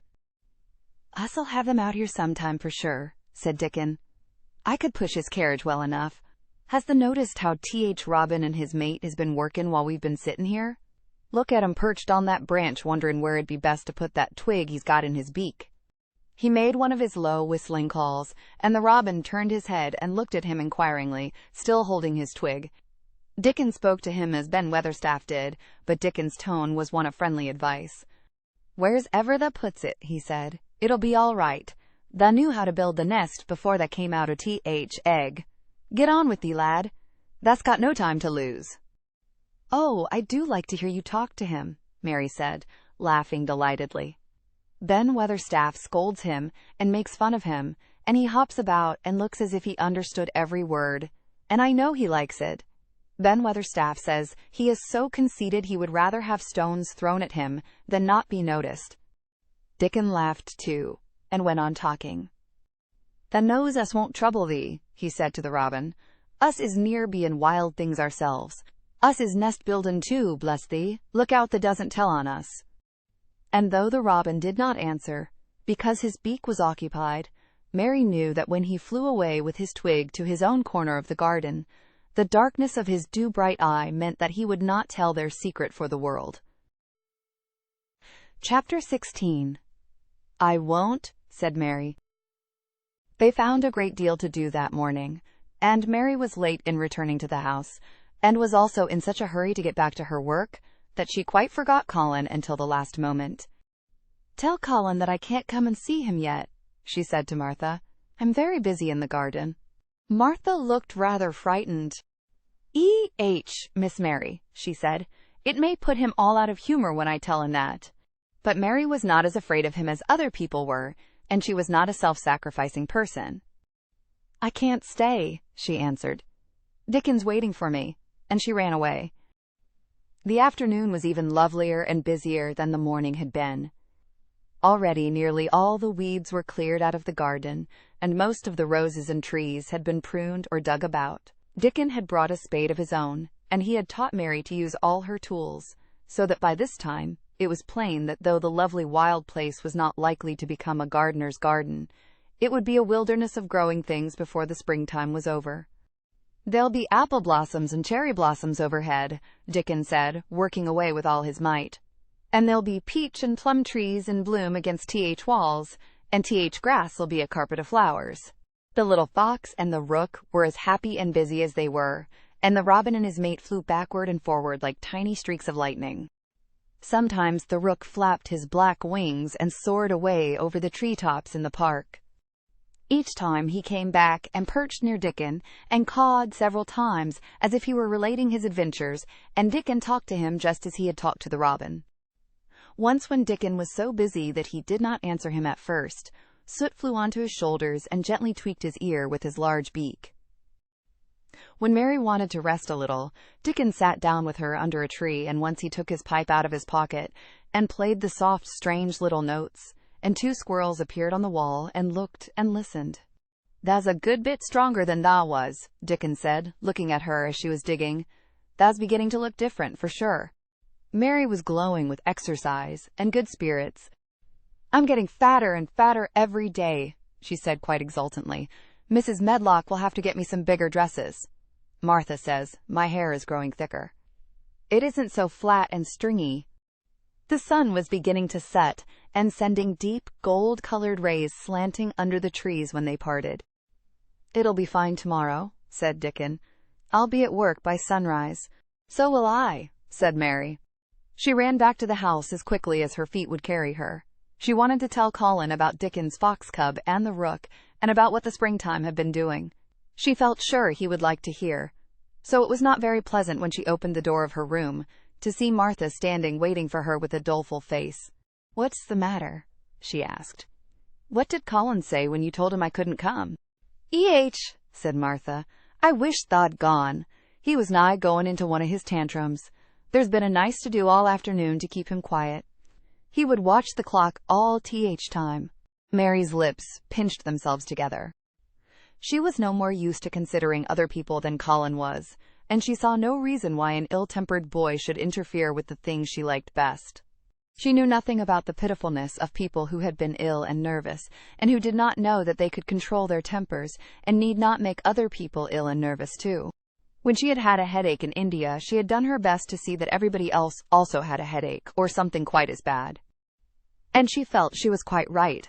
But of course now she felt that Colin was quite wrong. He was not on his sofa when she went into his room. He was lying flat on his back in bed, and he did not turn his head toward her as she came in. This was a bad beginning, and Mary marched up to him with her stiff manner. "Why didn't you get up?" she said. "I did get up this morning when I thought you were coming," he answered, without looking at her. I made them put me back in bed this afternoon. My back ached and my head ached and I was tired. Why didn't you come?" "I was working in the garden with Dickon," said Mary. Colin frowned and condescended to look at her. "I won't let that boy come here if you go and stay with him instead of coming to talk to me," he said. Mary flew into a fine passion. She could fly into a passion without making a noise. She just grew sour and obstinate and did not care what happened. "If you send Dickon away, I'll never come into this room again," she retorted. "You'll have to if I want you," said Colin. "I won't," said Mary. "I'll make you," said Colin. "They shall drag you in."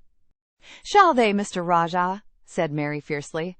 "They may drag me in, but they can't make me talk when they get me here. I'll sit and clench my teeth and never tell you one thing. I won't even look at you. I'll stare at the floor." They were a nice, agreeable pair as they glared at each other. If they had been two little street boys, they would have sprung at each other and had a rough-and-tumble fight. As it was, they did the next thing to it. "You are a selfish thing!" cried Colin. "What are you?" said Mary. "Selfish people always say that. Anyone is selfish who doesn't do what they want. You're more selfish than I am. You're the most selfish boy I ever saw." "I'm not," snapped Colin. "I'm not as selfish as your fine Dickon is. He keeps you playing in the dirt when he knows I am all by myself. He's selfish, if you like." Mary's eyes flashed fire. "He's nicer than any other boy that ever lived," she said. He's like an angel." It might sound rather silly to say that, but she did not care. "A nice angel," Colin sneered ferociously. "He's a common cottage boy off the moor." "He's better than a common Rajah," retorted Mary. "He's 1,000 times better." Because she was the stronger of the two, she was beginning to get the better of him. The truth was that he had never had a fight with anyone like himself in his life, and, upon the whole, it was rather good for him, though neither he nor Mary knew anything about that. He turned his head on his pillow and shut his eyes, and a big tear was squeezed out and ran down his cheek. He was beginning to feel pathetic and sorry for himself, not for anyone else. "I'm not as selfish as you, because I'm always ill, and I'm sure there's a lump coming on my back," he said, "and I'm going to die besides." "You're not," contradicted Mary unsympathetically. He opened his eyes quite wide with indignation. He had never heard such a thing said before. He was at once furious and slightly pleased, if a person could be both at the same time. "I'm not?" he cried. "I am. You know I am. Everybody says so." "I don't believe it," said Mary sourly. "You just say that to make people sorry. I believe you're proud of it. I don't believe it. If you were a nice boy, it might be true, but you're too nasty." In spite of his invalid back, Colin sat up in bed in quite a healthy rage. "Get out of the room!" he shouted, and he caught hold of his pillow and threw it at her. He was not strong enough to throw it far, and it only fell at her feet. But Mary's face looked as pinched as a nutcracker. "I'm going," she said, "and I won't come back." She walked to the door, and when she reached it, she turned round and spoke again. "I was going to tell you all sorts of nice things," she said. "Dickon brought his fox and his rook, and I was going to tell you all about them. Now I won't tell you a single thing." She marched out of the door and closed it behind her, and there, to her great astonishment, she found the trained nurse standing as if she had been listening, and, more amazing still, she was laughing. She was a big, handsome young woman who ought not to have been a trained nurse at all, as she could not bear invalids, and she was always making excuses to leave Colin to Martha or anyone else who would take her place. Mary had never liked her, and she simply stood and gazed up at her as she stood giggling into her handkerchief. "What are you laughing at?" she asked her. "At you two young ones," said the nurse. "It's the best thing that could happen to this sickly, pampered thing to have someone to stand up to him that's as spoiled as himself." And she laughed into her handkerchief again. "If he'd had a young vixen of a sister to fight with, it would have been the saving of him." "Is he going to die?" "I don't know, and I don't care," said the nurse. "Hysterics and temper are half what ails him." "What are hysterics?" asked Mary. "You'll find out if you work him into a tantrum after this. But at any rate, you've given him something to have hysterics about, and I'm glad of it." Mary went back to her room, not feeling at all as she had felt when she had come in from the garden. She was cross and disappointed, but not at all sorry for Colin. She had looked forward to telling him a great many things, and she had meant to try to make up her mind whether it would be safe to trust him with the great secret. She had been beginning to think it would be, but now she had changed her mind entirely. She would never tell him, and he could stay in his room and never get any fresh air, and die if he liked. It would serve him right. She felt so sour and unrelenting that for a few minutes she almost forgot about Dickon and the green veil creeping over the world and the soft wind blowing down from the moor. Martha was waiting for her, and the trouble in her face had been temporarily replaced by interest and curiosity. There was a wooden box on the table, and its cover had been removed and revealed that it was full of neat packages. "Mr. Craven sent it to you," said Martha. "It looks as if it had picture books in it." Mary remembered what he had asked her the day she had gone to his room. "Do you want anything? Dolls? Toys? Books?" She opened the package, wondering if he had sent a doll, and also wondering what she should do with it if he had. But he had not sent one. There were several beautiful books, such as Colin had, and 2 of them were about gardens and were full of pictures. There were 2 or 3 games, and there was a beautiful little writing case with a gold monogram on it and a gold pen and inkstand. Everything was so nice that her pleasure began to crowd her anger out of her mind. She had not expected him to remember her at all, and her hard little heart grew quite warm. "I can write better than I can print," she said, "and the first thing I shall write with that pen will be a letter to tell him I am much obliged." If she had been friends with Colin, she would have run to show him her presents at once, and they would have looked at the pictures and read some of the gardening books and perhaps tried playing the games, and he would have enjoyed himself so much he would never once have thought he was going to die or have put his hand on his spine to see if there was a lump coming. He had a way of doing that which she could not bear. It gave her an uncomfortable, frightened feeling, because he always looked so frightened himself. He said that if he felt even quite a little lump someday, he should know his hunch had begun to grow. Something he had heard Mrs. Medlock whispering to the nurse had given him the idea, and he had thought over it in secret until it was quite firmly fixed in his mind. Mrs. Medlock had said his father's back had begun to show its crookedness in that way when he was a child. He had never told anyone but Mary that most of his tantrums, as they called them, grew out of his hysterical hidden fear. Mary had been sorry for him when he had told her. "He always began to think about it when he was cross or tired," she said to herself, "and he has been cross today. Perhaps he has been thinking about it all afternoon." She stood still, looking down at the carpet and thinking. "I said I would never go back again." She hesitated, knitting her brows. "But perhaps, just perhaps, I will go and see, if he wants me, in the morning. Perhaps he'll try to throw his pillow at me again. But I think I'll go." Chapter 17. A Tantrum. She had got up very early in the morning and had worked hard in the garden, and she was tired and sleepy, so as soon as Martha had brought her supper, and she had eaten it, she was glad to go to bed. As she laid her head on the pillow, she murmured to herself, "I'll go out before breakfast and work with Dickon, and then afterward, I believe, I'll go to see him." She thought it was the middle of the night when she was wakened by such dreadful sounds that she jumped out of bed in an instant. What was it? What was it? The next minute she felt quite sure she knew.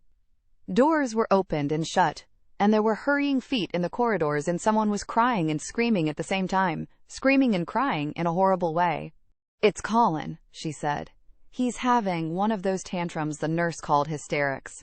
How awful it sounds." As she listened to the sobbing screams, she did not wonder that people were so frightened that they gave him his own way in everything rather than hear them. She put her hands over her ears and felt sick and shivering. "I don't know what to do. I don't know what to do," she kept saying. "I can't bear it." Once she wondered if he would stop if she dared go to him, and then she remembered how he had driven her out of the room and thought that perhaps the sight of her might make him worse.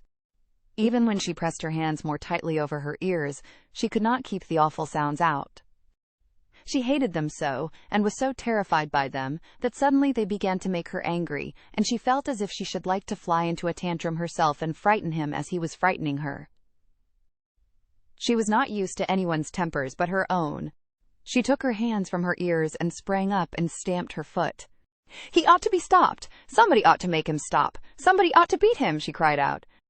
Just then she heard feet almost running down the corridor, and her door opened and the nurse came in. She was not laughing now by any means. She even looked rather pale. "He's worked himself into hysterics," she said in a great hurry. "He'll do himself harm. No one can do anything with him. You come and try, like a good child. He likes you." "He turned me out of the room this morning," said Mary, stamping her foot with excitement. The stamp rather pleased the nurse. The truth was that she had been afraid she might find Mary crying and hiding her head under the bedclothes. "That's right," she said. "You're in the right humor. You go and scold him. Give him something new to think of. Do go, child, as quick as ever you can." It was not until afterward that Mary realized that the thing had been funny as well as dreadful. That it was funny that all the grown-up people were so frightened that they came to a little girl just because they guessed she was almost as bad as Colin himself. She flew along the corridor, and the nearer she got to the screams, the higher her temper mounted. She felt quite wicked by the time she reached the door. She slapped it open with her hand and ran across the room to the four-posted bed. "You stop!" she almost shouted. "You stop! I hate you! Everybody hates you! I wish everybody would run out of the house and let you scream yourself to death. You will scream yourself to death in a minute, and I wish you would." A nice, sympathetic child could neither have thought nor said such things, but it just happened that the shock of hearing them was the best possible thing for this hysterical boy whom no one had ever dared to restrain or contradict. He had been lying on his face, beating his pillow with his hands, and he actually almost jumped around. He turned so quickly at the sound of the furious little voice. His face looked dreadful, white and red and swollen, and he was gasping and choking, but savage little Mary did not care an atom. "If you scream another scream," she said, "I'll scream too, and I can scream louder than you can, and I'll frighten you, I'll frighten you." He actually had stopped screaming because she had startled him so. The scream which had been coming almost choked him. The tears were streaming down his face, and he shook all over. "I can't stop," he gasped and sobbed. "I can't! I can't!" "You can!" shouted Mary. "Half that ails you is hysterics and temper. Just hysterics! Hysterics! Hysterics!" And she stamped each time she said it. "I felt the lump. I felt it," choked out Colin. "I knew I should. I shall have a hunch on my back, and then I shall die." And he began to writhe again, and turned on his face, and sobbed and wailed, but he didn't scream. "You didn't feel a lump," contradicted Mary fiercely. "If you did, it was only a hysterical lump. Hysterics makes lumps. There's nothing the matter with your horrid back. Nothing but hysterics. Turn over and let me look at it." She liked the word hysterics and felt somehow as if it had an effect on him. He was probably like herself and had never heard it before. "Nurse," she commanded, "come here and show me his back this minute." The nurse, Mrs. Medlock, and Martha had been standing huddled together near the door, staring at her, their mouths half open. All three had gasped with fright more than once. The nurse came forward, as if she were half afraid. Colin was heaving with great, breathless sobs. "Perhaps he won't let me," she hesitated in a low voice. Colin heard her, however, and he gasped out between two sobs. "Show her! She'll see then." It was a poor, thin back to look at when it was bared. Every rib could be counted, and every joint of the spine, though Mistress Mary did not count them, as she bent over and examined them with a solemn, savage little face. She looked so sour and old-fashioned that the nurse turned her head aside to hide the twitching of her mouth. There was just a minute's silence, for even Colin tried to hold his breath while Mary looked up and down his spine, and down and up, as intently as if she had been the great doctor from London. "There's not a single lump there," she said at last. "There's not a lump as big as a pin, except backbone lumps, and you can only feel them because you're thin. I've got backbone lumps myself, and they used to stick out as much as yours do, until I began to get fatter, and I am not fat enough yet to hide them. There's not a lump as big as a pin. If you ever say there is again, I shall laugh." No one but Colin himself knew what effect those crossly spoken childish words had on him. If he had ever had anyone to talk to about his secret terrors, if he had ever dared to let himself ask questions, If he had had childish companions and had not lain on his back in the huge closed house, breathing an atmosphere heavy with the fears of people who were most of them ignorant and tired of him, he would have found out that most of his fright and illness was created by himself. But he had lain and thought of himself and his aches and weariness for hours and days and months and years. And now that an angry, unsympathetic little girl insisted obstinately that he was not as ill as he thought he was, he actually felt as if she might be speaking the truth. "I didn't know," ventured the nurse, "that he thought he had a lump on his spine. His back is weak, because he won't try to sit up. I could have told him there was no lump there." Colin gulped and turned his face a little to look at her. "Could you?" he said pathetically. "Yes, sir." "There," said Mary, and she gulped too. Colin turned on his face again, and but for his long-drawn, broken breaths, which were the dying down of his storm of sobbing, he lay still for a minute, though great tears streamed down his face and wet the pillow. Actually, the tears meant that a curious great relief had come to him. Presently he turned and looked at the nurse again, and strangely enough he was not like a Rajah at all as he spoke to her. "Do you think I could live to grow up?" he said. The nurse was neither clever nor soft-hearted, but she could repeat some of the London doctor's words. "You probably will if you will do what you are told to do, and not give way to your temper, and stay out a great deal in the fresh air." Colin's tantrum had passed, and he was weak and worn out with crying, and this perhaps made him feel gentle. He put out his hand a little toward Mary, and I am glad to say that, her own tantrum having passed, she was softened too, and met him halfway with her hand, so that it was a sort of making up.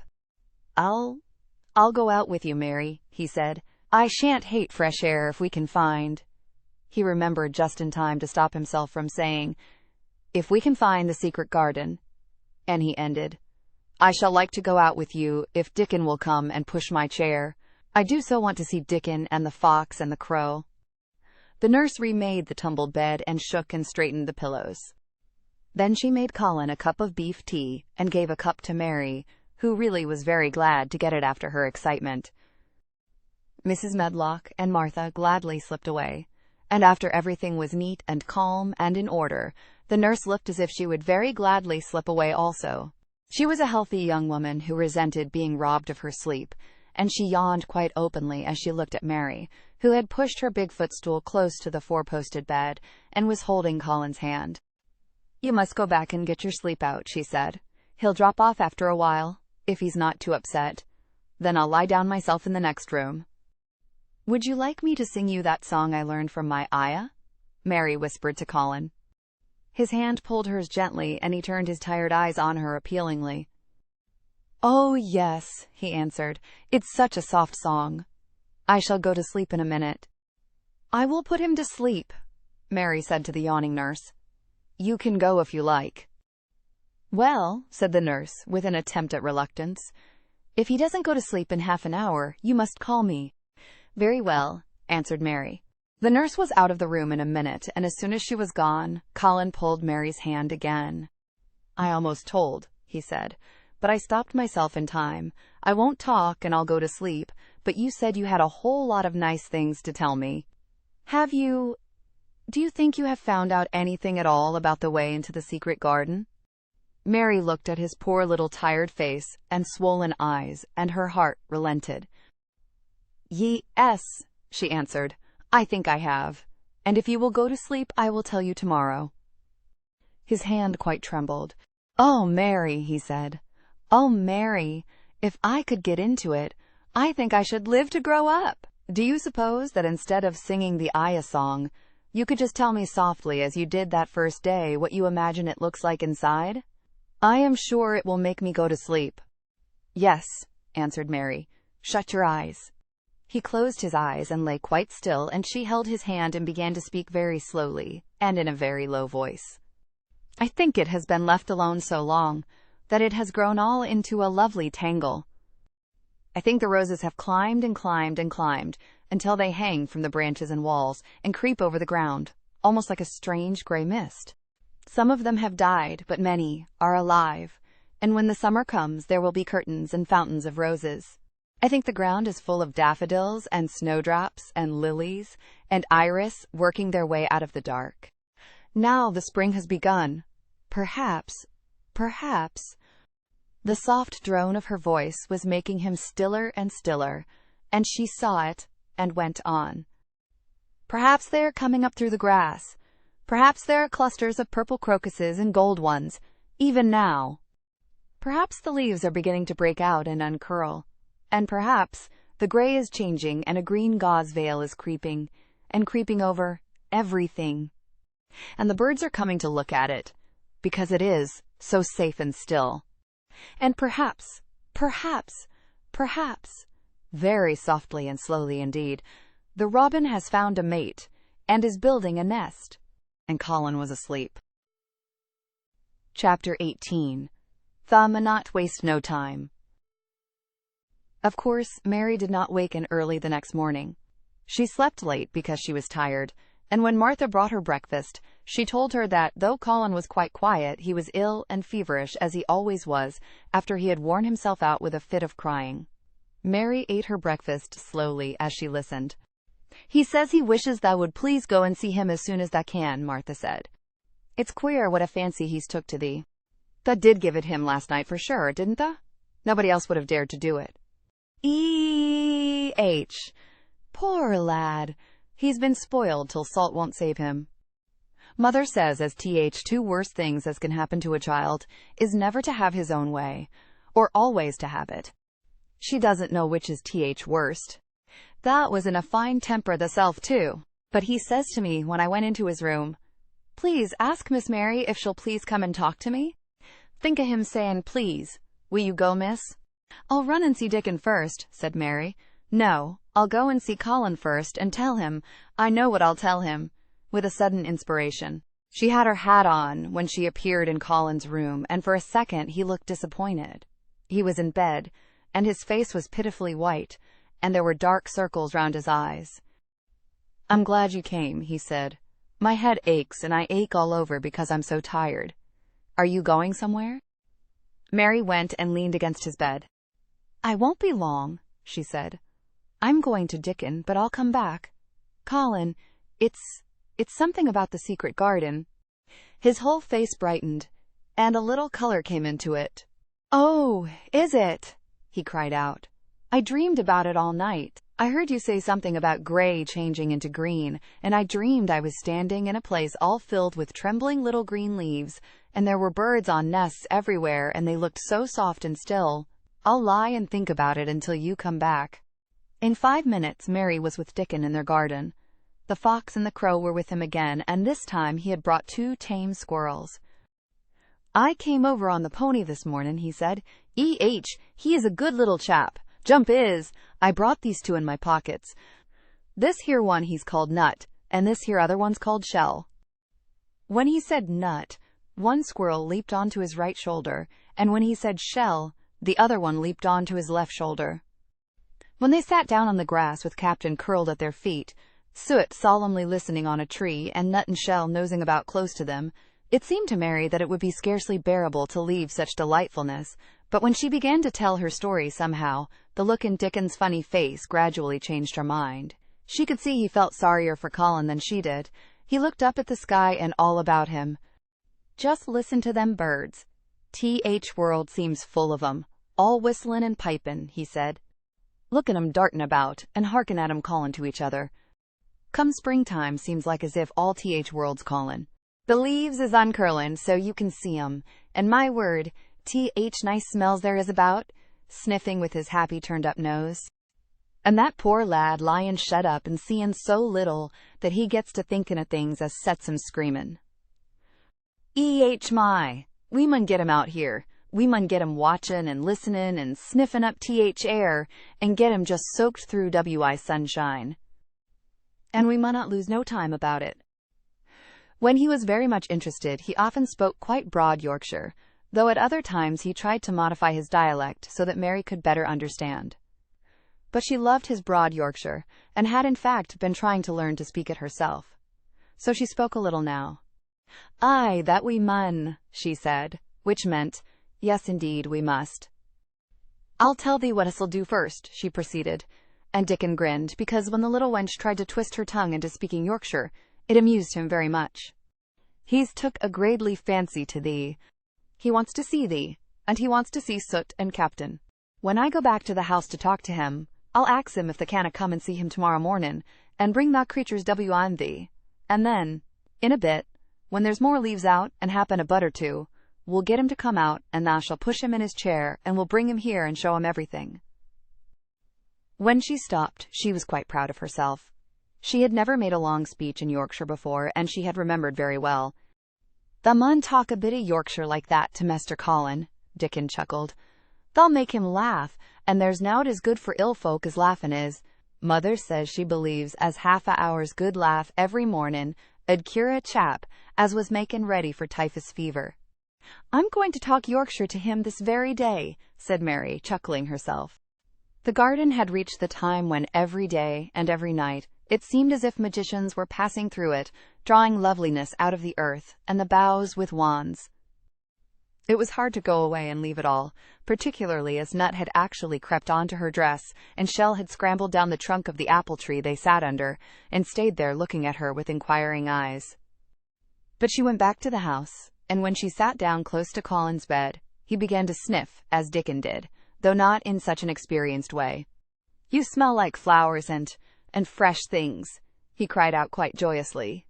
"What is it you smell of? It's cool and warm and sweet all at the same time." "It's wind from Moor," said Mary. "It comes a-sittin' on grass under a tree, Dickon and Captain and Soot and Nut and Shell. It's springtime and out-o-doors and sunshine as smells so gradely." She said it as broadly as she could, and you do not know how broadly Yorkshire sounds until you have heard someone speak it. Colin began to laugh. "What are you doing?" he said. "I never heard you talk like that before. How funny it sounds."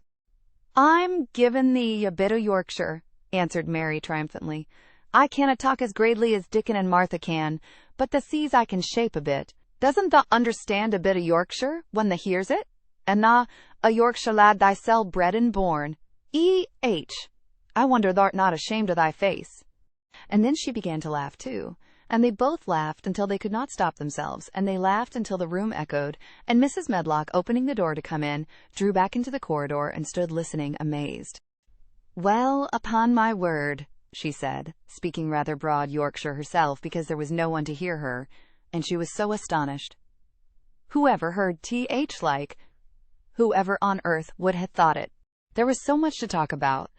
It seemed as if Colin could never hear enough of Dickon and Captain and Soot and Nut and Shell and the pony whose name was Jump. Mary had run round into the wood with Dickon to see Jump. He was a tiny little shaggy moor pony with thick locks hanging over his eyes, and with a pretty face and a nuzzling velvet nose. He was rather thin with living on moor grass, but he was as tough and wiry as if the muscle on his little legs had been made of steel springs.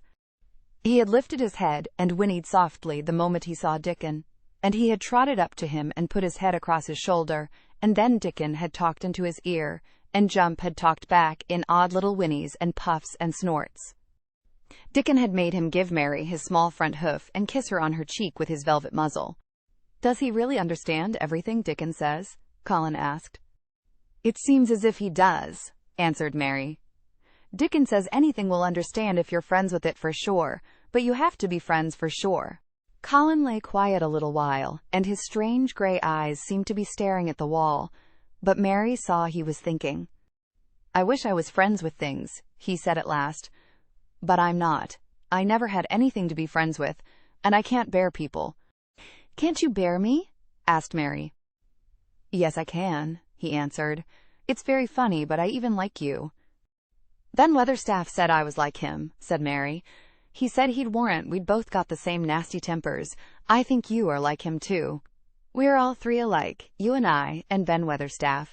He said we were neither of us much to look at, and we were as sour as we looked. But I don't feel as sour as I used to before I knew the Robin and Dickon." "Did you feel as if you hated people?" "Yes," answered Mary without any affectation. "I should have detested you if I had seen you before I saw the Robin and Dickon." Colin put out his thin hand and touched her. "Mary," he said, "I wish I hadn't said what I did about sending Dickon away. I hated you when you said he was like an angel, and I laughed at you, but perhaps he is. Well, it was rather funny to say it, she admitted frankly, because his nose does turn up, and he has a big mouth, and his clothes have patches all over them, and he talks broad Yorkshire. But, if an angel did come to Yorkshire and live on the moor, if there was a Yorkshire angel, I believe he'd understand the green things and know how to make them grow, and he would know how to talk to the wild creatures as Dickon does, and they'd know he was friends for sure. I shouldn't mind Dickon looking at me, said Colin. I want to see him. I'm glad you said that, answered Mary, because... Quite suddenly it came into her mind that this was the minute to tell him. Colin knew something new was coming. Because what? He cried eagerly. Mary was so anxious that she got up from her stool and came to him and caught hold of both his hands. Can I trust you? I trusted Dickon because birds trusted him. Can I trust you? For sure, she implored. Her face was so solemn that he almost whispered his answer. Yes. Well, Dickon will come to see you tomorrow morning, and he'll bring his creatures with him. Oh, Colin cried out in delight. But that's not all, Mary went on, almost pale with solemn excitement. The rest is better. There is a door into the garden. I found it. It is under the ivy on the wall. If he had been a strong, healthy boy, Colin would probably have shouted, Hooray! Hooray!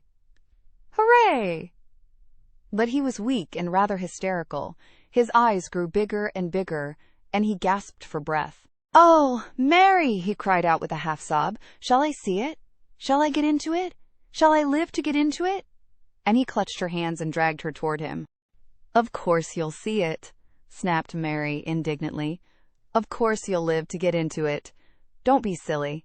And she was so unhysterical and natural and childish that she brought him to his senses, and he began to laugh at himself, and a few minutes afterward she was sitting on her stool again, telling him not what she imagined the secret garden to be like, but what it really was, and Colin's aches and tiredness were forgotten, and he was listening enraptured. It is just what you thought it would be, he said at last. It sounds just as if you had really seen it. You know I said that when you told me first. Mary hesitated about 2 minutes, and then boldly spoke the truth. I had seen it, and I had been in, she said. I found the key and got in weeks ago, but I daren't tell you. I daren't because I was so afraid I couldn't trust you, for sure. Chapter 19. It has come.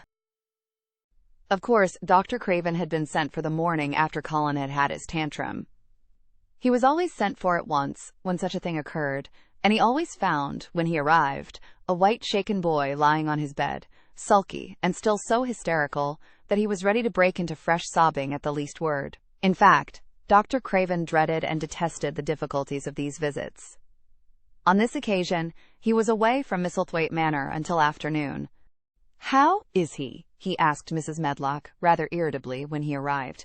He will break a blood vessel in one of those fits some day. The boy is half insane with hysteria and self-indulgence. Well, sir, answered Mrs. Medlock, you'll scarcely believe your eyes when you see him. That plain, sour-faced child that's almost as bad as himself has just bewitched him. How she's done it, there's no telling. The Lord knows she's nothing to look at, and you scarcely ever hear her speak, but she did what none of us dare do. She just flew at him like a little cat last night, and stamped her feet and ordered him to stop screaming, and somehow she startled him so that he actually did stop, and this afternoon, well, just come up and see, sir. It's past crediting. The scene which Dr. Craven beheld when he entered his patient's room was indeed rather astonishing to him. As Mrs. Medlock opened the door, he heard laughing and chattering. Colin was on his sofa in his dressing gown, and he was sitting up quite straight looking at a picture in one of the garden books, and talking to the plain child who at that moment could scarcely be called plain at all because her face was so glowing with enjoyment. Those long spires of blue ones? We'll have a lot of those, Colin was announcing. They're called Delphin IUMS. Dickon says they're larkspurs made big and grand, cried Mistress Mary. There are clumps there already. Then they saw Dr. Craven and stopped. Mary became quite still and Colin looked fretful. I'm sorry to hear you were ill last night, my boy. Dr. Craven said a trifle nervously. He was rather a nervous man. I'm better now, much better, Colin answered, rather like a Rajah. I'm going out in my chair in a day or two if it is fine. I want some fresh air. Dr. Craven sat down by him and felt his pulse and looked at him curiously. It must be a very fine day, he said, and you must be very careful not to tire yourself. Fresh air won't tire me, said the young Rajah. As there had been occasions when this same young gentleman had shrieked aloud with rage and had insisted that fresh air would give him cold and kill him, it is not to be wondered at that his doctor felt somewhat startled. I thought you did not like fresh air, he said. I don't when I am by myself, replied the Rajah, but my cousin is going out with me. And the nurse, of course, suggested Dr. Craven. No, I will not have the nurse. So magnificently that Mary could not help remembering how the young native prince had looked with his diamonds and emeralds and pearls stuck all over him, and the great rubies on the small dark hand he had waved to command his servants to approach with salams and receive his orders. My cousin knows how to take care of me. I am always better when she is with me. She made me better last night. A very strong boy, I know, will push my carriage. Dr. Craven felt rather alarmed.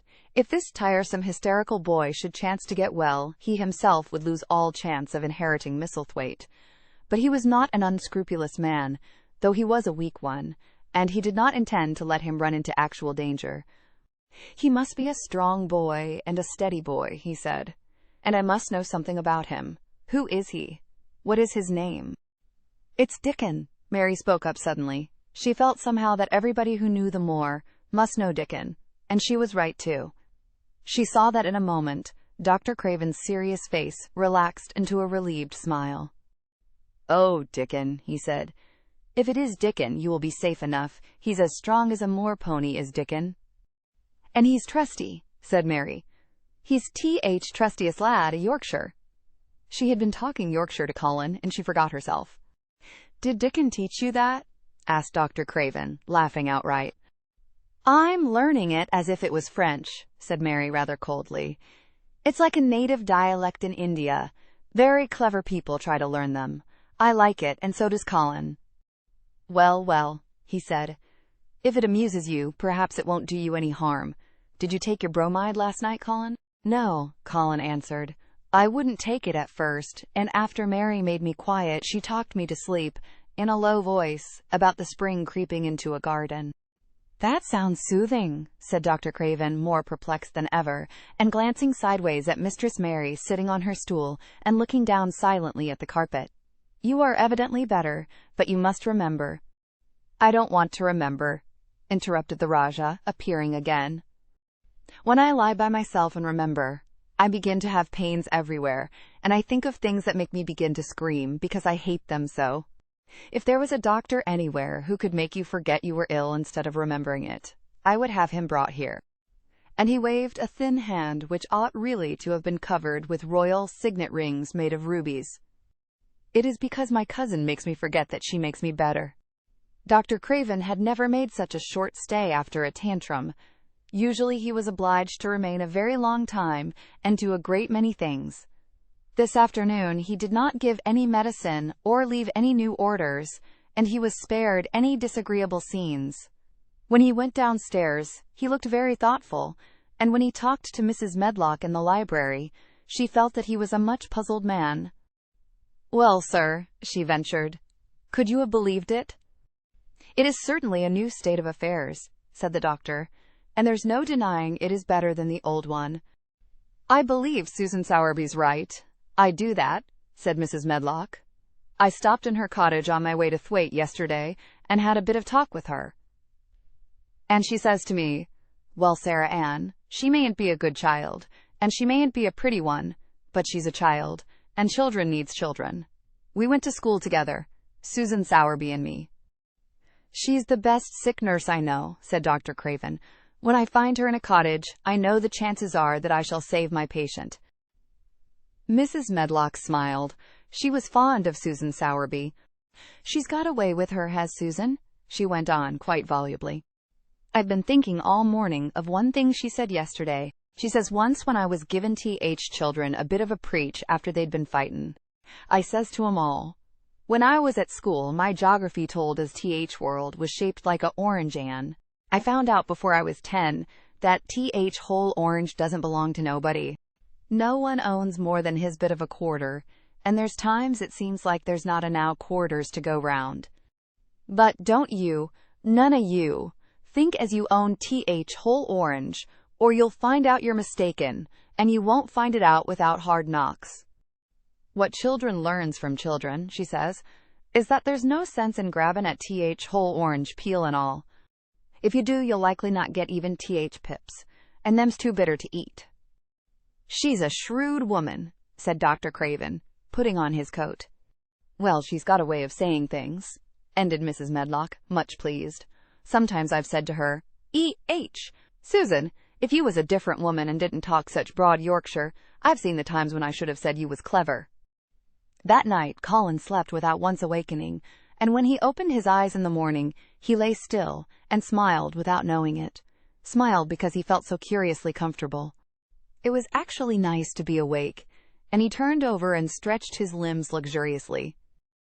He felt as if tight strings which had held him had loosened themselves and let him go. He did not know that Dr. Craven would have said that his nerves had relaxed and rested themselves. Instead of lying and staring at the wall and wishing he had not awakened, his mind was full of the plans he and Mary had made yesterday, of pictures of the garden, and of Dickon and his wild creatures.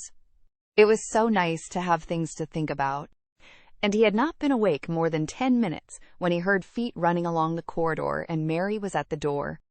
The next minute, she was in the room and had run across to his bed, bringing with her a waft of fresh air full of the scent of the morning. "You've been out! You've been out! There's that nice smell of leaves!" he cried. She had been running, and her hair was loose and blown, and she was bright with the air and pink-cheeked, though he could not see it. "It's so beautiful," she said, a little breathless with her speed. "You never saw anything so beautiful. It has come." "I thought it had come that other morning, but it was only coming. It is here now. It has come, the spring. Dickon says so." "Has it?"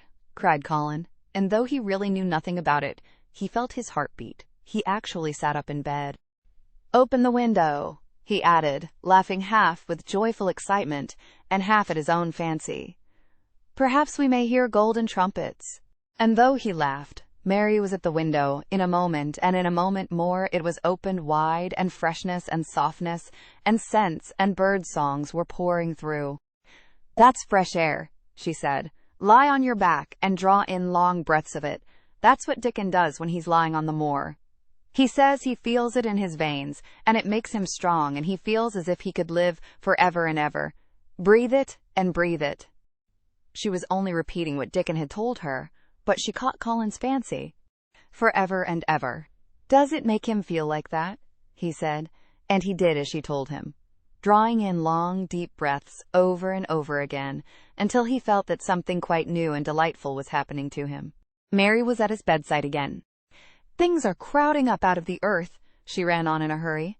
"And there are flowers uncurling and buds on everything, and the green veil has covered nearly all the gray, and the birds are in such a hurry about their nests, for fear they may be too late, that some of them are even fighting for places in the secret garden.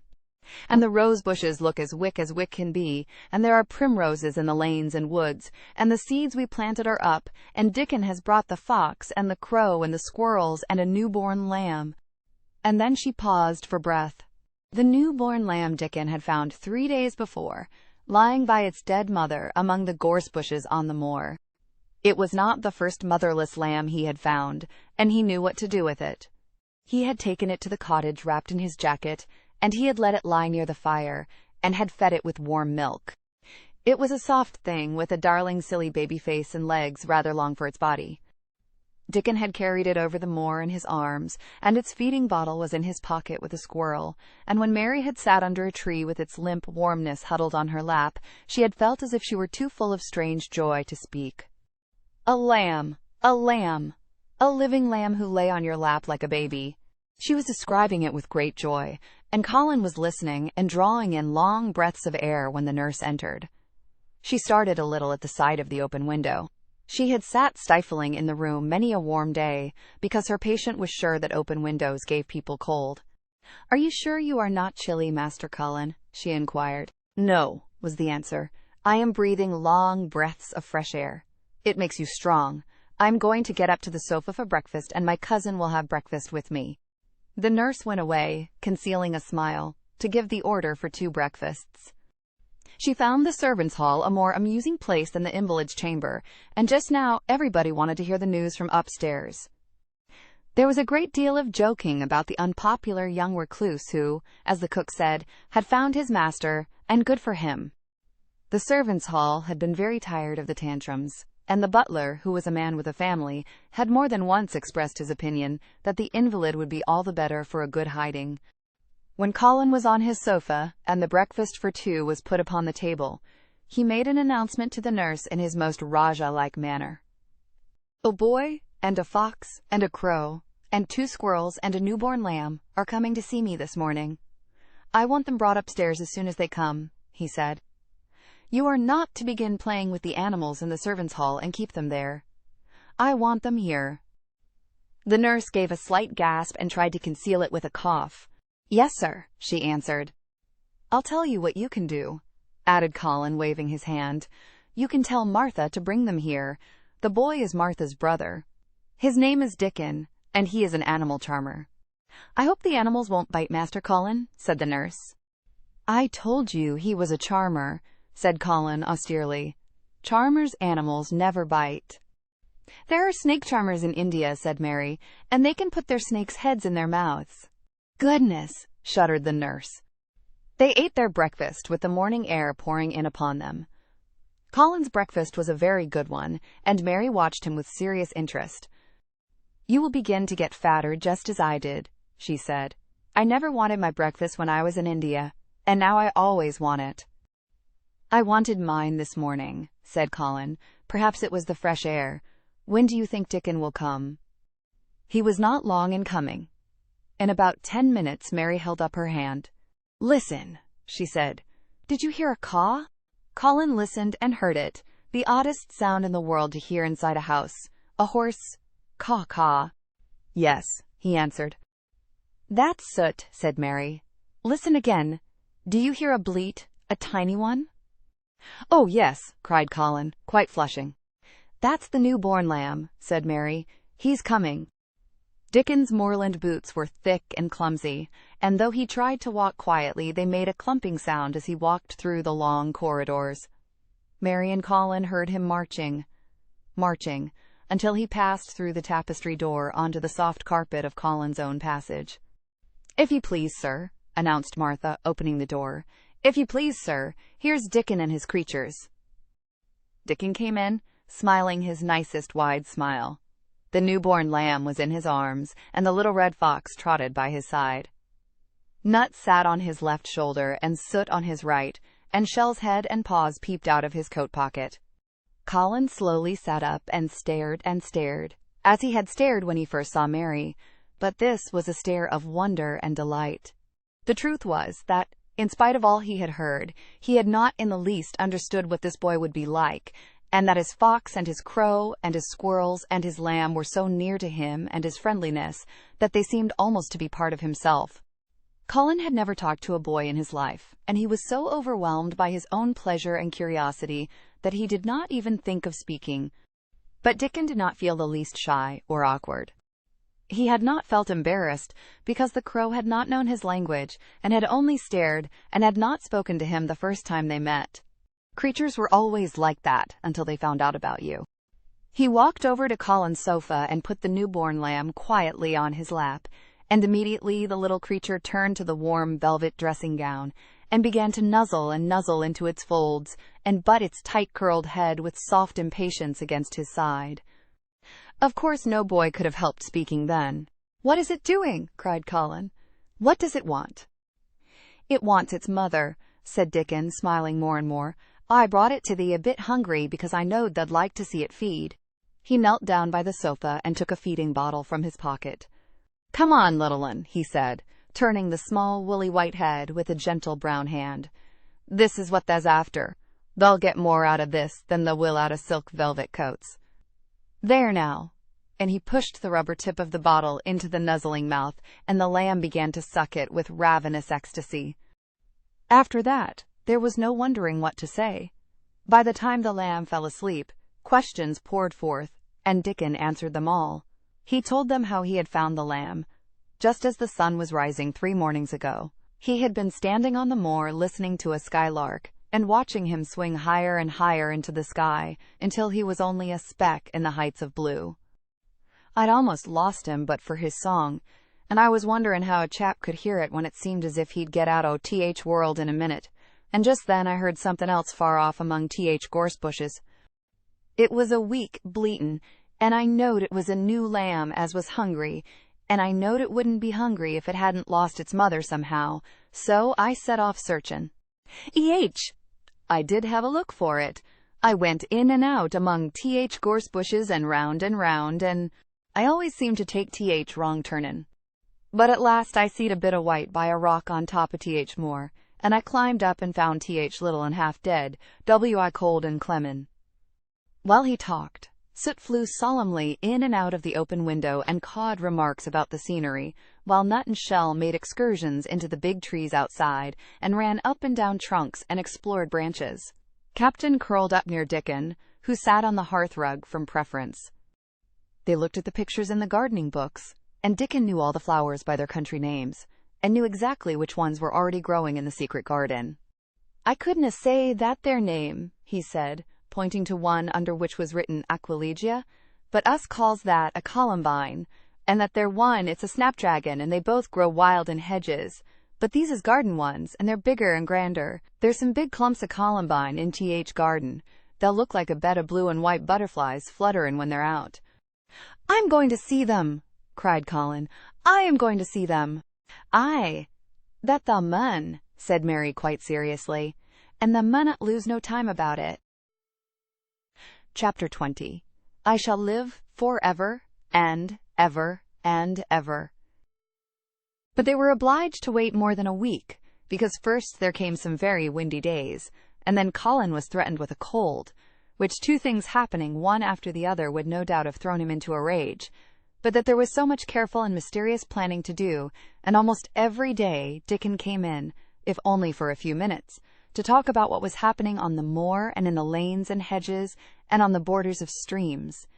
The things he had to tell about otters and badgers and water rats' houses, not to mention birds' nests and field mice in their burrows, were enough to make you almost tremble with excitement when you heard all the intimate details from an animal charmer and realized with what thrilling eagerness and anxiety the whole busy underworld was working. "They're same as us," said Dickon, "only they have to build their homes every year, and it keeps 'em so busy they fair scuffle to get 'em done." The most absorbing thing, however, was the preparations to be made before Colin could be transported with sufficient secrecy to the garden. No one must see the chair carriage, and Dickon and Mary, after they turned a certain corner of the shrubbery and entered upon the walk outside the ivied walls. As each day passed, Colin had become more and more fixed in his feeling that the mystery surrounding the garden was one of its greatest charms. Nothing must spoil that. No one must ever suspect that they had a secret. People must think that he was simply going out with Mary and Dickon because he liked them and did not object to their looking at him. They had long and quite delightful talks about their route. They would go up this path and down that one, and cross the other, and go round among the fountain flower beds, as if they were looking at the bedding out plants the head gardener, Mr. Roach, had been having arranged. That would seem such a rational thing to do that no one would think it at all mysterious. They would turn into the shrubbery walks and lose themselves until they came to the long walls. It was almost as serious and elaborately thought out as the plans of march made by great generals in time of war. Rumors of the new and curious things which were occurring in the invalids' apartments had of course filtered through the servants' hall into the stable yards and out among the gardeners, but notwithstanding this, Mr. Roach was startled one day when he received orders from Master Colin's room to the effect that he must report himself in the apartment no outsider had ever seen, as the invalid himself desired to speak to him. "Well, well," he said to himself as he hurriedly changed his coat. "What's to do now? His Royal Highness that wasn't to be looked at calling up a man he's never set eyes on." Mr. Roach was not without curiosity. He had never caught even a glimpse of the boy, and had heard a dozen exaggerated stories about his uncanny looks and ways, and his insane tempers.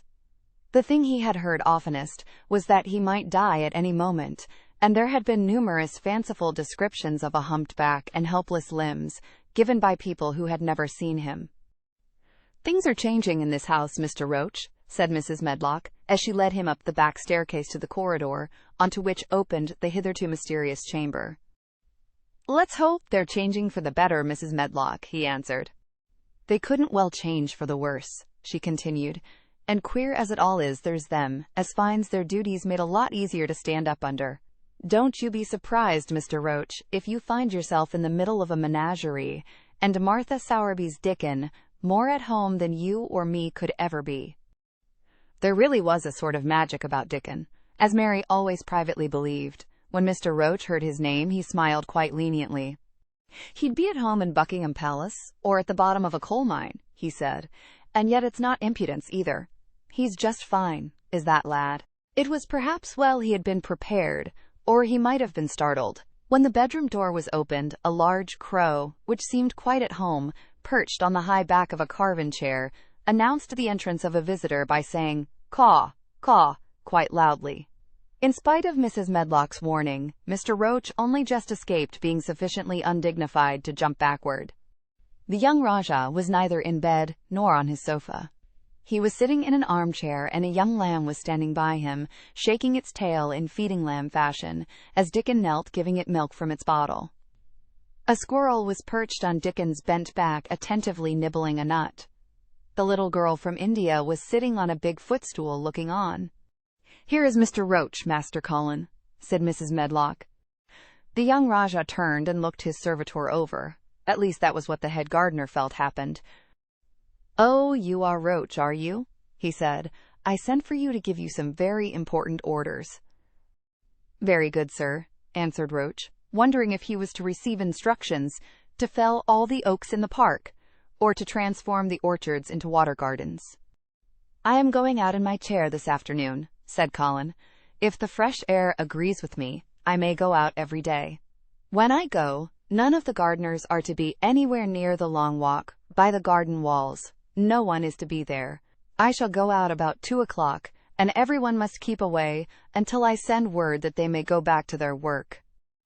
"Very good, sir," replied Mr. Roach, much relieved to hear that the oaks might remain, and that the orchards were safe. "Mary," said Colin, turning to her, "what is that thing you say in India when you have finished talking and want people to go?" "You say, 'You have my permission to go,'" answered Mary.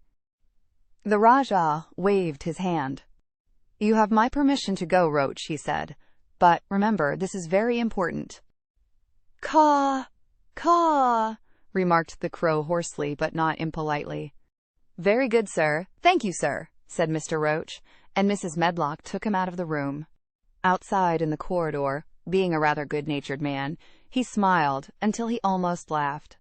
"My word," he said, "he's got a fine lordly way with him, hasn't he? You'd think he was a whole royal family rolled into one, prince consort and all." Protested Mrs. Medlock. "We've had to let him trample all over every one of us ever since he had feet, and he thinks that's what folks was born for." "Perhaps he'll grow out of it, if he lives," suggested Mr. Roach. "Well, there's one thing pretty sure," said Mrs. Medlock. "If he does live, and that Indian child stays here, I'll warrant she teaches him that the whole orange does not belong to him, as Susan Sowerby says, and he'll be likely to find out the size of his own quarter." Inside the room, Colin was leaning back on his cushions. "It's all safe now," he said. "And this afternoon I shall see it. This afternoon I shall be in it." Dickon went back to the garden with his creatures, and Mary stayed with Colin. She did not think he looked tired, but he was very quiet before their lunch came, and he was quiet while they were eating it. She wondered why, and asked him about it. "What big eyes you've got, Colin," she said. "When you are thinking they get as big as saucers. What are you thinking about now?" "I can't help thinking about what it will look like," he answered. "The garden?" asked Mary. "The springtime," he said. "I was thinking that I've really never seen it before. I scarcely ever went out, and when I did go, I never looked at it. I didn't even think about it." "I never saw it in India because there wasn't any," said Mary. Shut in and morbid as his life had been, Colin had more imagination than she had, and at least he had spent a good deal of time looking at wonderful books and pictures. That morning when you ran in and said, "It's come! It's come!" you made me feel quite queer. It sounded as if things were coming with a great procession, and big bursts and wafts of music. I have a picture like it in one of my books. Crowds of lovely people, and children with garlands and branches with blossoms on them, everyone laughing and dancing and crowding and playing on pipes. That was why I said, "Perhaps we shall hear golden trumpets," and told you to throw open the window. "How funny," said Mary. "That's really just what it feels like. And if all the flowers and leaves and green things and birds and wild creatures danced past at once, what a crowd it would be. I'm sure they'd dance and sing and flute, and that would be the wafts of music." They both laughed, but it was not because the idea was laughable, but because they both so liked it. A little later, the nurse made Colin ready. She noticed that instead of lying like a log while his clothes were put on, he sat up and made some efforts to help himself, and he talked and laughed with Mary all the time. "This is one of his good days, sir," she said to Dr. Craven, who dropped in to inspect him. "He's in such good spirits that it makes him stronger." "I'll call in again later in the afternoon, after he has come in," said Dr. Craven. "I must see how the going out agrees with him. I wish," in a very low voice, "that he would let you go with him." "I'd rather give up the case this moment, sir, than even stay here while it's suggested," answered the nurse with sudden firmness. "I hadn't really decided to suggest it," said the doctor, with his slight nervousness. "We'll try the experiment. Dickon's a lad I'd trust with a newborn child." The strongest footman in the house carried Colin downstairs and put him in his wheeled chair, near which Dickon waited outside. After the manservant had arranged his rugs and cushions, the Rajah waved his hand to him and to the nurse. "You have my permission to go," he said, and they both disappeared quickly, and it must be confessed giggled when they were safely inside the house. Dickon began to push the wheeled chair slowly and steadily. Mistress Mary walked beside it, and Colin leaned back and lifted his face to the sky. The arch of it looked very high, and the small snowy clouds seemed like white birds floating on outspread wings below its crystal blueness. The wind swept in soft big breaths down from the moor, and was strange with a wild, clear-scented sweetness.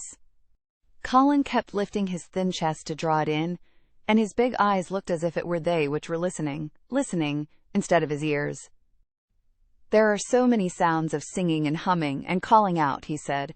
"What is that scent the puffs of wind bring?" "It's gorse on Moor that's open and out," answered Dickon. "THBs are at it wonderful today." Not a human creature was to be caught sight of in the paths they took. In fact, every gardener or gardener's lad had been witched away. But they wound in and out among the shrubbery, and out and round the fountain beds, following their carefully planned route for the mere mysterious pleasure of it. But when at last they turned into the long walk by the ivied walls, the excited sense of an approaching thrill made them, for some curious reason they could not have explained, begin to speak in whispers. "This is it," breathed Mary. "This is where I used to walk up and down, and wonder and wonder." "Is it?" cried Colin, and his eyes began to search the ivy with eager curiousness. "But I can see nothing," he whispered. "There is no door." "That's what I thought," said Mary. Then there was a lovely, breathless silence, and the chair wheeled on. "That is the garden where Ben Weatherstaff works," said Mary. "Is it?" said Colin. A few yards more, and Mary whispered again. "This is where the robin flew over the wall," she said. "Is it?" cried Colin. "Oh, I wish he'd come again." "And that," said Mary with solemn delight, pointing under a big lilac bush, "is where he perched on the little heap of earth and showed me the key." Then Colin sat up. "Where? There?" he cried, and his eyes were as big as the wolf's in Red Riding Hood, when Red Riding Hood felt called upon to remark on them. Dickon stood still, and the wheeled chair stopped. "And this," said Mary, stepping onto the bed close to the ivy, "is where I went to talk to him when he chirped at me from the top of the wall. And this is the ivy the wind blew back," and she took hold of the hanging green curtain. "Oh, is it?" gasped Colin. "And here is the handle, and here is the door. Dickon, push him in quickly." and Dickon did it with one strong, steady, splendid push. But Colin had actually dropped back against his cushions, even though he gasped with delight, and he had covered his eyes with his hands, and held them there, shutting out everything until they were inside, and the chair stopped, as if by magic, and the door was closed. Not till then did he take them away, and look round and round and round, as Dickon and Mary had done. And over walls and earth and trees and swinging sprays and tendrils the fair green veil of tender little leaves had crept, and in the grass under the trees and the grey urns in the alcoves, and here and there everywhere were touches or splashes of gold and purple and white, and the trees were showing pink and snow above his head, and there were fluttering of wings and faint sweet pipes and humming and scents, and the sun fell warm upon his face, like a hand with a lovely touch. And in wonder, Mary and Dickon stood and stared at him. He looked so strange and different, because a pink glow of color had actually crept all over him, ivory face and neck and hands and all. "I shall get well! I shall get well!" he cried out. "Mary, Dickon, I shall get well, and I shall live for ever and ever and ever!" Chapter 21. Then Weatherstaff. One of the strange things about living in the world is that it is only now and then one is quite sure one is going to live for ever and ever and ever.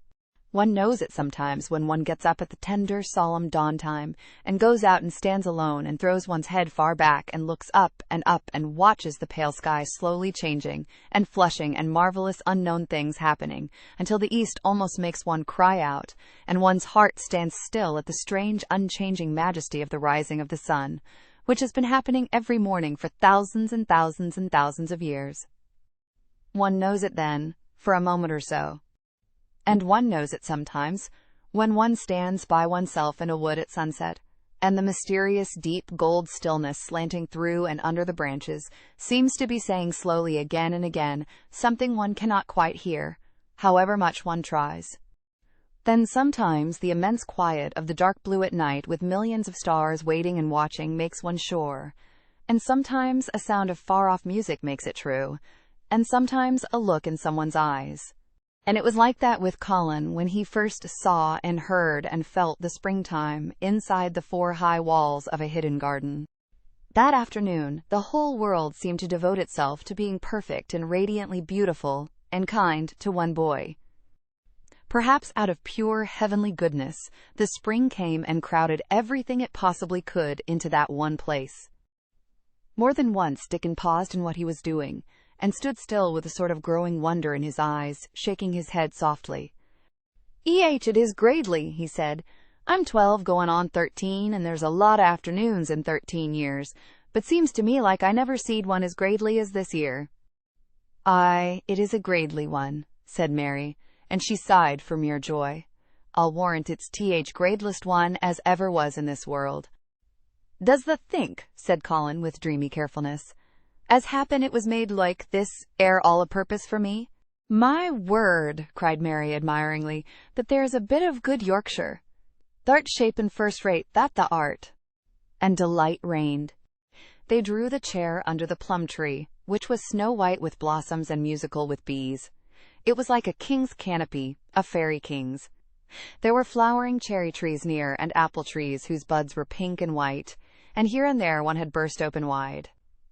Between the blossoming branches of the canopy, bits of blue sky looked down like wonderful eyes. Mary and Dickon worked a little here and there, and Colin watched them. They brought him things to look at. Buds which were opening, buds which were tight closed, bits of twig whose leaves were just showing green, the feather of a woodpecker which had dropped on the grass, the empty shell of some bird early hatched. Dickon pushed the chair slowly round and round the garden, stopping every other moment to let him look at wonders springing out of the earth or trailing down from trees. It was like being taken in state round the country of a magic king and queen and shown all the mysterious riches it contained. "I wonder if we shall see the robin," said Colin. "Tha'll see him often enow after a bit," answered Dickon. "When eggs hatches out little chap, he'll be kep so busy it'll make his head swim." Thou'll see him flying backward and forward, carrying worms nigh as big as himsel, and that much noise going on in nest when he gets there as fair flusters him, so as he scarce knows which big mouth to drop first piece in. And gaping beaks and squawks on every side. Mother says as when she sees work a robin has to keep them gaping beaks filled, she feels like she was a lady with nothing to do. She says she's seen little chaps when it seemed like sweat must be dropping off 'em, though folk can't see it.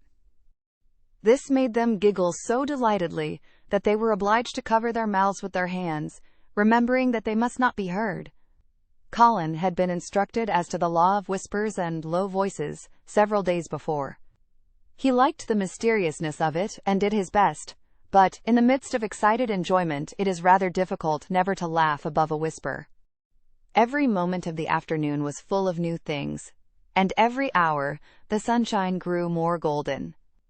The wheeled chair had been drawn back under the canopy, and Dickon had sat down on the grass and had just drawn out his pipe when Colin saw something he had not had time to notice before. "That's a very old tree over there, isn't it?" he said. Dickon looked across the grass at the tree, and Mary looked, and there was a brief moment of stillness. "Yes," answered Dickon after it, and his low voice had a very gentle sound. Mary gazed at the tree and thought. "The branches are quite grey, and there's not a single leaf anywhere," Colin went on. "It's quite dead, isn't it?" "Aye," admitted Dickon. "But them roses as has climbed all over it will near hide every bit o' dead wood when they're full o' leaves and flowers. It won't look dead then, it'll be prettiest of all." Mary still gazed at the tree and thought. "It looks as if a big branch had been broken off," said Colin. "I wonder how it was done." "It's been done many a year," answered Dickon. With a sudden relieved start, and laying his hand on Colin. "Look at that robin! There he is! He's been foraging for his mate." Colin was almost too late, but he just caught sight of him, the flash of red-breasted bird with something in his beak. He darted through the greenness and into the close-grown corner, and was out of sight. Colin leaned back on his cushion again, laughing a little. "He's taking her tea to her. Perhaps it's 5 o'clock. I think I'd like some tea myself." And so they were safe.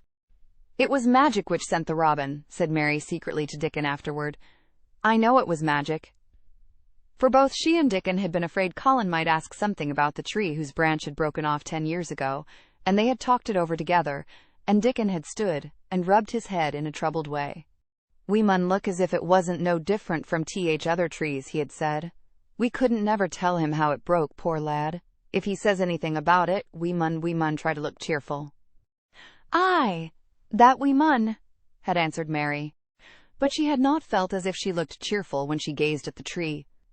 She wondered and wondered in those few moments if there was any reality in that other thing Dickon had said.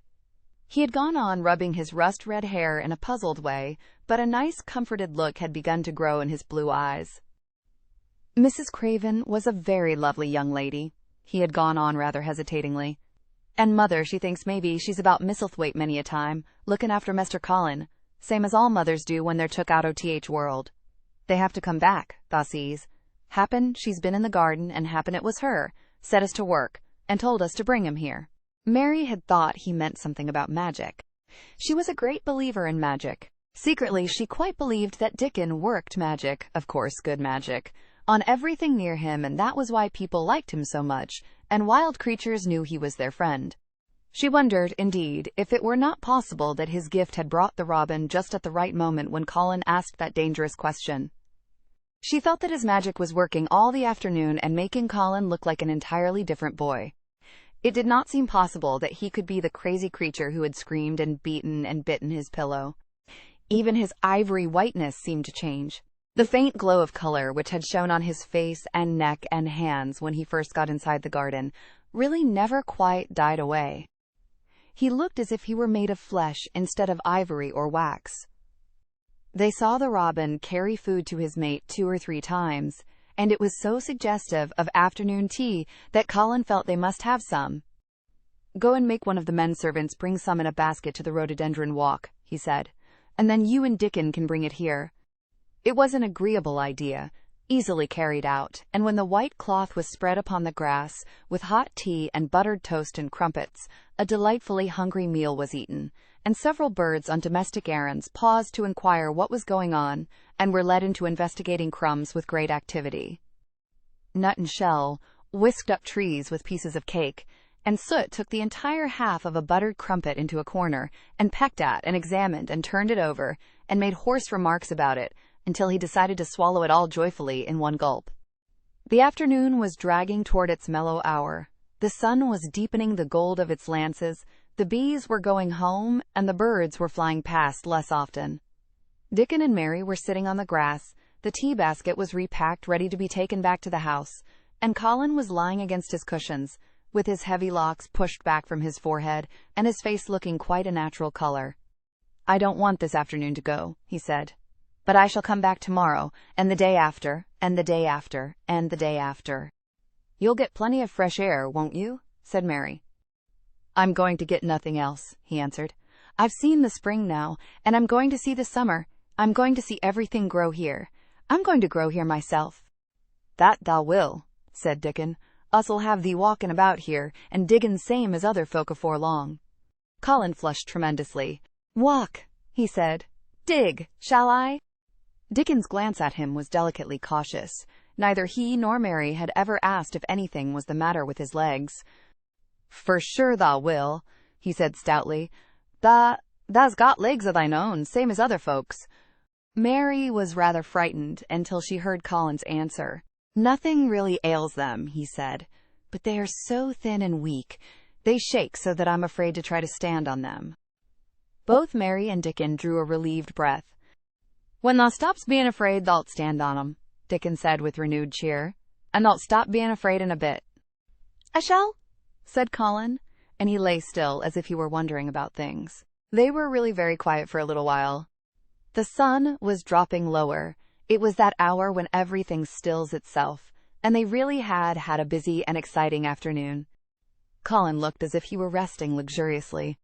Even the creatures had ceased moving about and had drawn together and were resting near them. Soot had perched on a low branch and drawn up one leg and dropped the gray film drowsily over his eyes. Mary privately thought he looked as if he might snore in a minute. In the midst of this stillness, it was rather startling when Colin half lifted his head and exclaimed in a loud, suddenly alarmed whisper, "Who is that man?" Dickon and Mary scrambled to their feet. "Man!" they both cried in low, quick voices. Colin pointed to the high wall. "Look," he whispered excitedly. "Just look."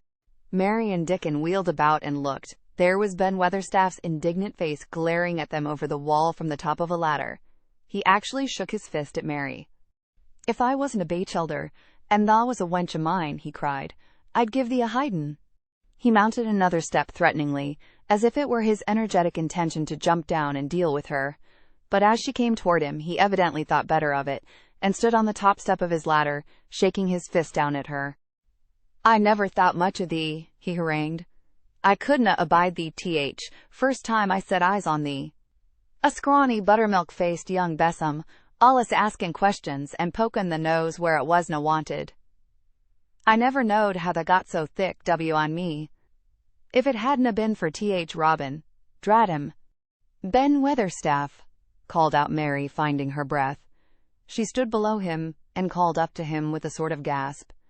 "Ben Weatherstaff, it was the Robin who showed me the way." Then it did seem as if Ben really would scramble down on her side of the wall, he was so outraged. "The young bad un," he called down at her, "layin' the badness on a Robin, not but what he's impudent enow for anythin'. Him showin' the way, him E.H. The young nowt." She could see his next words burst out because he was overpowered by curiosity. "However in this world did tha get in?" "It was the Robin who showed me the way," she protested obstinately. "He didn't know he was doing it, but he did. And I can't tell you from here while you're shaking your fist at me." He stopped shaking his fist very suddenly at that very moment, and his jaw actually dropped as he stared over her head at something he saw coming over the grass toward him. At the first sound of his torrent of words, Colin had been so surprised that he had only sat up and listened as if he were spellbound. But in the midst of it he had recovered himself, and beckoned imperiously to Dickon. "Wheel me over there," he commanded. "Wheel me quite close and stop right in front of him. And this, if you please." This is what Ben Weatherstaff beheld, and which made his jaw drop. A wheeled chair with luxurious cushions and robes which came toward him, looking rather like some sort of state coach because a young Rajah leaned back in it, with royal command in his great black-rimmed eyes, and a thin white hand extended haughtily toward him. And it stopped right under Ben Weatherstaff's nose. It was really no wonder his mouth dropped open. "Do you know who I am?" demanded the Rajah. How Ben Weatherstaff stared! His red old eyes fixed themselves on what was before him as if he were seeing a ghost. He gazed and gulped a lump down his throat, and did not say a word. "Do you know who I am?" demanded Colin still more imperiously. "Answer!" Ben Weatherstaff put his gnarled hand up and passed it over his eyes and over his forehead, and then he did answer in a queer, shaky voice. "Who the art?" he said. "Aye, that I do. I'm the mother's eyes staring at me out of the face. Lord knows how to come here. But th'art poor cripple." Colin forgot that he had ever had a back. His face flushed scarlet, and he sat bolt upright. "I'm not a cripple," he cried out furiously. "I'm not." "He's not," cried Mary, almost shouting up the wall in her fierce indignation. "He's not got a lump as big as a pin. I looked, and there was none there, not one." Ben Weatherstaff passed his hand over his forehead again and gazed as if he could never gaze enough. His hand shook, and his mouth shook, and his voice shook. He was an ignorant old man, and a tactless old man, and he could only remember the things he had heard. The hasn't got a crooked back?" he said hoarsely. "No!" shouted Colin. The hasn't got crooked legs?" quavered Ben more hoarsely yet. It was too much. The strength which Colin usually threw into his tantrums rushed through him now in a new way. Never yet had he been accused of crooked legs, even in whispers, and the perfectly simple belief in their existence, which was revealed by Ben Weatherstaff's voice, was more than Rajah flesh and blood could endure. His anger and insulted pride made him forget everything but this one moment, and filled him with a power he had never known before, an almost unnatural strength. "Come here!" he shouted to Dickon, and he actually began to tear the coverings off his lower limbs and disentangle himself. Come here, this minute!" Dickon was by his side in a second. Mary caught her breath in a short gasp, and felt herself turn pale. "He can do it! He can do it! He can do it! He can!" she gabbled over to herself under her breath as fast as ever she could. There was a brief, fierce scramble. The rugs were tossed onto the ground. Dickon held Colin's arm. The thin legs were out. The thin feet were on the grass. Colin was standing, upright, as straight as an arrow and looking strangely tall, his head thrown back and his strange eyes flashing lightning. "Look at me!" he flung up at Ben Weatherstaff. "Just look at me! You! Just look at me! He's as straight as I am!" cried Dickon. "He's as straight as any lad o' Yorkshire." What Ben Weatherstaff did, Mary thought queer beyond measure. He choked and gulped, and suddenly tears ran down his weather-wrinkled cheeks as he struck his old hands together. He burst forth. Lies folk tells. Th'art as thin as a lath and as white as a wraith, but there's not a knob on thee. Thou'lt make a mon yet.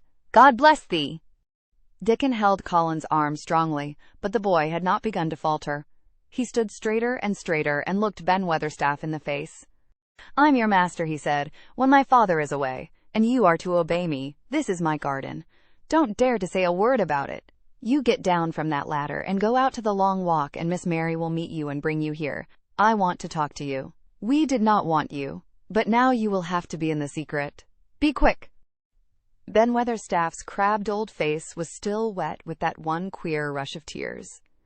It seemed as if he could not take his eyes from thin, straight Colin standing on his feet with his head thrown back. Lad," he almost whispered. My lad." And then, remembering himself, he suddenly touched his hat gardener fashion and said, Yes, sir, and obediently disappeared as he descended the ladder. Chapter 22. When the sun went down. When his head was out of sight, Colin turned to Mary. "Go and meet him," he said. and Mary flew across the grass to the door under the ivy. Dickon was watching him with sharp eyes. There were scarlet spots on his cheeks, and he looked amazing, but he showed no signs of falling. "I can stand," he said, and his head was still held up, and he said it quite grandly. "I told thee thou could as soon as thou stopped being afraid," answered Dickon. "And thou's stopped." "Yes, I've stopped," said Colin. Then suddenly he remembered something Mary had said. "Are you making magic?" he asked sharply. Dickon's curly mouth spread in a cheerful grin. "Thou's doin' magic thysel," he said. "It's same magic as made these 'ere work out o' th earth," and he touched with his thick boot a clump of crocuses in the grass. Colin looked down at them. "Aye," he said slowly, "there couldna be bigger magic than that there couldna be." He drew himself up straighter than ever.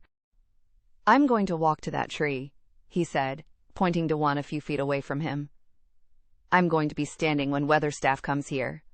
I can rest against the tree if I like. When I want to sit down, I will sit down, but not before. Bring a rug from the chair." He walked to the tree, and though Dickon held his arm, he was wonderfully steady. When he stood against the tree trunk, it was not too plain that he supported himself against it, and he still held himself so straight that he looked tall. When Ben Weatherstaff came through the door in the wall, he saw him standing there, and he heard Mary muttering something under her breath. "What art sayin'?" he asked rather testily, because he did not want his attention distracted from the long, thin, straight boy figure and proud face. But she did not tell him. What she was saying was this: "You can do it! You can do it! I told you you could! You can do it! You can do it! You can!" She was saying it to Colin because she wanted to make magic and keep him on his feet looking like that. She could not bear that he should give in before Ben Weatherstaff.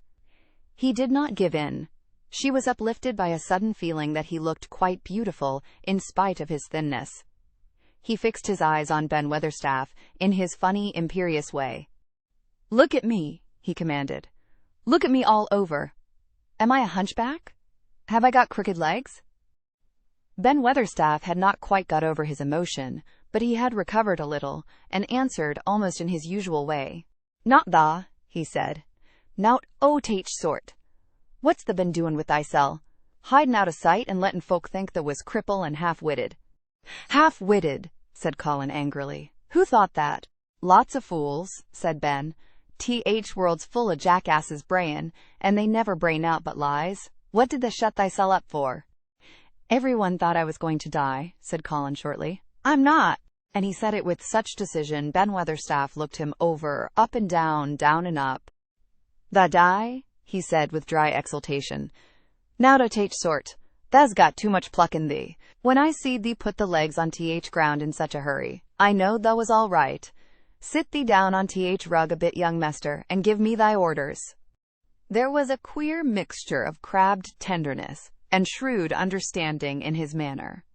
Mary had poured out speech as rapidly as she could as they had come down the long walk. The chief thing to be remembered, she had told him, was that Colin was getting well.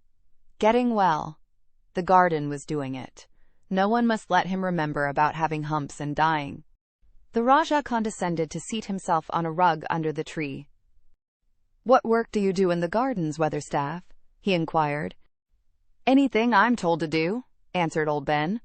"I'm KEP on by favor, because she liked me." "She?" said Colin. "The mother," answered Ben Weatherstaff. "My mother?" said Colin, and he looked about him quietly. This was her garden, wasn't it?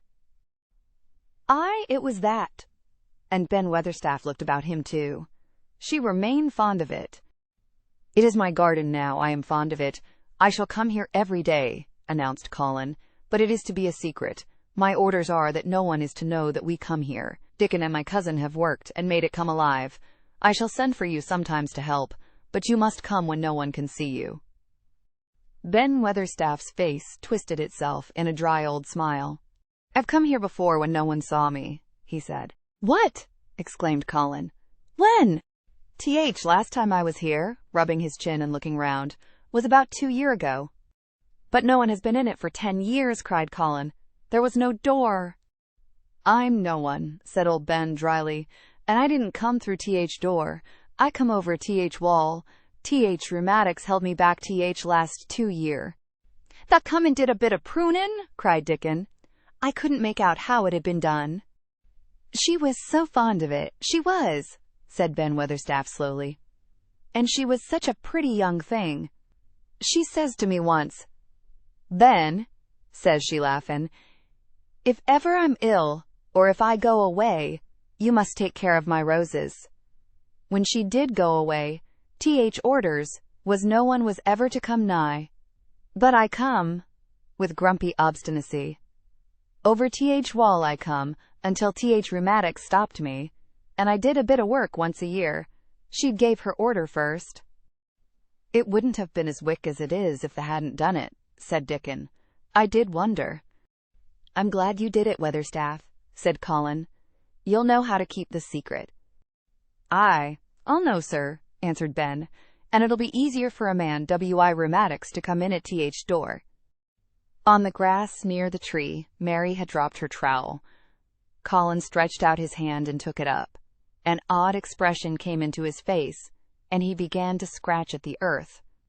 His thin hand was weak enough, but presently as they watched him, Mary with quite breathless interest, he drove the end of the trowel into the soil and turned some over. You can do it, said Mary to herself. I tell you, you can. Dickon's round eyes were full of eager curiousness, but he said not a word. Ben Weatherstaff looked on with interested face. Colin persevered. After he had turned a few trowelfuls of soil, he spoke exultantly to Dickon in his best Yorkshire. Tha said as that have me walking about here same as other folk, and tha said that have me diggin'. I thought that was just leein' to please me. This is only th first day, and I've walked, and here I am diggin'. Ben Weatherstaff's mouth fell open again when he heard him, but he ended by chuckling. He said. That sounds as if tha'd got wits enow. Tha'rt a Yorkshire lad for sure. And tha'rt diggin' too. How'd thou like to plant a bit of something? I can get thee a rose in a pot. Go and get it, said Colin, digging excitedly. Quick, quick!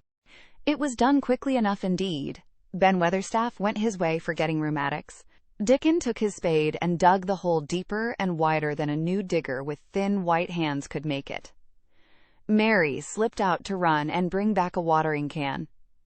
When Dickon had deepened the hole, Colin went on, turning the soft earth over and over. He looked up at the sky, flushed and glowing with the strangely new exercise, slight as it was. I want to do it before the sun goes quite down, he said. Mary thought that perhaps the sun held back a few minutes just on purpose. Ben Weatherstaff brought the rose in its pot from the greenhouse. He hobbled over the grass as fast as he could. He had begun to be excited, too. He knelt down by the hole and broke the pot from the mold. Here, lad, he said, handing the plant to Colin. Set it in the earth thysel, same as Th King does when he goes to a new place. The thin white hands shook a little, and Colin's flush grew deeper as he set the rose in the mold and held it while old Ben made firm the earth. It was filled in and pressed down and made steady. Mary was leaning forward on her hands and knees. Soot had flown down and marched forward to see what was being done. Nut and Shell chattered about it from a cherry tree. It's planted, said Colin at last, and the sun is only slipping over the edge. Help me up, Dickon. I want to be standing when it goes. That's part of the magic. And Dickon helped him, and the magic, or whatever it was, so gave him strength that when the sun did slip over the edge and end the strange lovely afternoon for them, there he actually stood on his 2 feet, laughing. Chapter 23. Magic. Dr. Craven had been waiting some time at the house when they returned to it. He had indeed begun to wonder if it might not be wise to send someone out to explore the garden paths. When Colin was brought back to his room, the poor man looked him over seriously. You should not have stayed so long, he said. You must not overexert yourself. I am not tired at all, said Colin. It has made me well. Tomorrow I am going out in the morning as well as in the afternoon. I am not sure that I can allow it, answered Dr. Craven. I am afraid it would not be wise. It would not be wise to try to stop me, said Colin quite seriously. I am going. Even Mary had found out that one of Colin's chief peculiarities was that he did not know in the least what a rude little brute he was with his way of ordering people about. He had lived on a sort of desert island all his life, and as he had been the king of it, he had made his own manners, and had had no one to compare himself with. Mary had indeed been rather like him herself, and since she had been at Misselthwaite had gradually discovered that her own manners had not been of the kind which is usual or popular. Having made this discovery, she naturally thought it of enough interest to communicate to Colin. So she sat and looked at him curiously for a few minutes after Dr. Craven had gone. She wanted to make him ask her why she was doing it, and of course she did. "What are you looking at me for?" he said. "I'm thinking that I am rather sorry for Dr. Craven." "So am I," said Colin calmly, but not without an air of some satisfaction. "He won't get Misselthwaite at all now I'm not going to die." "I'm sorry for him because of that, of course," said Mary. "But I was thinking just then that it must have been very horrid to have had to be polite for 10 years to a boy who was always rude. I would never have done it." "Am I rude?" Colin inquired undisturbedly. "If you had been his own boy, and he had been a slapping sort of man," said Mary, "he would have slapped you." "But he daren't," said Colin. "No, he daren't," answered Mistress Mary, thinking the thing out quite without prejudice. "Nobody ever dared to do anything you didn't like, because you were going to die and things like that. You were such a poor thing." "But," announced Colin stubbornly, "I am not going to be a poor thing. I won't let people think I'm one. I stood on my feet this afternoon." "It is always having your own way that has made you so queer," Mary went on, thinking aloud. Colin turned his head, frowning. "Am I queer?" he demanded. "Yes," answered Mary, "very. But you needn't be cross," she added impartially, "because so am I queer, and so is Ben Weatherstaff. But I am not as queer as I was before I began to like people and before I found the garden." "I don't want to be queer," said Colin. "I am not going to be." And he frowned again with determination. He was a very proud boy. He lay thinking for a while, and then Mary saw his beautiful smile begin and gradually change his whole face. "I shall stop being queer," he said, "if I go every day to the garden. There is magic in there. Good magic, you know, Mary. I am sure there is." "So am I," said Mary. "Even if it isn't real magic," Colin said, "we can pretend it is. Something is there. Something." "It's magic," said Mary, "but not black. It's as white as snow." They always called it magic, and indeed it seemed like it in the months that followed, the wonderful months, the radiant months, the amazing ones. Oh, the things which happened in that garden! If you have never had a garden, you cannot understand, and if you have had a garden, you will know that it would take a whole book to describe all that came to pass there.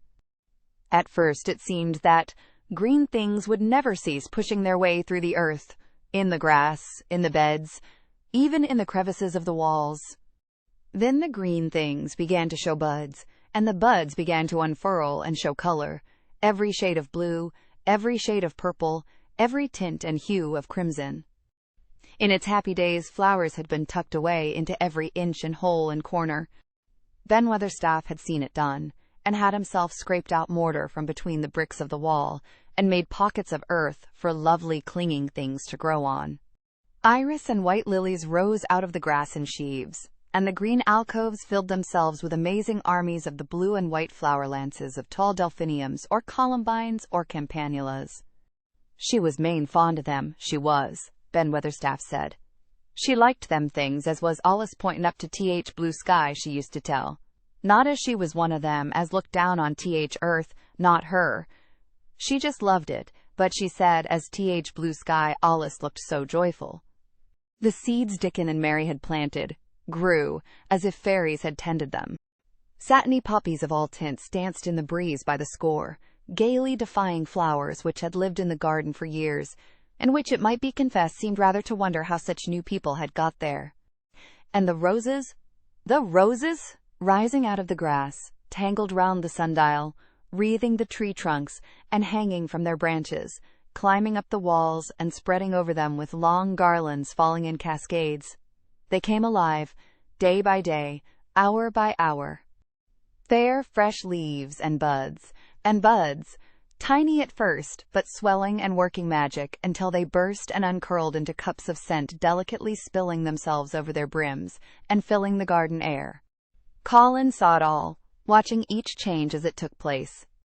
Every morning he was brought out, and every hour of each day when it didn't rain he spent in the garden. Even gray days pleased him. He would lie on the grass, watching things growing, he said. If you watched long enough, he declared, you could see buds unsheath themselves. Also, you could make the acquaintance of strange, busy insect things running about on various unknown but evidently serious errands, sometimes carrying tiny scraps of straw, or feather, or food, or climbing blades of grass, as if they were trees from whose tops one could look out to explore the country. A mole throwing up its mound at the end of its burrow, and making its way out at last with the long-nailed paws which looked so like elfish hands, had absorbed him one whole morning. Ants' ways, beetles' ways, bees' ways, frogs' ways, birds' ways, plants' ways, gave him a new world to explore, and when Dickon revealed them all, and added foxes' ways, otters' ways, ferrets' ways, squirrels' ways, and trouts and water rats and badgers' ways, there was no end to the things to talk about and think over. And this was not the half of the magic. The fact that he had really once stood on his feet had set Colin thinking tremendously, and when Mary told him of the spell she had worked, he was excited and approved of it greatly. He talked of it constantly. Of course there must be lots of magic in the world, he said wisely one day, but people don't know what it is like or how to make it. Perhaps the beginning is just to say, nice things are going to happen until you make them happen. I am going to try an experiment. The next morning, when they went to the secret garden, he sent at once for Ben Weatherstaff. Ben came as quickly as he could, and found the Rajah standing on his feet under a tree, and looking very grand but also very beautifully smiling. "Good morning, Ben Weatherstaff," he said. "I want you and Dickon and Miss Mary to stand in a row and listen to me, because I am going to tell you something very important." "Aye, aye, sir," answered Ben Weatherstaff, touching his forehead. One of the long-concealed charms of Ben Weatherstaff was that in his boyhood he had once run away to sea and had made voyages. So he could reply like a sailor. "I am going to try a scientific experiment," explained the Rajah. "When I grow up, I am going to make great scientific discoveries, and I am going to begin now with this experiment."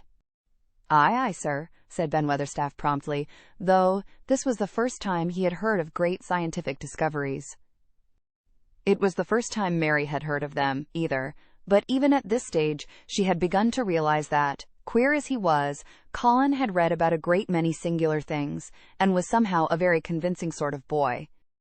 When he held up his head and fixed his strange eyes on you, it seemed as if you believed him almost in spite of yourself, though he was only 10 years old, going on 11. At this moment he was especially convincing because he suddenly felt the fascination of actually making a sort of speech like a grown-up person. "The great scientific discoveries I am going to make," he went on, "will be about magic. Magic is a great thing, and scarcely anyone knows anything about it except a few people in old books, and Mary a little, because she was born in India where there are fakirs. I believe Dickon knows some magic, but perhaps he doesn't know he knows it. He charms animals and people. I would never have let him come to see me if he had not been an animal charmer, which is a boy charmer too, because a boy is an animal. I am sure there is magic in everything, only we have not sense enough to get hold of it and make it do things for us, like electricity and horses and steam." This sounded so imposing that Ben Weatherstaff became quite excited and really could not keep still. "Aye, aye, sir," he said, and he began to stand up quite straight. "When Mary found this garden, it looked quite dead," the orator proceeded. "Then something began pushing things up out of the soil and making things out of nothing. One day things weren't there, and another they were. I had never watched things before, and it made me feel very curious. Scientific people are always curious, and I am going to be scientific. I keep saying to myself, what is it, what is it? It's something. It can't be nothing. I don't know its name, so I call it magic. I have never seen the sun rise, but Mary and Dickon have, and from what they tell me, I am sure that is magic too. Something pushes it up and draws it. Sometimes since I've been in the garden, I've looked up through the trees at the sky, and I have had a strange feeling of being happy, as if something were pushing and drawing in my chest, and making me breathe fast. Magic is always pushing and drawing and making things out of nothing. Everything is made out of magic: leaves and trees, flowers and birds, badgers and foxes and squirrels and people. So it must be all around us, in this garden, in all the places. The magic in this garden has made me stand up and know I am going to live to be a man. I am going to make the scientific experiment of trying to get some, and put it in myself, and make it push, and draw me, and make me strong. I don't know how to do it, but I think that if you keep thinking about it and calling it, perhaps it will come. Perhaps that is the first baby way to get it. When I was going to try to stand that first time, Mary kept saying to herself as fast as she could, "You can do it, you can do it," and I did. I had to try myself at the same time, of course, but her magic helped me, and so did Dickens. Every morning and evening, and as often in the daytime as I can remember, I am going to say, "Magic is in me. Magic is making me well. I am going to be as strong as Dickon, as strong as Dickon. And you must all do it too. That is my experiment. Will you help, Ben Weatherstaff?" "Aye, aye, sir," said Ben Weatherstaff. "Aye, aye. If you keep doing it every day, as regularly as soldiers go through drill, we shall see what will happen and find out if the experiment succeeds. You learn things by saying them over and over and thinking about them until they stay in your mind forever, and I think it will be the same with magic. If you keep calling it to come to you and help you, it will get to be part of you, and it will stay and do things. I once heard an officer in India tell my mother that there were fakirs who said words over and over thousands of times," said Mary. "I've heard Jem Fettleworth's wife say same thing over thousands of times. Callin' Jem a drunken brute," said Ben Weatherstaff dryly. "Summat allus come o' that, sure enough. He gave her a good hidin' and went to Blue Lion and got as drunk as a lord." Colin drew his brows together and thought a few minutes. Then he cheered up. "Well," he said, "you see, something did come of it. She used the wrong magic until she made him beat her. If she'd used the right magic and had said something nice, perhaps he wouldn't have got as drunk as a lord, and perhaps he might have bought her a new bonnet." Ben Weatherstaff chuckled, and there was shrewd admiration in his little old eyes. "Thou'rt a clever lad, as well as a straight-legged one, Master Colin," he said. "Next time I see Bess Fettleworth, I'll give her a bit of a hint of what magic will do for her. She'd be rare and pleased if scientific experiment worked, and so would Jem." Dickon had stood listening to the lecture, his round eyes shining with curious delight.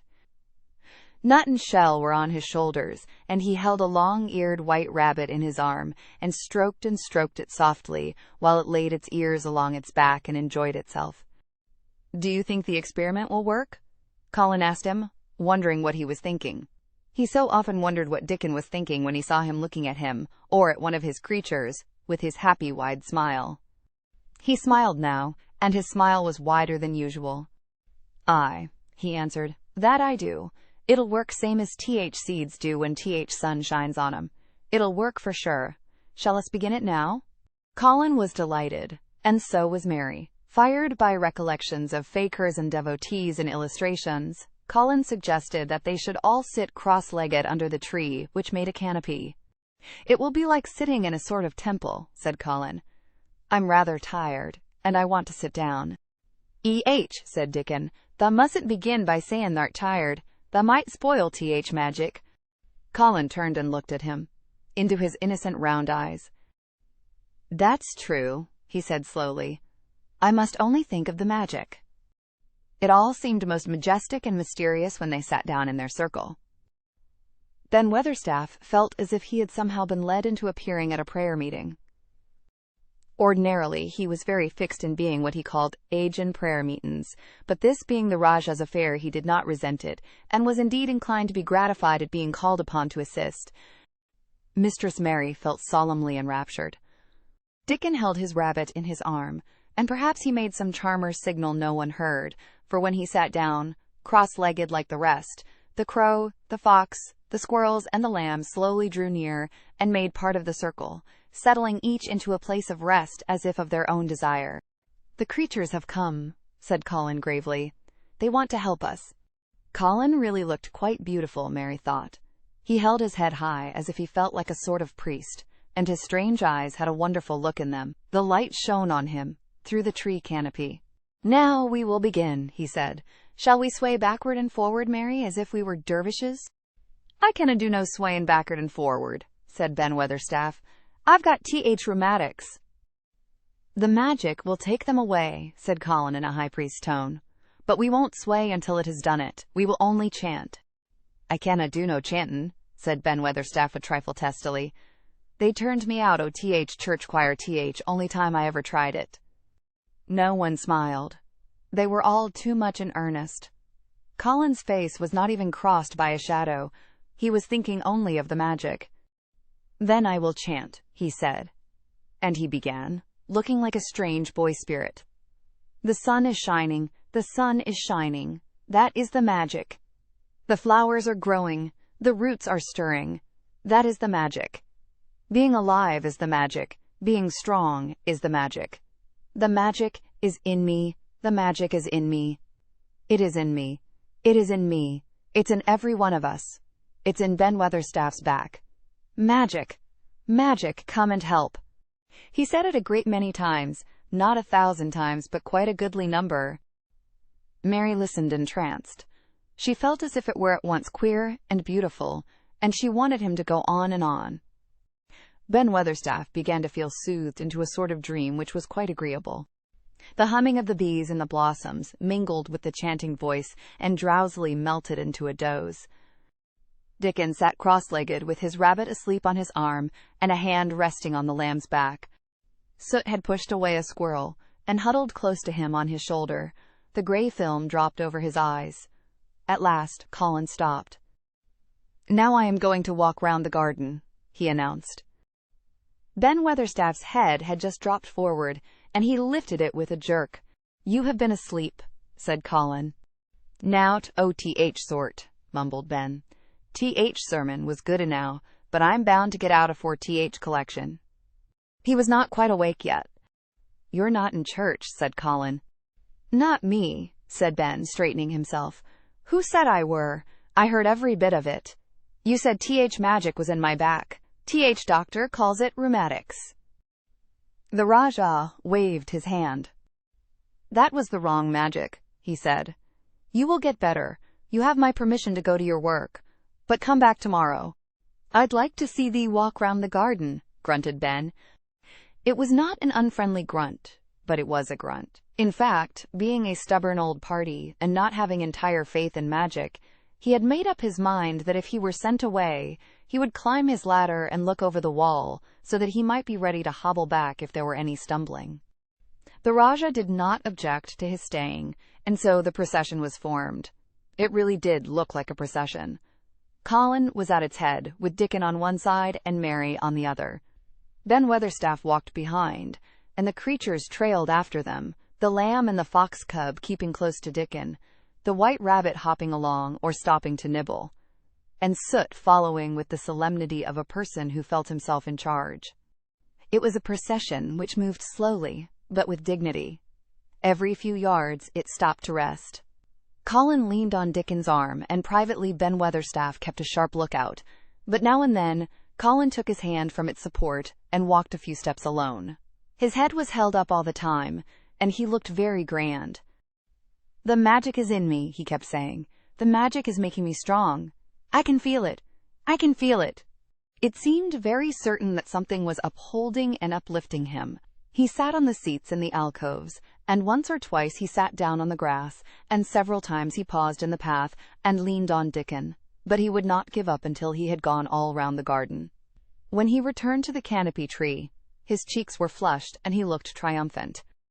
"I did it! The magic worked!" he cried. "That is my first scientific discovery." "What will Dr. Craven say?" broke out Mary. "He won't say anything," Colin answered, "because he will not be told. This is to be the biggest secret of all. No one is to know anything about it until I have grown so strong that I can walk and run like any other boy. I shall come here every day in my chair, and I shall be taken back in it. I won't have people whispering and asking questions, and I won't let my father hear about it until the experiment has quite succeeded. Then sometime when he comes back to Misselthwaite, I shall just walk into his study and say, 'Here I am. I am like any other boy. I am quite well, and I shall live to be a man. It has been done by a scientific experiment.'" "He will think he is in a dream," cried Mary. "He won't believe his eyes." Colin flushed triumphantly. He had made himself believe that he was going to get well, which was really more than half the battle if he had been aware of it. And the thought which stimulated him more than any other was this imagining what his father would look like when he saw that he had a son who was as straight and strong as other fathers' sons. One of his darkest miseries in the unhealthy, morbid past days had been his hatred of being a sickly, weak-backed boy whose father was afraid to look at him. "He'll be obliged to believe them," he said. "One of the things I am going to do, after the magic works and before I begin to make scientific discoveries, is to be an athlete." "We shall have thee taken to boxin' in a week or so," said Ben Weatherstaff. "Thou'll end wi winnin' th belt, and bein' champion prize-fighter of all England." Colin fixed his eyes on him sternly. "Weatherstaff," he said, "that is disrespectful. You must not take liberties because you are in the secret. However much the magic works, I shall not be a prize-fighter. I shall be a scientific discoverer."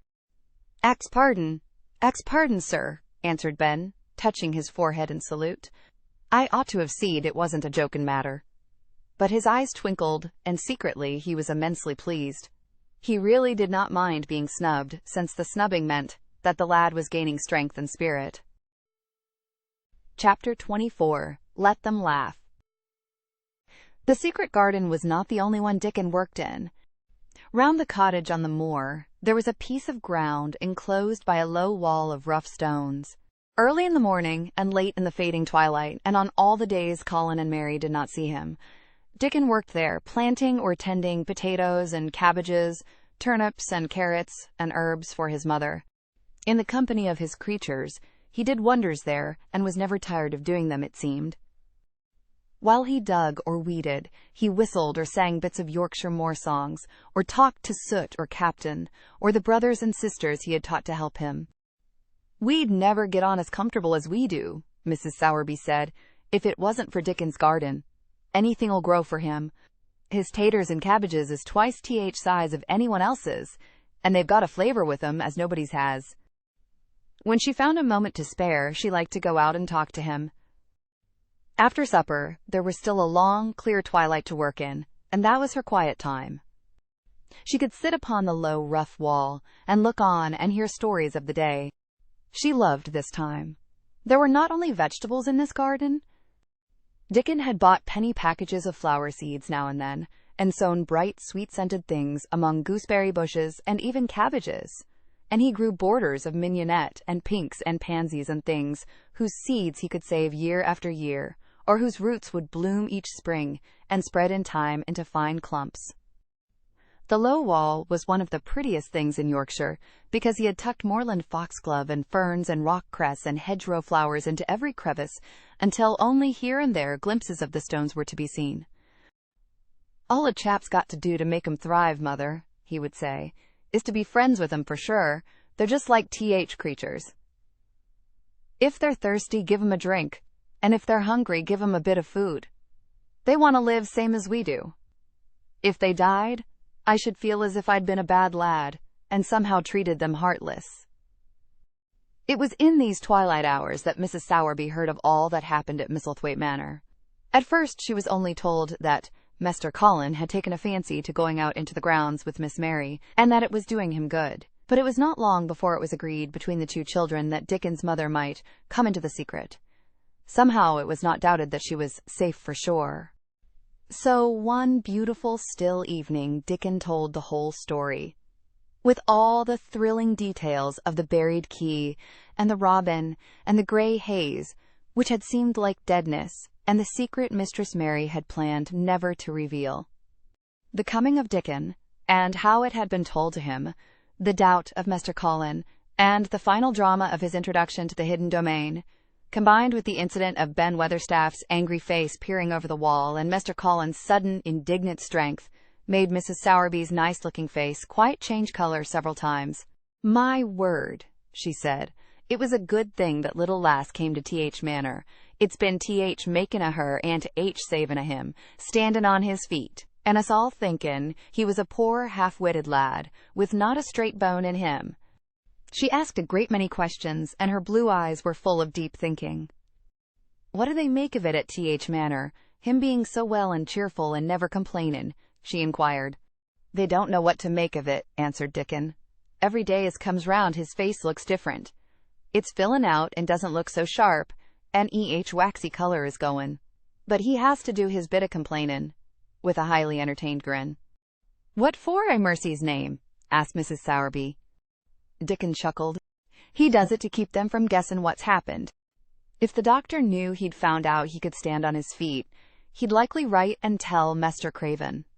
Mester Colin's savin' th secret to tell himself.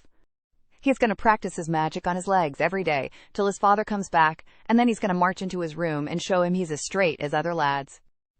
But him and Miss Mary thinks it's best plan to do a bit of groanin' and frettin' now and then to throw folk off th scent. Mrs. Sowerby was laughing a low, comfortable laugh long before he had finished his last sentence. She said, that pair's enjoying theirselves, I'll warrant. They'll get a good bit of play-actin' out of it, and there's nothing children likes as much as play-actin'. Let's hear what they do, Dickon lad. Dickon stopped weeding and sat up on his heels to tell her. His eyes were twinkling with fun. Mester Colin is carried down to his chair every time he goes out, he explained. And he flies out at John th footman for not carrying him careful enough. He makes himself as helpless looking as he can, and never lifts his head until we're out of sight o' th house. And he grunts and frets a good bit when he's being settled into his chair. Him and Miss Mary's both got to enjoying it, and when he groans and complains, she'll say, Poor Colin, does it hurt you so much? Are you so weak as that, poor Colin? But th trouble is that sometimes they can scarce keep from burstin' out laughin'. When we get safe into the garden, they laugh till they've no breath left to laugh with. And they have to stuff their faces into Mester Colin's cushions to keep the gardeners from hearin' if any of 'em's about. Th more they laugh, th better for 'em, said Mrs. Sowerby, still laughing herself. Good healthy child laughin's better than pills any day o' th year. That pair'll plump up for sure. They are plumpin' up, said Dickon.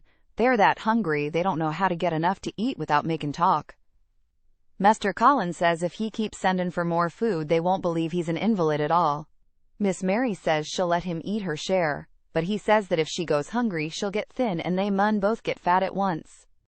Mrs. Sowerby laughed so heartily at the revelation of this difficulty that she quite rocked backward and forward in her blue cloak, and Dickon laughed with her. I'll tell thee what, lad, Mrs. Sowerby said when she could speak. I've thought of a way to help 'em. When thou goes to 'em in th mornin's, thou shalt take a pail o' good new milk an. I'll bake 'em a crusty cottage loaf, or some buns currants in 'em, same as you children like. Nothin's so good as fresh milk and bread. Then they could take off th edge o' their hunger while they were in their garden, and th fine food they get indoors 'ud polish off th corners. Mother, said Dickon admiringly, what a wonder thou art. Thou always sees a way out o' things. They was quite in a pother yesterday. They didn't see how they was to manage without orderin' up more food. They felt that empty inside. They're two young uns growin' fast, and health's comin' back to both of 'em. Children like that feels like young wolves and food's flesh and blood to 'em, said Mrs. Sowerby. Then she smiled Dickon's own curving smile. But they're enjoying theirselves for sure, she said. She was quite right, the comfortable, wonderful mother creature, and she had never been more so than when she said their play-actin' would be their joy.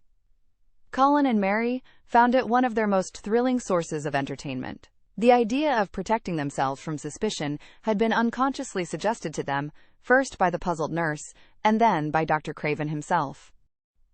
Your appetite is improving very much, Master Colin, the nurse had said one day. You used to eat nothing, and so many things disagreed with you.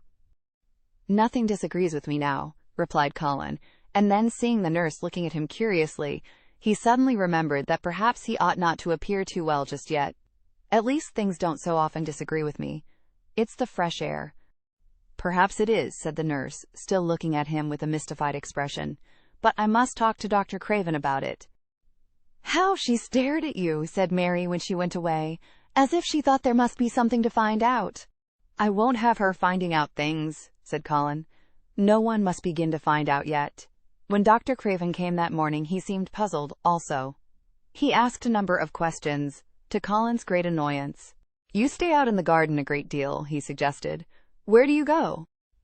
Colin put on his favorite air of dignified indifference to opinion.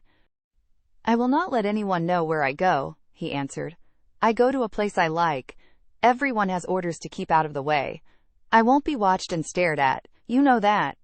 You seem to be out all day, but I do not think it has done you harm. I do not think so. The nurse says that you eat much more than you have ever done before." "Perhaps," said Colin, prompted by a sudden inspiration.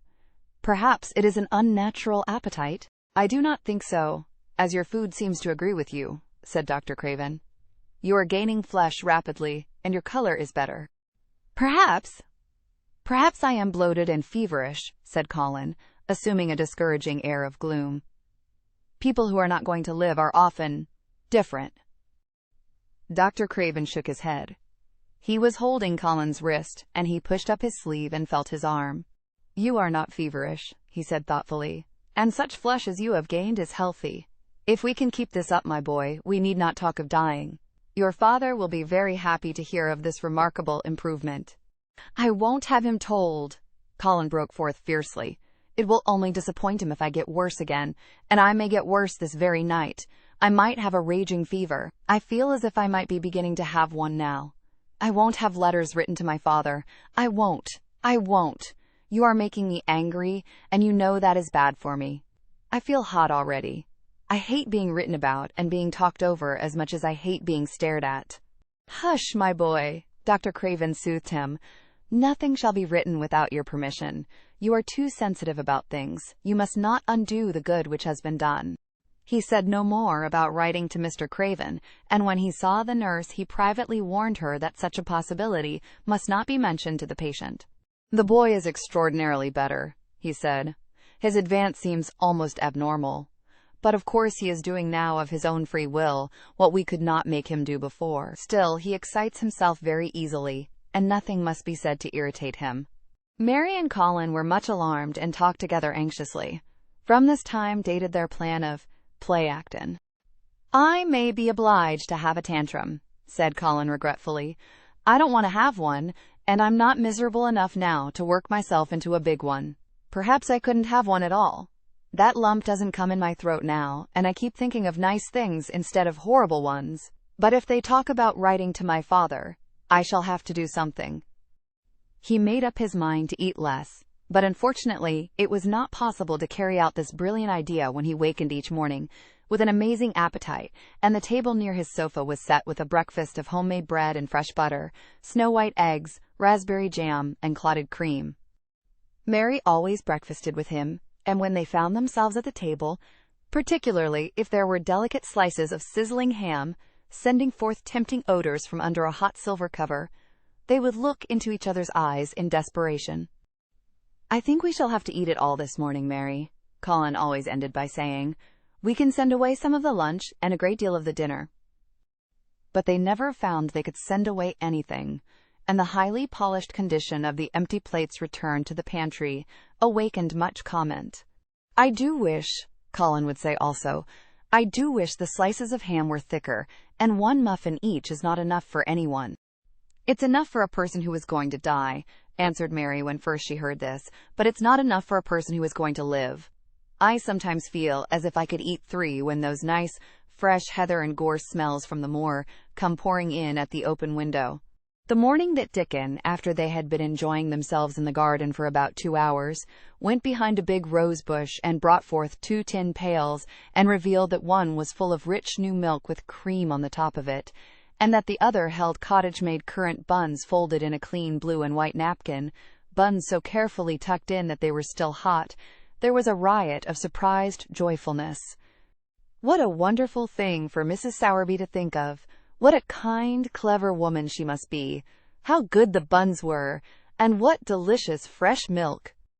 "Magic is in her just as it is in Dickon," said Colin. "It makes her think of ways to do things, nice things. She is a magic person. Tell her we are grateful, Dickon. Extremely grateful." He was given to using rather grown-up phrases at times. He enjoyed them.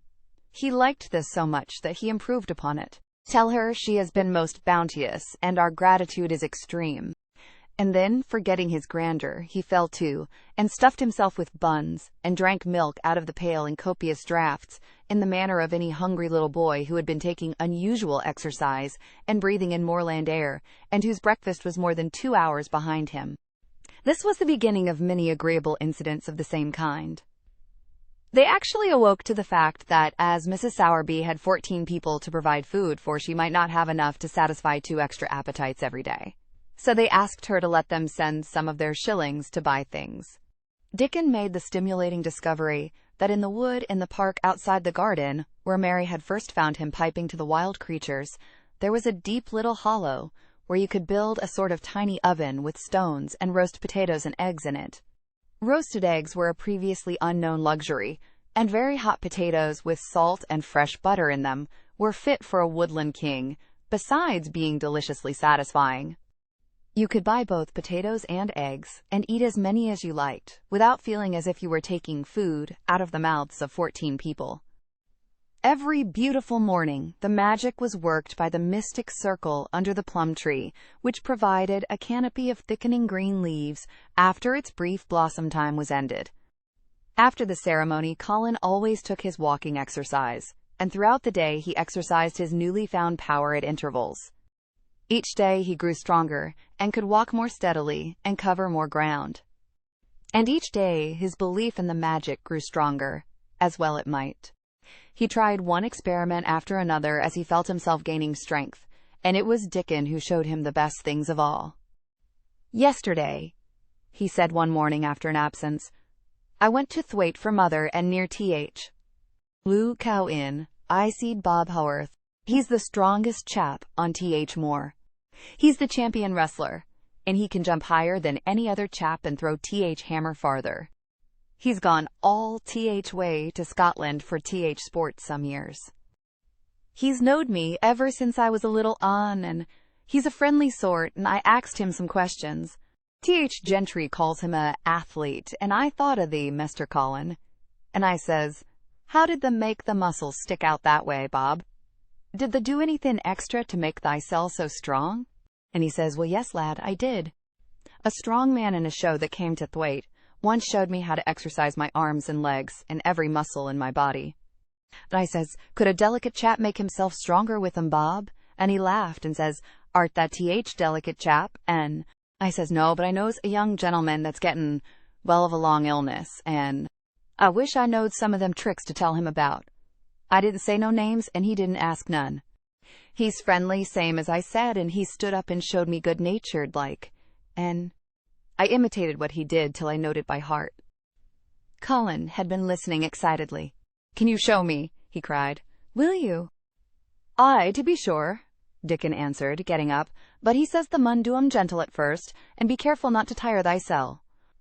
Rest in between times, and take deep breaths, and don't overdo." "I'll be careful," said Colin. "Show me! Show me! Dickon, you are the most magic boy in the world." Dickon stood up on the grass and slowly went through a carefully practical but simple series of muscle exercises. Colin watched them with widening eyes. He could do a few while he was sitting down. Presently he did a few gently while he stood upon his already steadied feet. Mary began to do them also.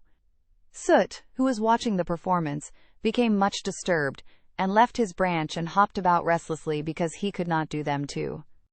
From that time the exercises were part of the day's duties, as much as the magic was. It became possible for both Colin and Mary to do more of them each time they tried, and such appetites were the results that, but for the basket Dickon put down behind the bush each morning when he arrived, they would have been lost. But the little oven in the hollow and Mrs. Sowerby's bounties were so satisfying that Mrs. Medlock and the nurse and Dr. Craven became mystified again. You can trifle with your breakfast and seem to disdain your dinner if you are full to the brim with roasted eggs and potatoes and richly frothed new milk and oat cakes and buns and heather honey and clotted cream. "They are eating next to nothing," said the nurse. "They'll die of starvation if they can't be persuaded to take some nourishment. And yet see how they look." "Look!" exclaimed Mrs. Medlock indignantly. I'm moithered to death with them. They're a pair of young Satans, bursting their jackets one day and the next, turning up their noses at the best meals cook can tempt them with. Not a mouthful of that lovely young fowl and bread sauce did they set a fork into yesterday, and the poor woman fair invented a pudding for them, and back it sent. She almost cried. She's afraid she'll be blamed if they starve themselves into their graves. Dr. Craven came and looked at Colin long and carefully. He wore an extremely worried expression when the nurse talked with him, and showed him the almost untouched tray of breakfast she had saved for him to look at. But it was even more worried when he sat down by Colin's sofa and examined him. He had been called to London on business and had not seen the boy for nearly 2 weeks. When young things begin to gain health, they gain it rapidly. The waxen tinge had left Colin's skin, and a warm rose showed through it. His beautiful eyes were clear, and the hollows under them and in his cheeks and temples had filled out. His once dark, heavy locks had begun to look as if they sprang healthily from his forehead, and were soft and warm with life. His lips were fuller and of a normal color. In fact, as an imitation of a boy who was a confirmed invalid, he was a disgraceful sight. Dr. Craven held his chin in his hand and thought him over. "I am sorry to hear that you do not eat anything," he said. "That will not do. You will lose all you have gained, and you have gained amazingly. You ate so well a short time ago." "I told you it was an unnatural appetite," answered Colin. Mary was sitting on her stool nearby, and she suddenly made a very queer sound, which she tried so violently to repress that she ended by almost choking. "What is the matter?" said Dr. Craven, turning to look at her. Mary became quite severe in her manner. "It was something between a sneeze and a cough," she replied, with reproachful dignity, "and it got into my throat. But," she said afterward to Colin, "I couldn't stop myself. It just burst out because all at once I couldn't help remembering that last big potato you ate, and the way your mouth stretched when you bit through that thick, lovely crust with jam and clotted cream on it." "Is there any way in which those children can get food secretly?" Dr. Craven inquired of Mrs. Medlock. "There's no way unless they dig it out of the earth or pick it off the trees," Mrs. Medlock answered. "They stay out in the grounds all day and see no one but each other. And if they want anything different to eat from what's sent up to them, they need only ask for it." "Well," said Dr. Craven, "so long as going without food agrees with them, we need not disturb ourselves. The boy is a new creature." "So is the girl," said Mrs. Medlock. "She's begun to be downright pretty since she's filled out and lost her ugly little sour look. Her hair's grown thick and healthy looking, and she's got a bright color. The glummest, ill-natured little thing she used to be, and now her and Master Colin laugh together like a pair of crazy young ones. Perhaps they're growing fat on that." "Perhaps they are," said Dr. Craven. "Let them laugh." Chapter 25. The Curtain. And the secret garden bloomed, and every morning revealed new miracles. In the robin's nest there were eggs, and the robin's mate sat upon them, keeping them warm with her feathery little breast and careful wings. At first she was very nervous, and the robin himself was indignantly watchful. Even Dickon did not go near the close-grown corner in those days, but waited until, by the quiet working of some mysterious spell, he seemed to have conveyed to the soul of the little pair that in the garden there was nothing which was not quite like themselves, nothing which did not understand the wonderfulness of what was happening to them, the immense, tender, terrible, heartbreaking beauty and solemnity of eggs. If there had been one person in that garden who had not known through all his or her innermost being that if an egg were taken away or hurt, the whole world would whirl round and crash through space and come to an end, if there had been even one who did not feel it and act accordingly, there could have been no happiness even in that golden springtime air. But they all knew it and felt it, and the robin and his mate knew they knew it. At first the robin watched Mary and Colin with sharp anxiety. For some mysterious reason he knew he need not watch Dickon. The first moment he set his dew-bright black eye on Dickon, he knew he was not a stranger, but a sort of robin without beak or feathers. He could speak robin, which is a quite distinct language not to be mistaken for any other. To speak robin to a robin is like speaking French to a Frenchman. Dickon always spoke it to the robin himself, so the queer gibberish he used when he spoke to humans did not matter in the least. The robin thought he spoke this gibberish to them, because they were not intelligent enough to understand feathered speech. His movements also were robin. They never startled one by being sudden enough to seem dangerous or threatening. Any robin could understand Dickon, so his presence was not even disturbing. But at the outset, it seemed necessary to be on guard against the other two. In the first place, the boy creature did not come into the garden on his legs. He was pushed in on a thing with wheels, and the skins of wild animals were thrown over him. That in itself was doubtful.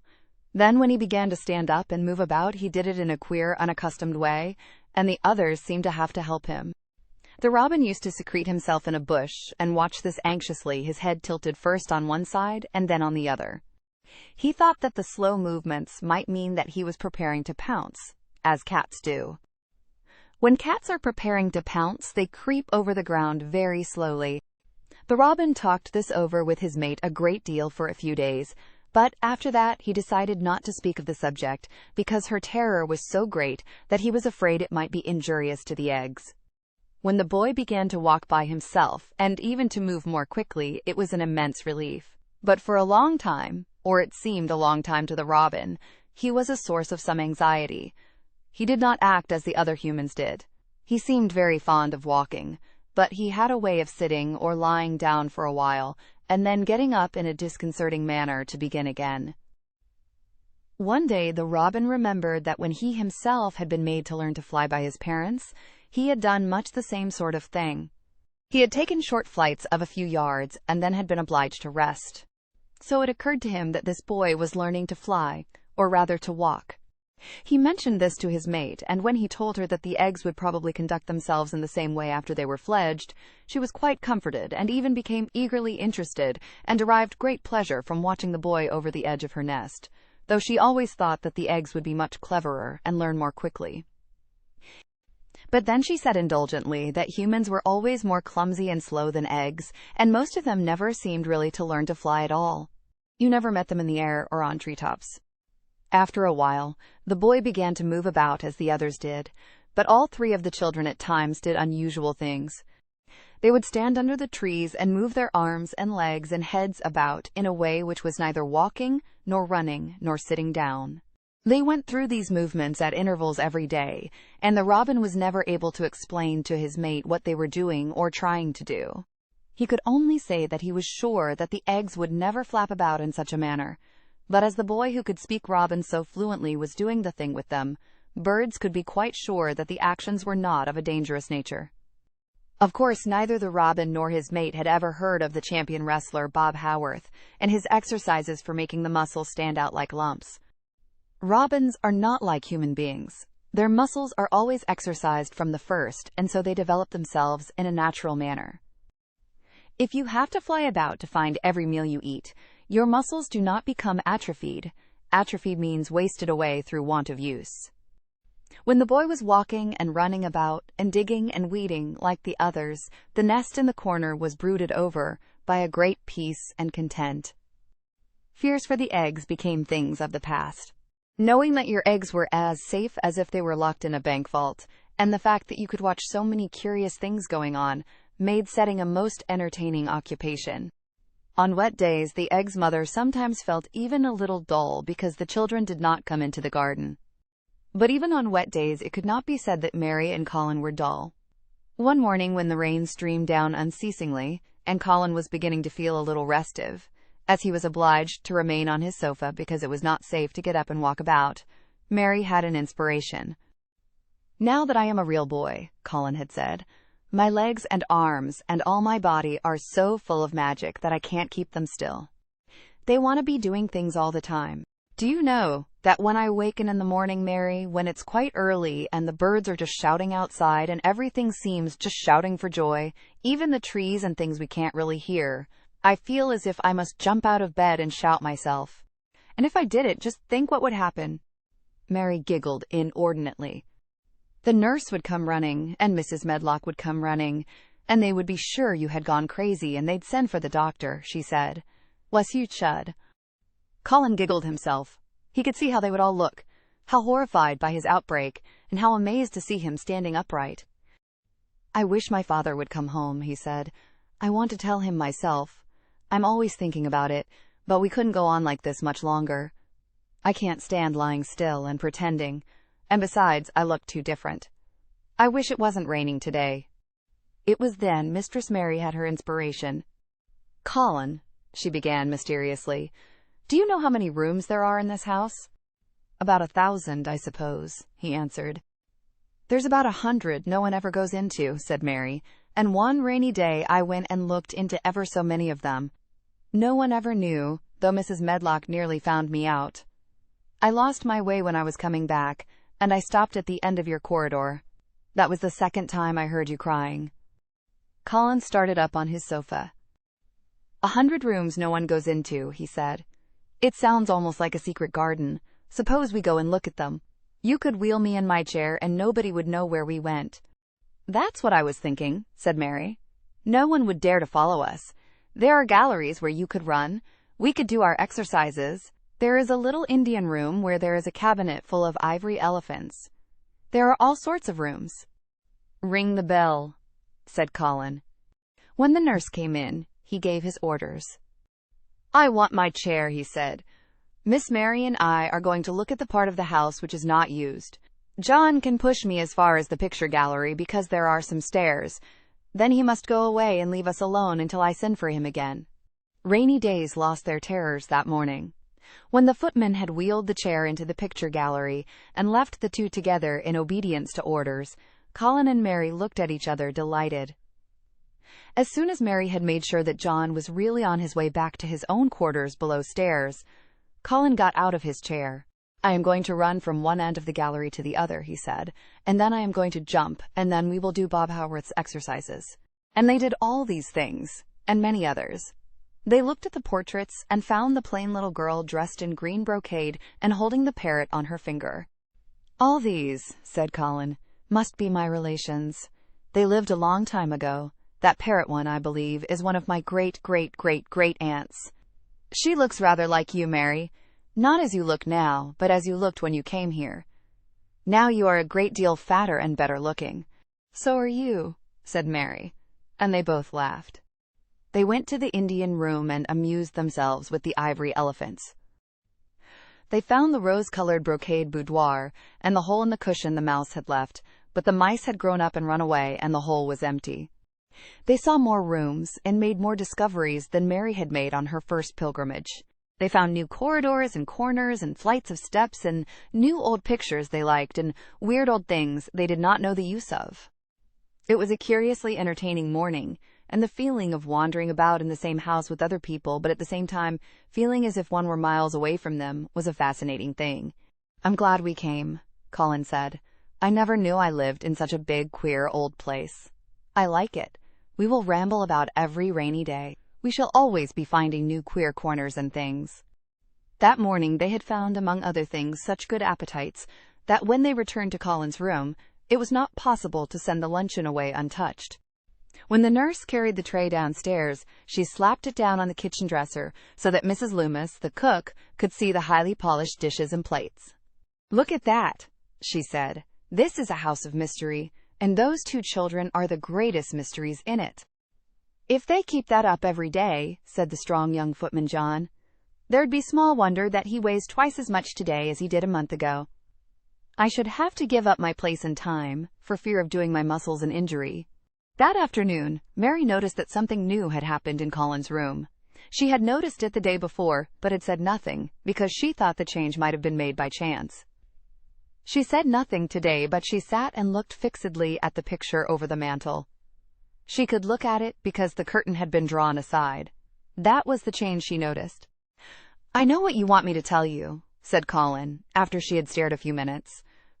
"I always know when you want me to tell you something. You are wondering why the curtain is drawn back. I am going to keep it like that." "Why?" asked Mary. "Because it doesn't make me angry anymore to see her laughing. I wakened when it was bright moonlight 2 nights ago, and felt as if the magic was filling the room, and making everything so splendid that I couldn't lie still. I got up and looked out of the window. The room was quite light, and there was a patch of moonlight on the curtain, and somehow that made me go and pull the cord. She looked right down at me as if she were laughing, because she was glad I was standing there. It made me like to look at her. I want to see her laughing like that all the time. I think she must have been a sort of magic person, perhaps. You are so like her now, said Mary, that sometimes I think perhaps you are her ghost, made into a boy. That idea seemed to impress Colin. He thought it over and then answered her slowly. If I were her ghost, my father would be fond of me, he said. Do you want him to be fond of you? Inquired Mary. I used to hate it because he was not fond of me. If he grew fond of me, I think I should tell him about the magic. It might make him more cheerful. Chapter 26. Its Mother. Their belief in the magic was an abiding thing. After the morning's incantations, Colin sometimes gave them magic lectures. I like to do it, he explained, because when I grow up and make great scientific discoveries, I shall be obliged to lecture about them, and so this is practice. I can only give short lectures now because I am very young, and besides, Ben Weatherstaff would feel as if he was in church and he would go to sleep. Best thing about lecturing, said Ben, is that a chap can get up and say aught he pleases, and no other chap can answer him back. I wouldn't be again lecturing a bit myself sometimes. But when Colin held forth under his tree, old Ben fixed devouring eyes on him and kept them there. He looked him over with critical affection. It was not so much the lecture which interested him as the legs which looked straighter and stronger each day, the boyish head which held itself up so well, the once sharp chin and hollow cheeks which had filled and rounded out, and the eyes which had begun to hold the light he remembered in another pair. Sometimes when Colin felt Ben's earnest gaze meant that he was much impressed, he wondered what he was reflecting on, and once when he had seemed quite entranced, he questioned him.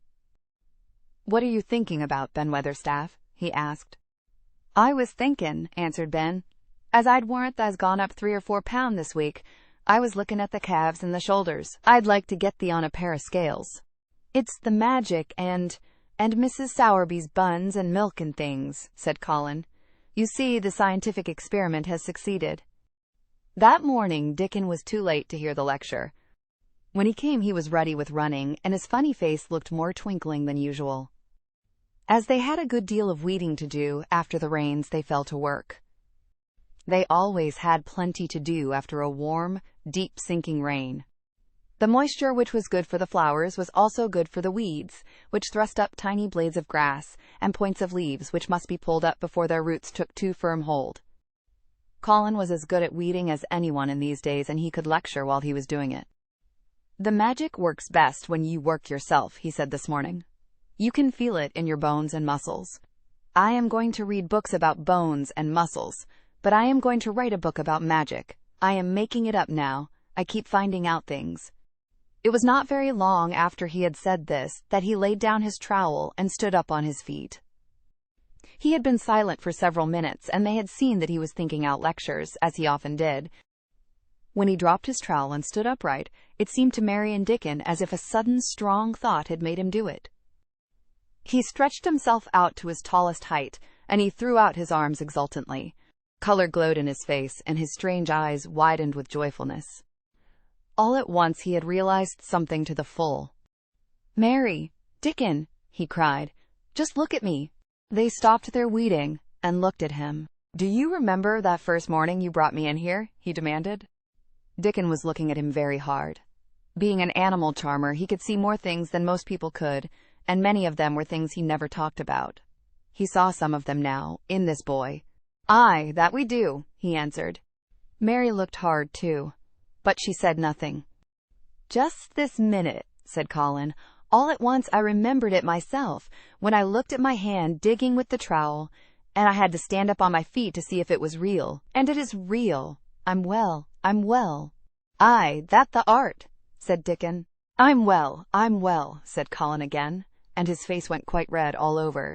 He had known it before, in a way. He had hoped it, and felt it, and thought about it, but just at that minute something had rushed all through him, a sort of rapturous belief and realization, and it had been so strong that he could not help calling out.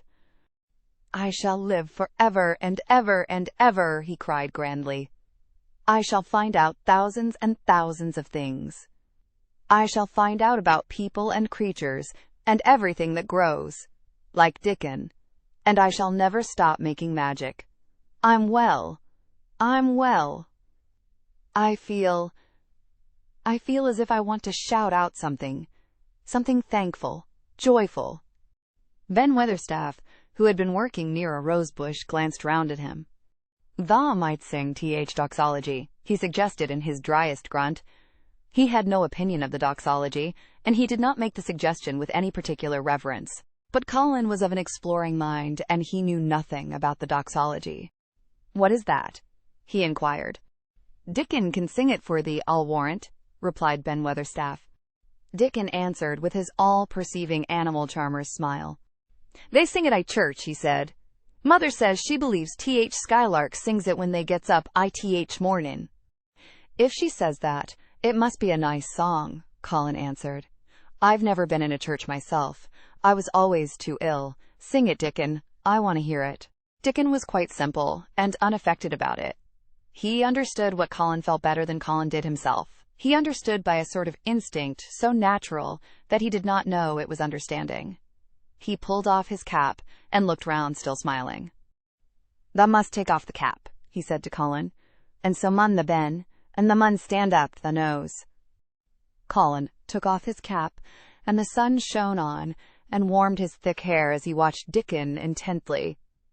Ben Weatherstaff scrambled up from his knees and bared his head too, with a sort of puzzled, half-resentful look on his old face, as if he didn't know exactly why he was doing this remarkable thing.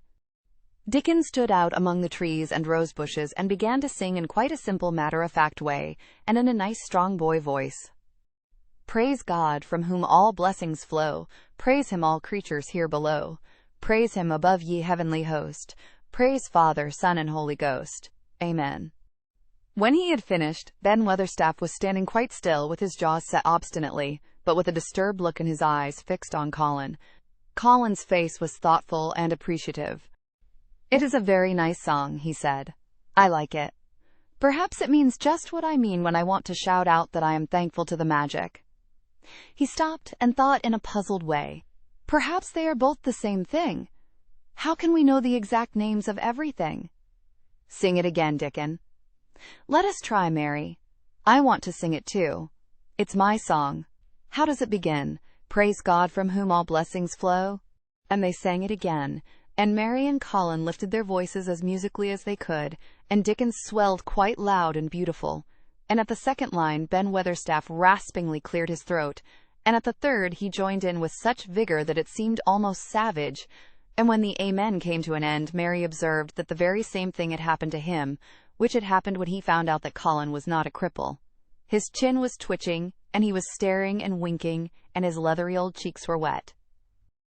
"I never seed no sense in th doxology afore," he said hoarsely, "but I may change my mind a time. I should say they'd gone up £5 this week, Mr. Colin. 5 on 'em." Colin was looking across the garden at something attracting his attention, and his expression had become a startled one. "Who is coming in here?" he said quickly. "Who is it?" The door in the ivied wall had been pushed gently open, and a woman had entered. She had come in with the last line of their song, and she had stood still, listening and looking at them. With the ivy behind her, the sunlight drifting through the trees and dappling her long blue cloak, and her nice fresh face smiling across the greenery, she was rather like a softly colored illustration in one of Colin's books.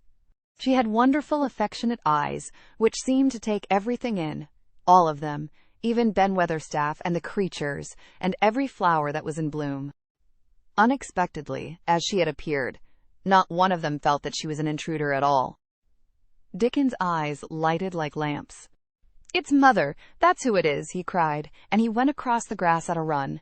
Colin began to move toward her too, and Mary went with him. They both felt their pulses beat faster. "It's Mother," Dickon said again when they met halfway.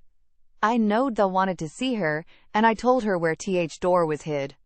Colin held out his hand with a sort of flushed royal shyness, but his eyes quite devoured her face. "Even when I was ill I wanted to see you," he said. "You and Dickon in the secret garden. I'd never wanted to see anyone or anything before." The sight of his uplifted face brought about a sudden change in her own. She flushed, and the corners of her mouth shook, and a mist seemed to sweep over her eyes. Dear lad," she broke out tremulously. Dear lad," as if she had not known she were going to say it. She did not say Mester Colin, but just dear lad, quite suddenly. She might have said it to Dickon in the same way, if she had seen something in his face which touched her. Colin liked it. "Are you surprised because I am so well?" he asked. She put her hand on his shoulder and smiled the mist out of her eyes. "Aye, that I am," she said, "but thou'rt so like thy mother, that made my heart jump." "Do you think," said Colin a little awkwardly, "that will make my father like me?" "Aye, for sure, dear lad," she answered, and she gave his shoulder a soft, quick pat. "He mun come home. He mun come home." "Susan Sowerby," said Ben Weatherstaff, getting close to her. "Look at Th lad's legs, wilt tha? They was like drumsticks I stockin' 2 month ago. And I heard folk tell as they was bandy and knock-kneed both at Th same time. Look at 'em now." Susan Sowerby laughed a comfortable laugh. "They're going to be fine, strong lads' legs in a bit," she said. "Let 'em go on playin' and workin' in Th garden, and eatin' hearty, and drinkin' plenty of good sweet milk, and there'll not be a finer pair of Yorkshire, thank God for it." She put both hands on Mistress Mary's shoulders, and looked her little face over in a motherly fashion. "And thee too," she said. "Thou'rt grown near as hearty as our Elizabeth Ellen. I'll warrant thou'rt like thy mother too. Our Martha told me as Mrs. Medlock heard she was a pretty woman. Thou'lt be like a blush rose when thou grows up, my little lass, bless thee." She did not mention that when Martha came home on her day out and described the plain, sallow child, she had said that she had no confidence whatever in what Mrs. Medlock had heard. "It doesn't stand to reason that a pretty woman could be Th mother, oh, such a foo little lass," she had added obstinately. Mary had not had time to pay much attention to her changing face. She had only known that she looked different, and seemed to have a great deal more hair, and that it was growing very fast. But remembering her pleasure in looking at the Memsahib in the past, she was glad to hear that she might some day look like her. Susan Sowerby went round their garden with them, and was told the whole story of it, and shown every bush and tree which had come alive. Colin walked on one side of her, and Mary on the other. Each of them kept looking up at her comfortable rosy face, secretly curious about the delightful feeling she gave them. A sort of warm, supported feeling. It seemed as if she understood them as Dickon understood his creatures. She stooped over the flowers and talked about them as if they were children. Soot followed her, and once or twice cawed at her, and flew upon her shoulder as if it were Dickon's. When they told her about the robin and the first flight of the young ones, she laughed, a motherly little mellow laugh in her throat. "I suppose learnin' 'em to fly is like learnin' children to walk, but I'm feared I should be all in a worrit if mine had wings instead of legs," she said. It was because she seemed such a wonderful woman in her nice moorland cottage way that at last she was told about the magic.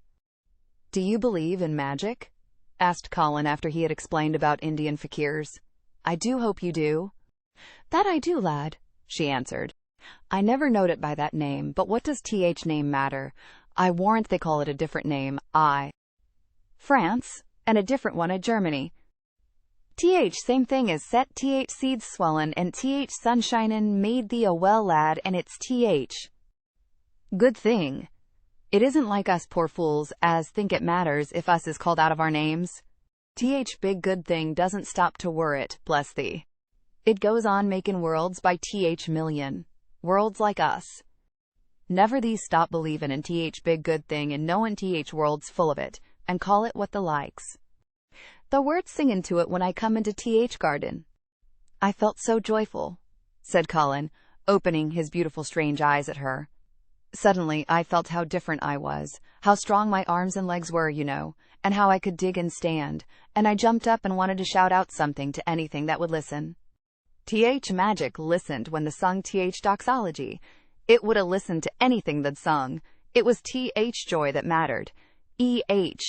Lad, what's names to Th joy maker?" And she gave his shoulders a quick soft pat again.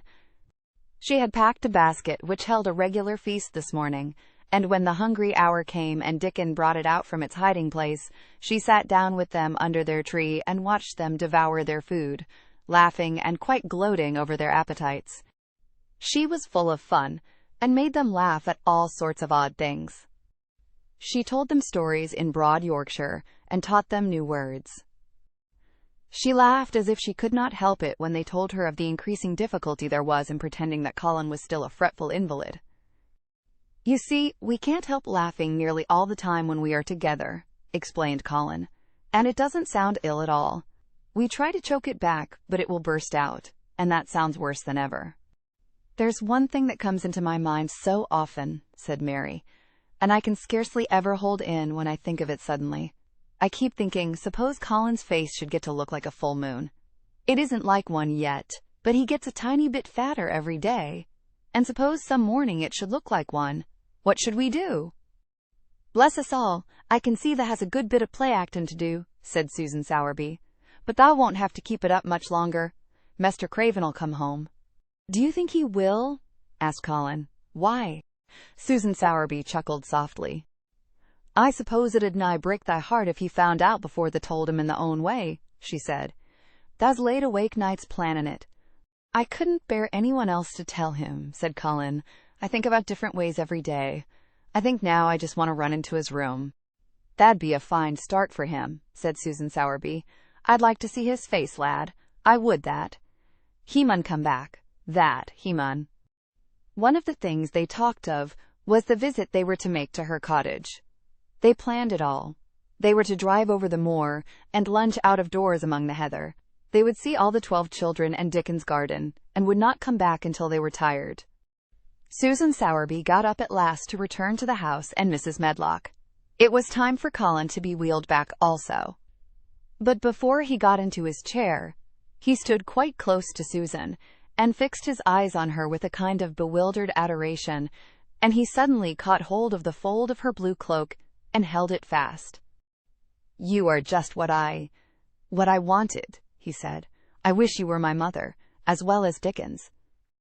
All at once Susan Sowerby bent down and drew him with her warm arms close against the bosom under the blue cloak, as if he had been Dickon's brother. The quick mist swept over her eyes. Dear lad," she said, "thy own mother's in this here very garden, I do believe. She couldn't keep out of it. Thy father mun come back to thee. He mun." Chapter 27 in the Garden. In each century since the beginning of the world, wonderful things have been discovered. In the last century, more amazing things were found out than in any century before. In this new century, hundreds of things still more astounding will be brought to light. At first, people refuse to believe that a strange new thing can be done. Then they begin to hope it can be done. Then they see it can be done. Then it is done, and all the world wonders why it was not done centuries ago.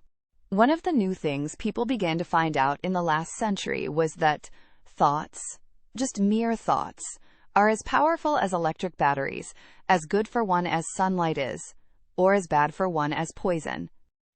To let a sad thought or a bad one get into your mind is as dangerous as letting a scarlet fever germ get into your body. If you let it stay there after it has got in, you may never get over it as long as you live. So long as Mistress Mary's mind was full of disagreeable thoughts about her dislikes and sour opinions of people, and her determination not to be pleased by or interested in anything, she was a yellow-faced, sickly, bored, and wretched child. Circumstances, however, were very kind to her, though she was not at all aware of it. They began to push her about for her own good. When her mind gradually filled itself with robins and moorland cottages crowded with children, with queer, crabbed old gardeners and common little Yorkshire housemaids, with springtime and with secret gardens coming alive day by day, and also with a moor boy and his creatures, there was no room left for the disagreeable thoughts which affected her liver and her digestion and made her yellow and tired. So long as Colin shut himself up in his room and thought only of his fears and weakness and his detestation of people who looked at him and reflected hourly on humps and early death, he was a hysterical, half-crazy little hypochondriac who knew nothing of the sunshine and the spring, and also did not know that he could get well and could stand upon his feet if he tried to do it. When new, beautiful thoughts began to push out the old, hideous ones, life began to come back to him. His blood ran healthily through his veins, and strength poured into him like a flood. His scientific experiment was quite practical and simple, and there was nothing weird about it at all. Much more surprising things can happen to anyone who, when a disagreeable or discouraged thought comes into his mind, just has the sense to remember in time, and push it out by putting in an agreeable, determinedly courageous one.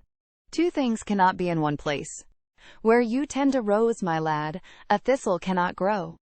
While the secret garden was coming alive, and two children were coming alive with it, there was a man wandering about certain faraway, beautiful places in the Norwegian fjords and the valleys and mountains of Switzerland, and he was a man who for 10 years had kept his mind filled with dark and heartbroken thinking.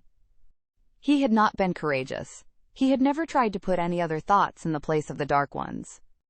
He had wandered by blue lakes and thought them. He had lain on mountainsides, with sheets of deep blue gentians blooming all about him, and flower breaths filling all the air, and he had thought them.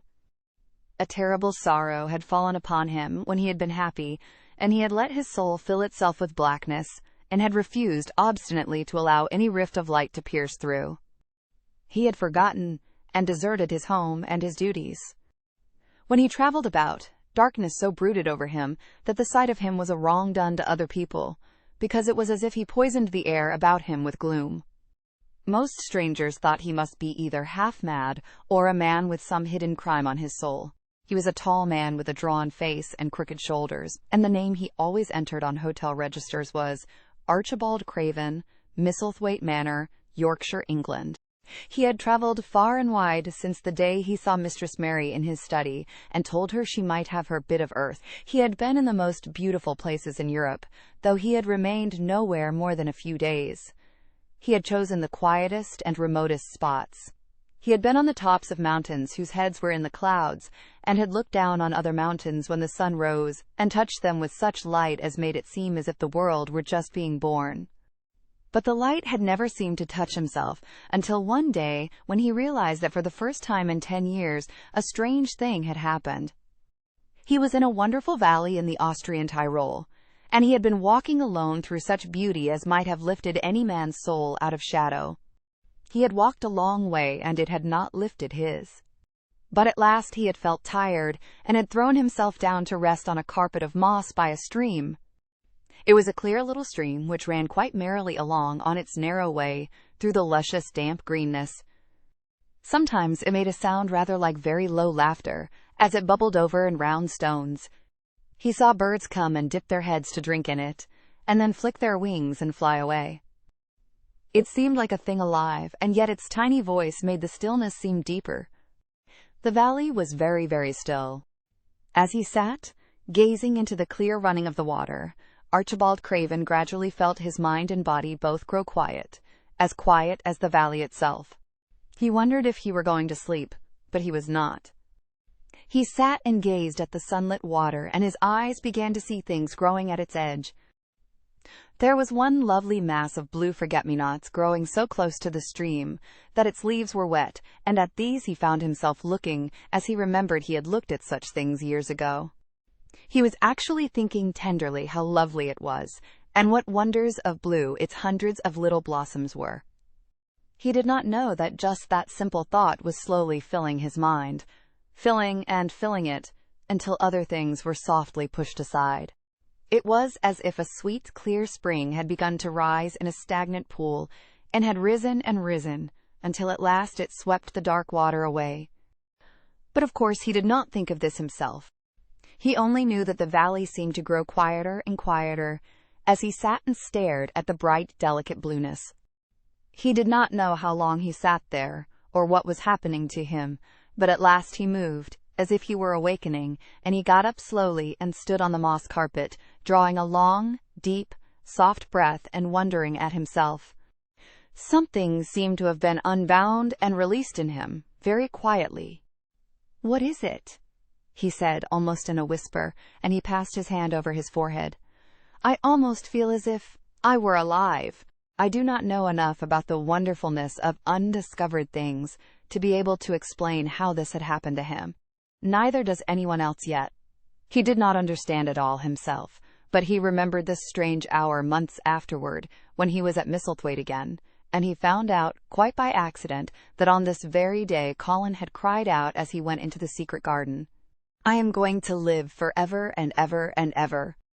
The singular calmness remained with him the rest of the evening, and he slept a new reposeful sleep, but it was not with him very long.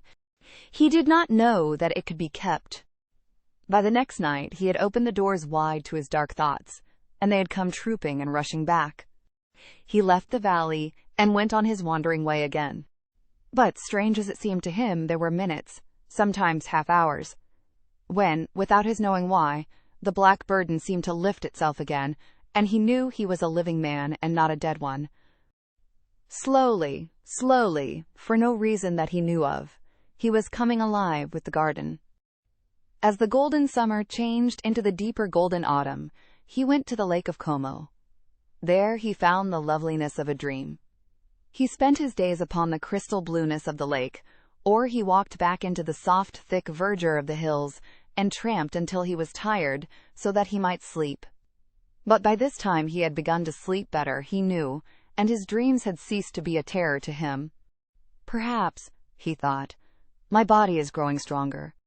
It was growing stronger, but, because of the rare peaceful hours when his thoughts were changed, his soul was slowly growing stronger too.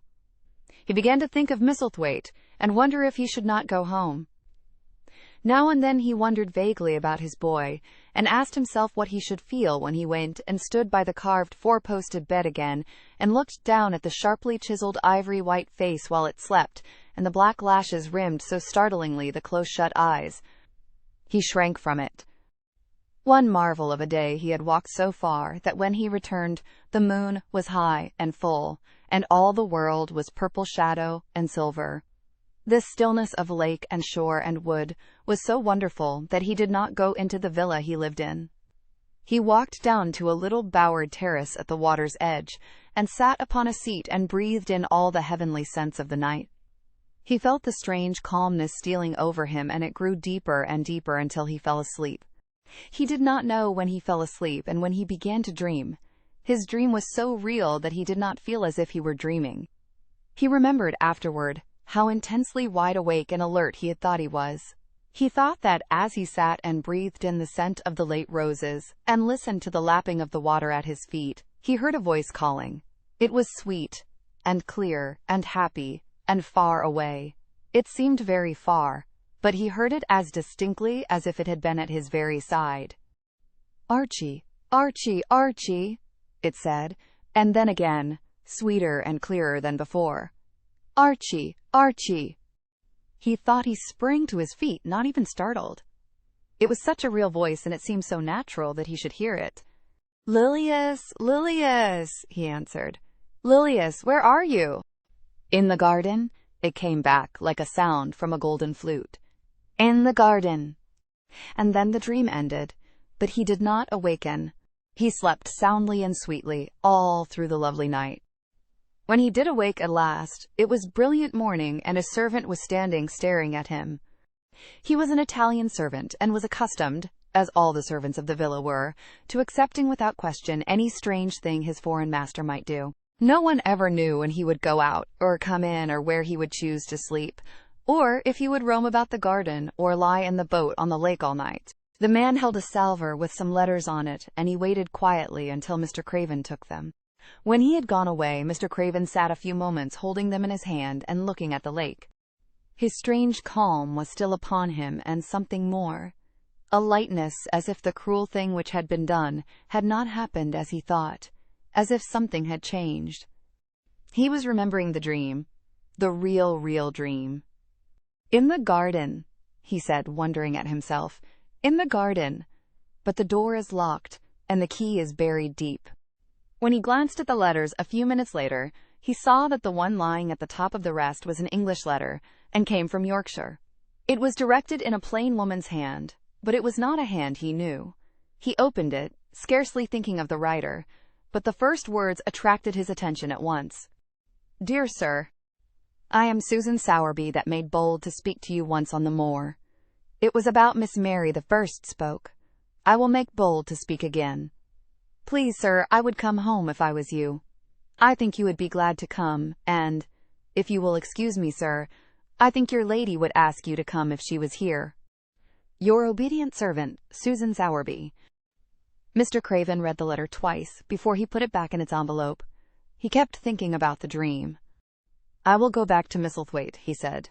Yes, I'll go at once. And he went through the garden to the villa and ordered Pitcher to prepare for his return to England.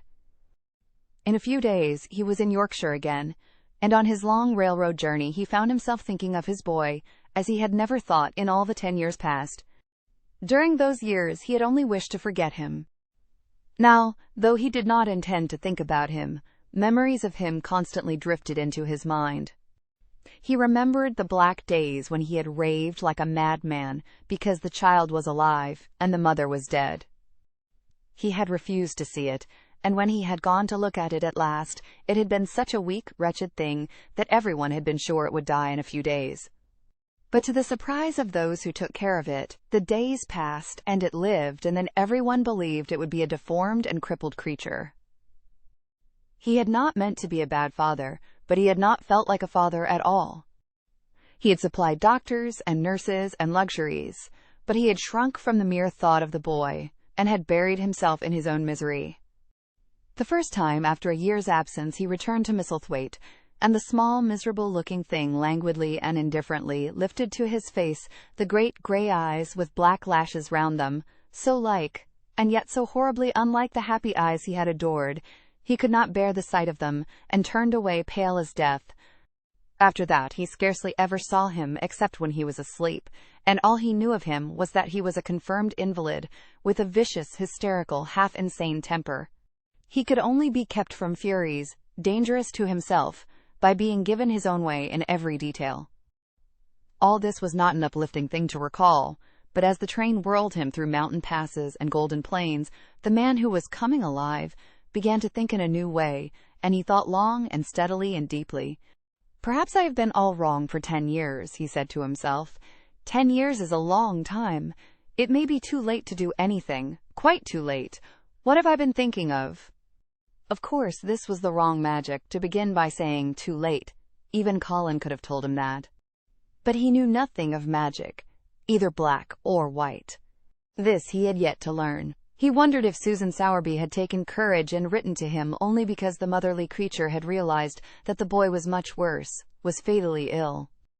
If he had not been under the spell of the curious calmness which had taken possession of him, he would have been more wretched than ever. But the calm had brought a sort of courage and hope with it. Instead of giving way to thoughts of the worst, he actually found he was trying to believe in better things. Could it be possible that she sees that I may be able to do him good and control him? He thought. I will go and see her on my way to Misselthwaite. But when on his way across the moor he stopped the carriage at the cottage, 7 or 8 children who were playing about gathered in a group, and bobbing 7 or 8 friendly and polite curtsies told him that their mother had gone to the other side of the moor early in the morning to help a woman who had a new baby. Our Dickon, they volunteered, was over at the manor working in one of the gardens where he went several days each week. Mr. Craven looked over the collection of sturdy little bodies and round, red-cheeked faces, each one grinning in its own particular way, and he awoke to the fact that they were a healthy, likable lot. He smiled at their friendly grins and took a golden sovereign from his pocket and gave it to our Elizabeth Ellen, who was the oldest. If you divide that into 8 parts, there will be half a crown for each of you, he said. Then, amid grins and chuckles and bobbing of curtsies, he drove away, leaving ecstasy and nudging elbows and little jumps of joy behind. The drive across the wonderfulness of the moor was a soothing thing. Why did it seem to give him a sense of homecoming, which he had been sure he could never feel again? That sense of the beauty of land and sky and purple bloom of distance, and a warming of the heart at drawing nearer to the great old house which had held those of his blood for 600 years. How he had driven away from it the last time, shuddering to think of its closed rooms, and the boy lying in the 4-posted bed with the brocaded hangings. Was it possible that perhaps he might find him changed a little for the better, and that he might overcome his shrinking from him? How real that dream had been! How wonderful and clear the voice which called back to him. In the garden. In the garden. "I will try to find the key," he said. "I will try to open the door. I must, though I don't know why." When he arrived at the manor, the servants who received him with the usual ceremony noticed that he looked better, and that he did not go to the remote rooms where he usually lived, attended by Pitcher. He went into the library and sent for Mrs. Medlock. She came to him somewhat excited and curious and flustered. "How is Master Colin, Medlock?" he inquired. "Well, sir," Mrs. Medlock answered, He's different, in a manner of speaking." "Worse," he suggested. Mrs. Medlock really was flushed. "Well, you see, sir," she tried to explain, "neither Dr. Craven, nor the nurse, nor me can exactly make him out." "Why is that?" "To tell the truth, sir, Master Colin might be better, and he might be changing for the worse. His appetite, sir, is past understanding, and his ways—" "Has he become more peculiar?" her master asked, knitting his brows anxiously. "That's it, sir. He's growing very peculiar, when you compare him with what he used to be. He used to eat nothing, and then suddenly he began to eat something enormous, and then he stopped again all at once, and the meals were sent back just as they used to be. You never knew, sir, perhaps, that out of doors he never would let himself be taken. The things we've gone through to get him to go out in his chair would leave a body trembling like a leaf. He'd throw himself into such a state that Dr. Craven said he couldn't be responsible for forcing him. Well, sir, just without warning, not long after one of his worst tantrums, he suddenly insisted on being taken out every day by Miss Mary and Susan Sowerby's boy Dickon, that could push his chair. He took a fancy to both Miss Mary and Dickon brought his tame animals, and if you'll credit it, sir, out of doors he will stay from morning until night." "How does he look?" was the next question. "If he took his food natural, sir, you'd think he was putting on flesh, but we're afraid it may be a sort of bloat. He laughs sometimes in a queer way when he's alone with Miss Mary.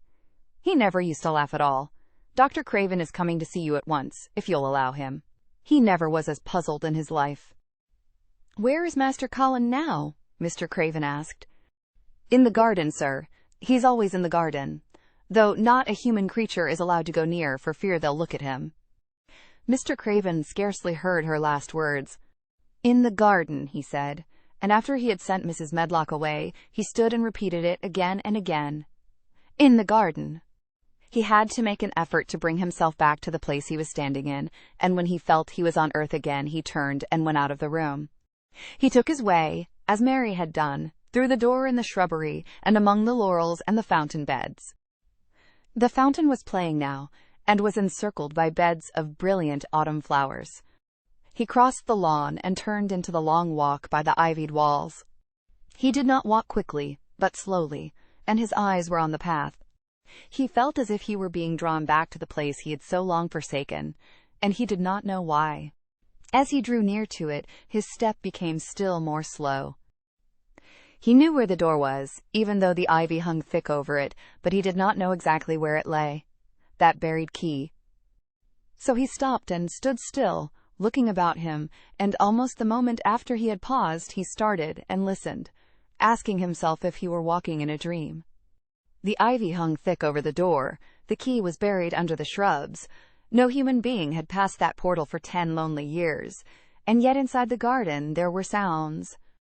They were the sounds of running, scuffling feet, seeming to chase round and round under the trees. They were strange sounds of lowered, suppressed voices, exclamations and smothered joyous cries.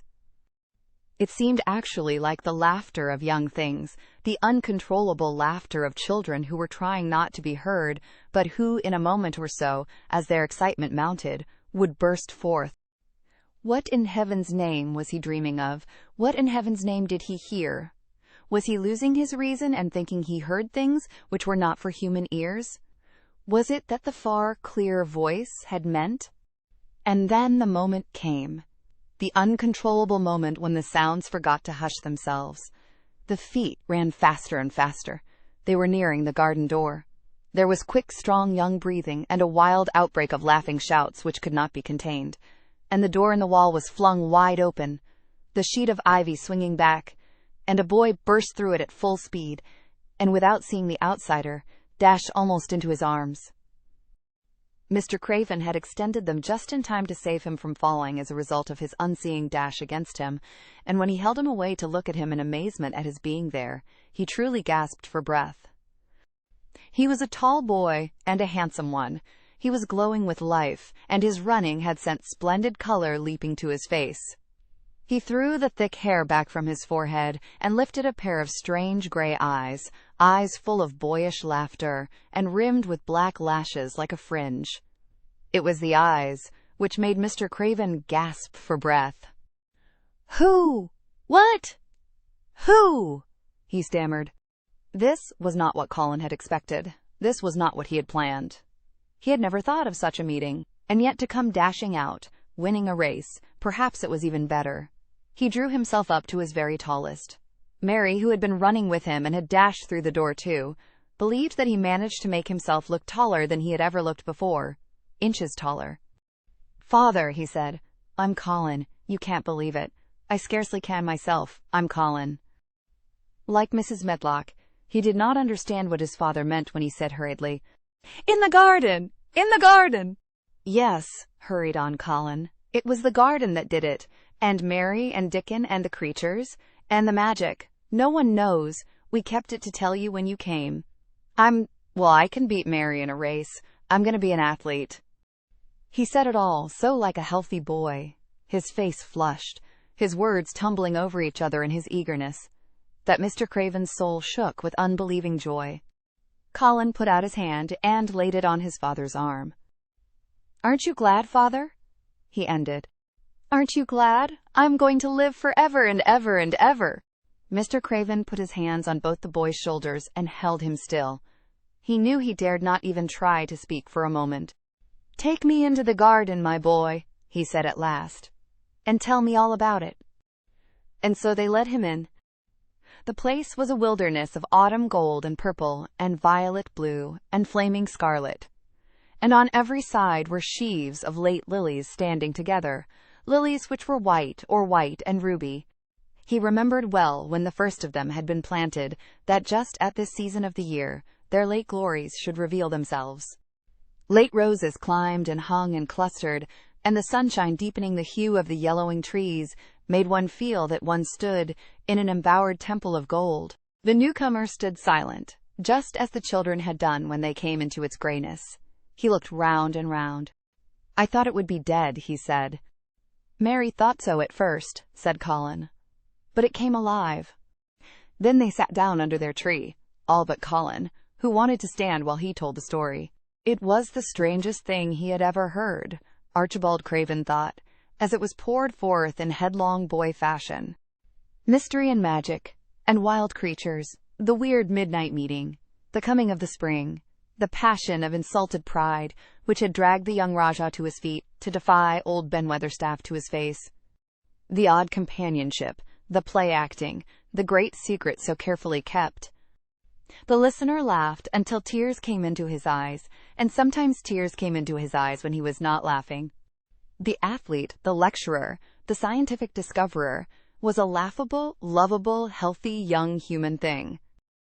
"Now," he said at the end of the story, "it need not be a secret any more. I dare say it will frighten them nearly into fits when they see me, but I am never going to get into the chair again. I shall walk back with you, Father, to the house." Ben Weatherstaff's duties rarely took him away from the gardens, but on this occasion he made an excuse to carry some vegetables to the kitchen, and being invited into the servants' hall by Mrs. Medlock to drink a glass of beer, he was on the spot, as he had hoped to be, when the most dramatic event Misselthwaite Manor had seen during the present generation actually took place. One of the windows looking upon the courtyard gave also a glimpse of the lawn. Mrs. Medlock, knowing Ben had come from the gardens, hoped that he might have caught sight of his master, and even by chance of his meeting with Master Colin. "Did you see either of them, Weatherstaff?" she asked. Ben took his beer mug from his mouth and wiped his lips with the back of his hand. "Aye, that I did," he answered with a shrewdly significant air. "Both of them?" suggested Mrs. Medlock. "Both of 'em," returned Ben Weatherstaff. "Thank ye kindly, ma'am. I could sup up another mug of it." "Together?" said Mrs. Medlock, hastily overfilling his beer mug in her excitement. "Together, ma'am," and Ben gulped down half of his new mug at one gulp. Where was Master Colin? How did he look? What did they say to each other? I didn't hear that, said Ben, along only being on stepladder looking over wall. But I'll tell thee this. There's been things going on outside, as you house people knows nowt about. And what they'll find out soon. And it was not 2 minutes before he swallowed the last of his beer, and waved his mug solemnly toward the window, which took in through the shrubbery a piece of the lawn.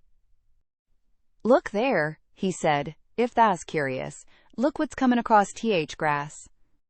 When Mrs. Medlock looked, she threw up her hands and gave a little shriek, and every man and woman servant within hearing bolted across the servants' hall, and stood looking through the window with their eyes almost starting out of their heads.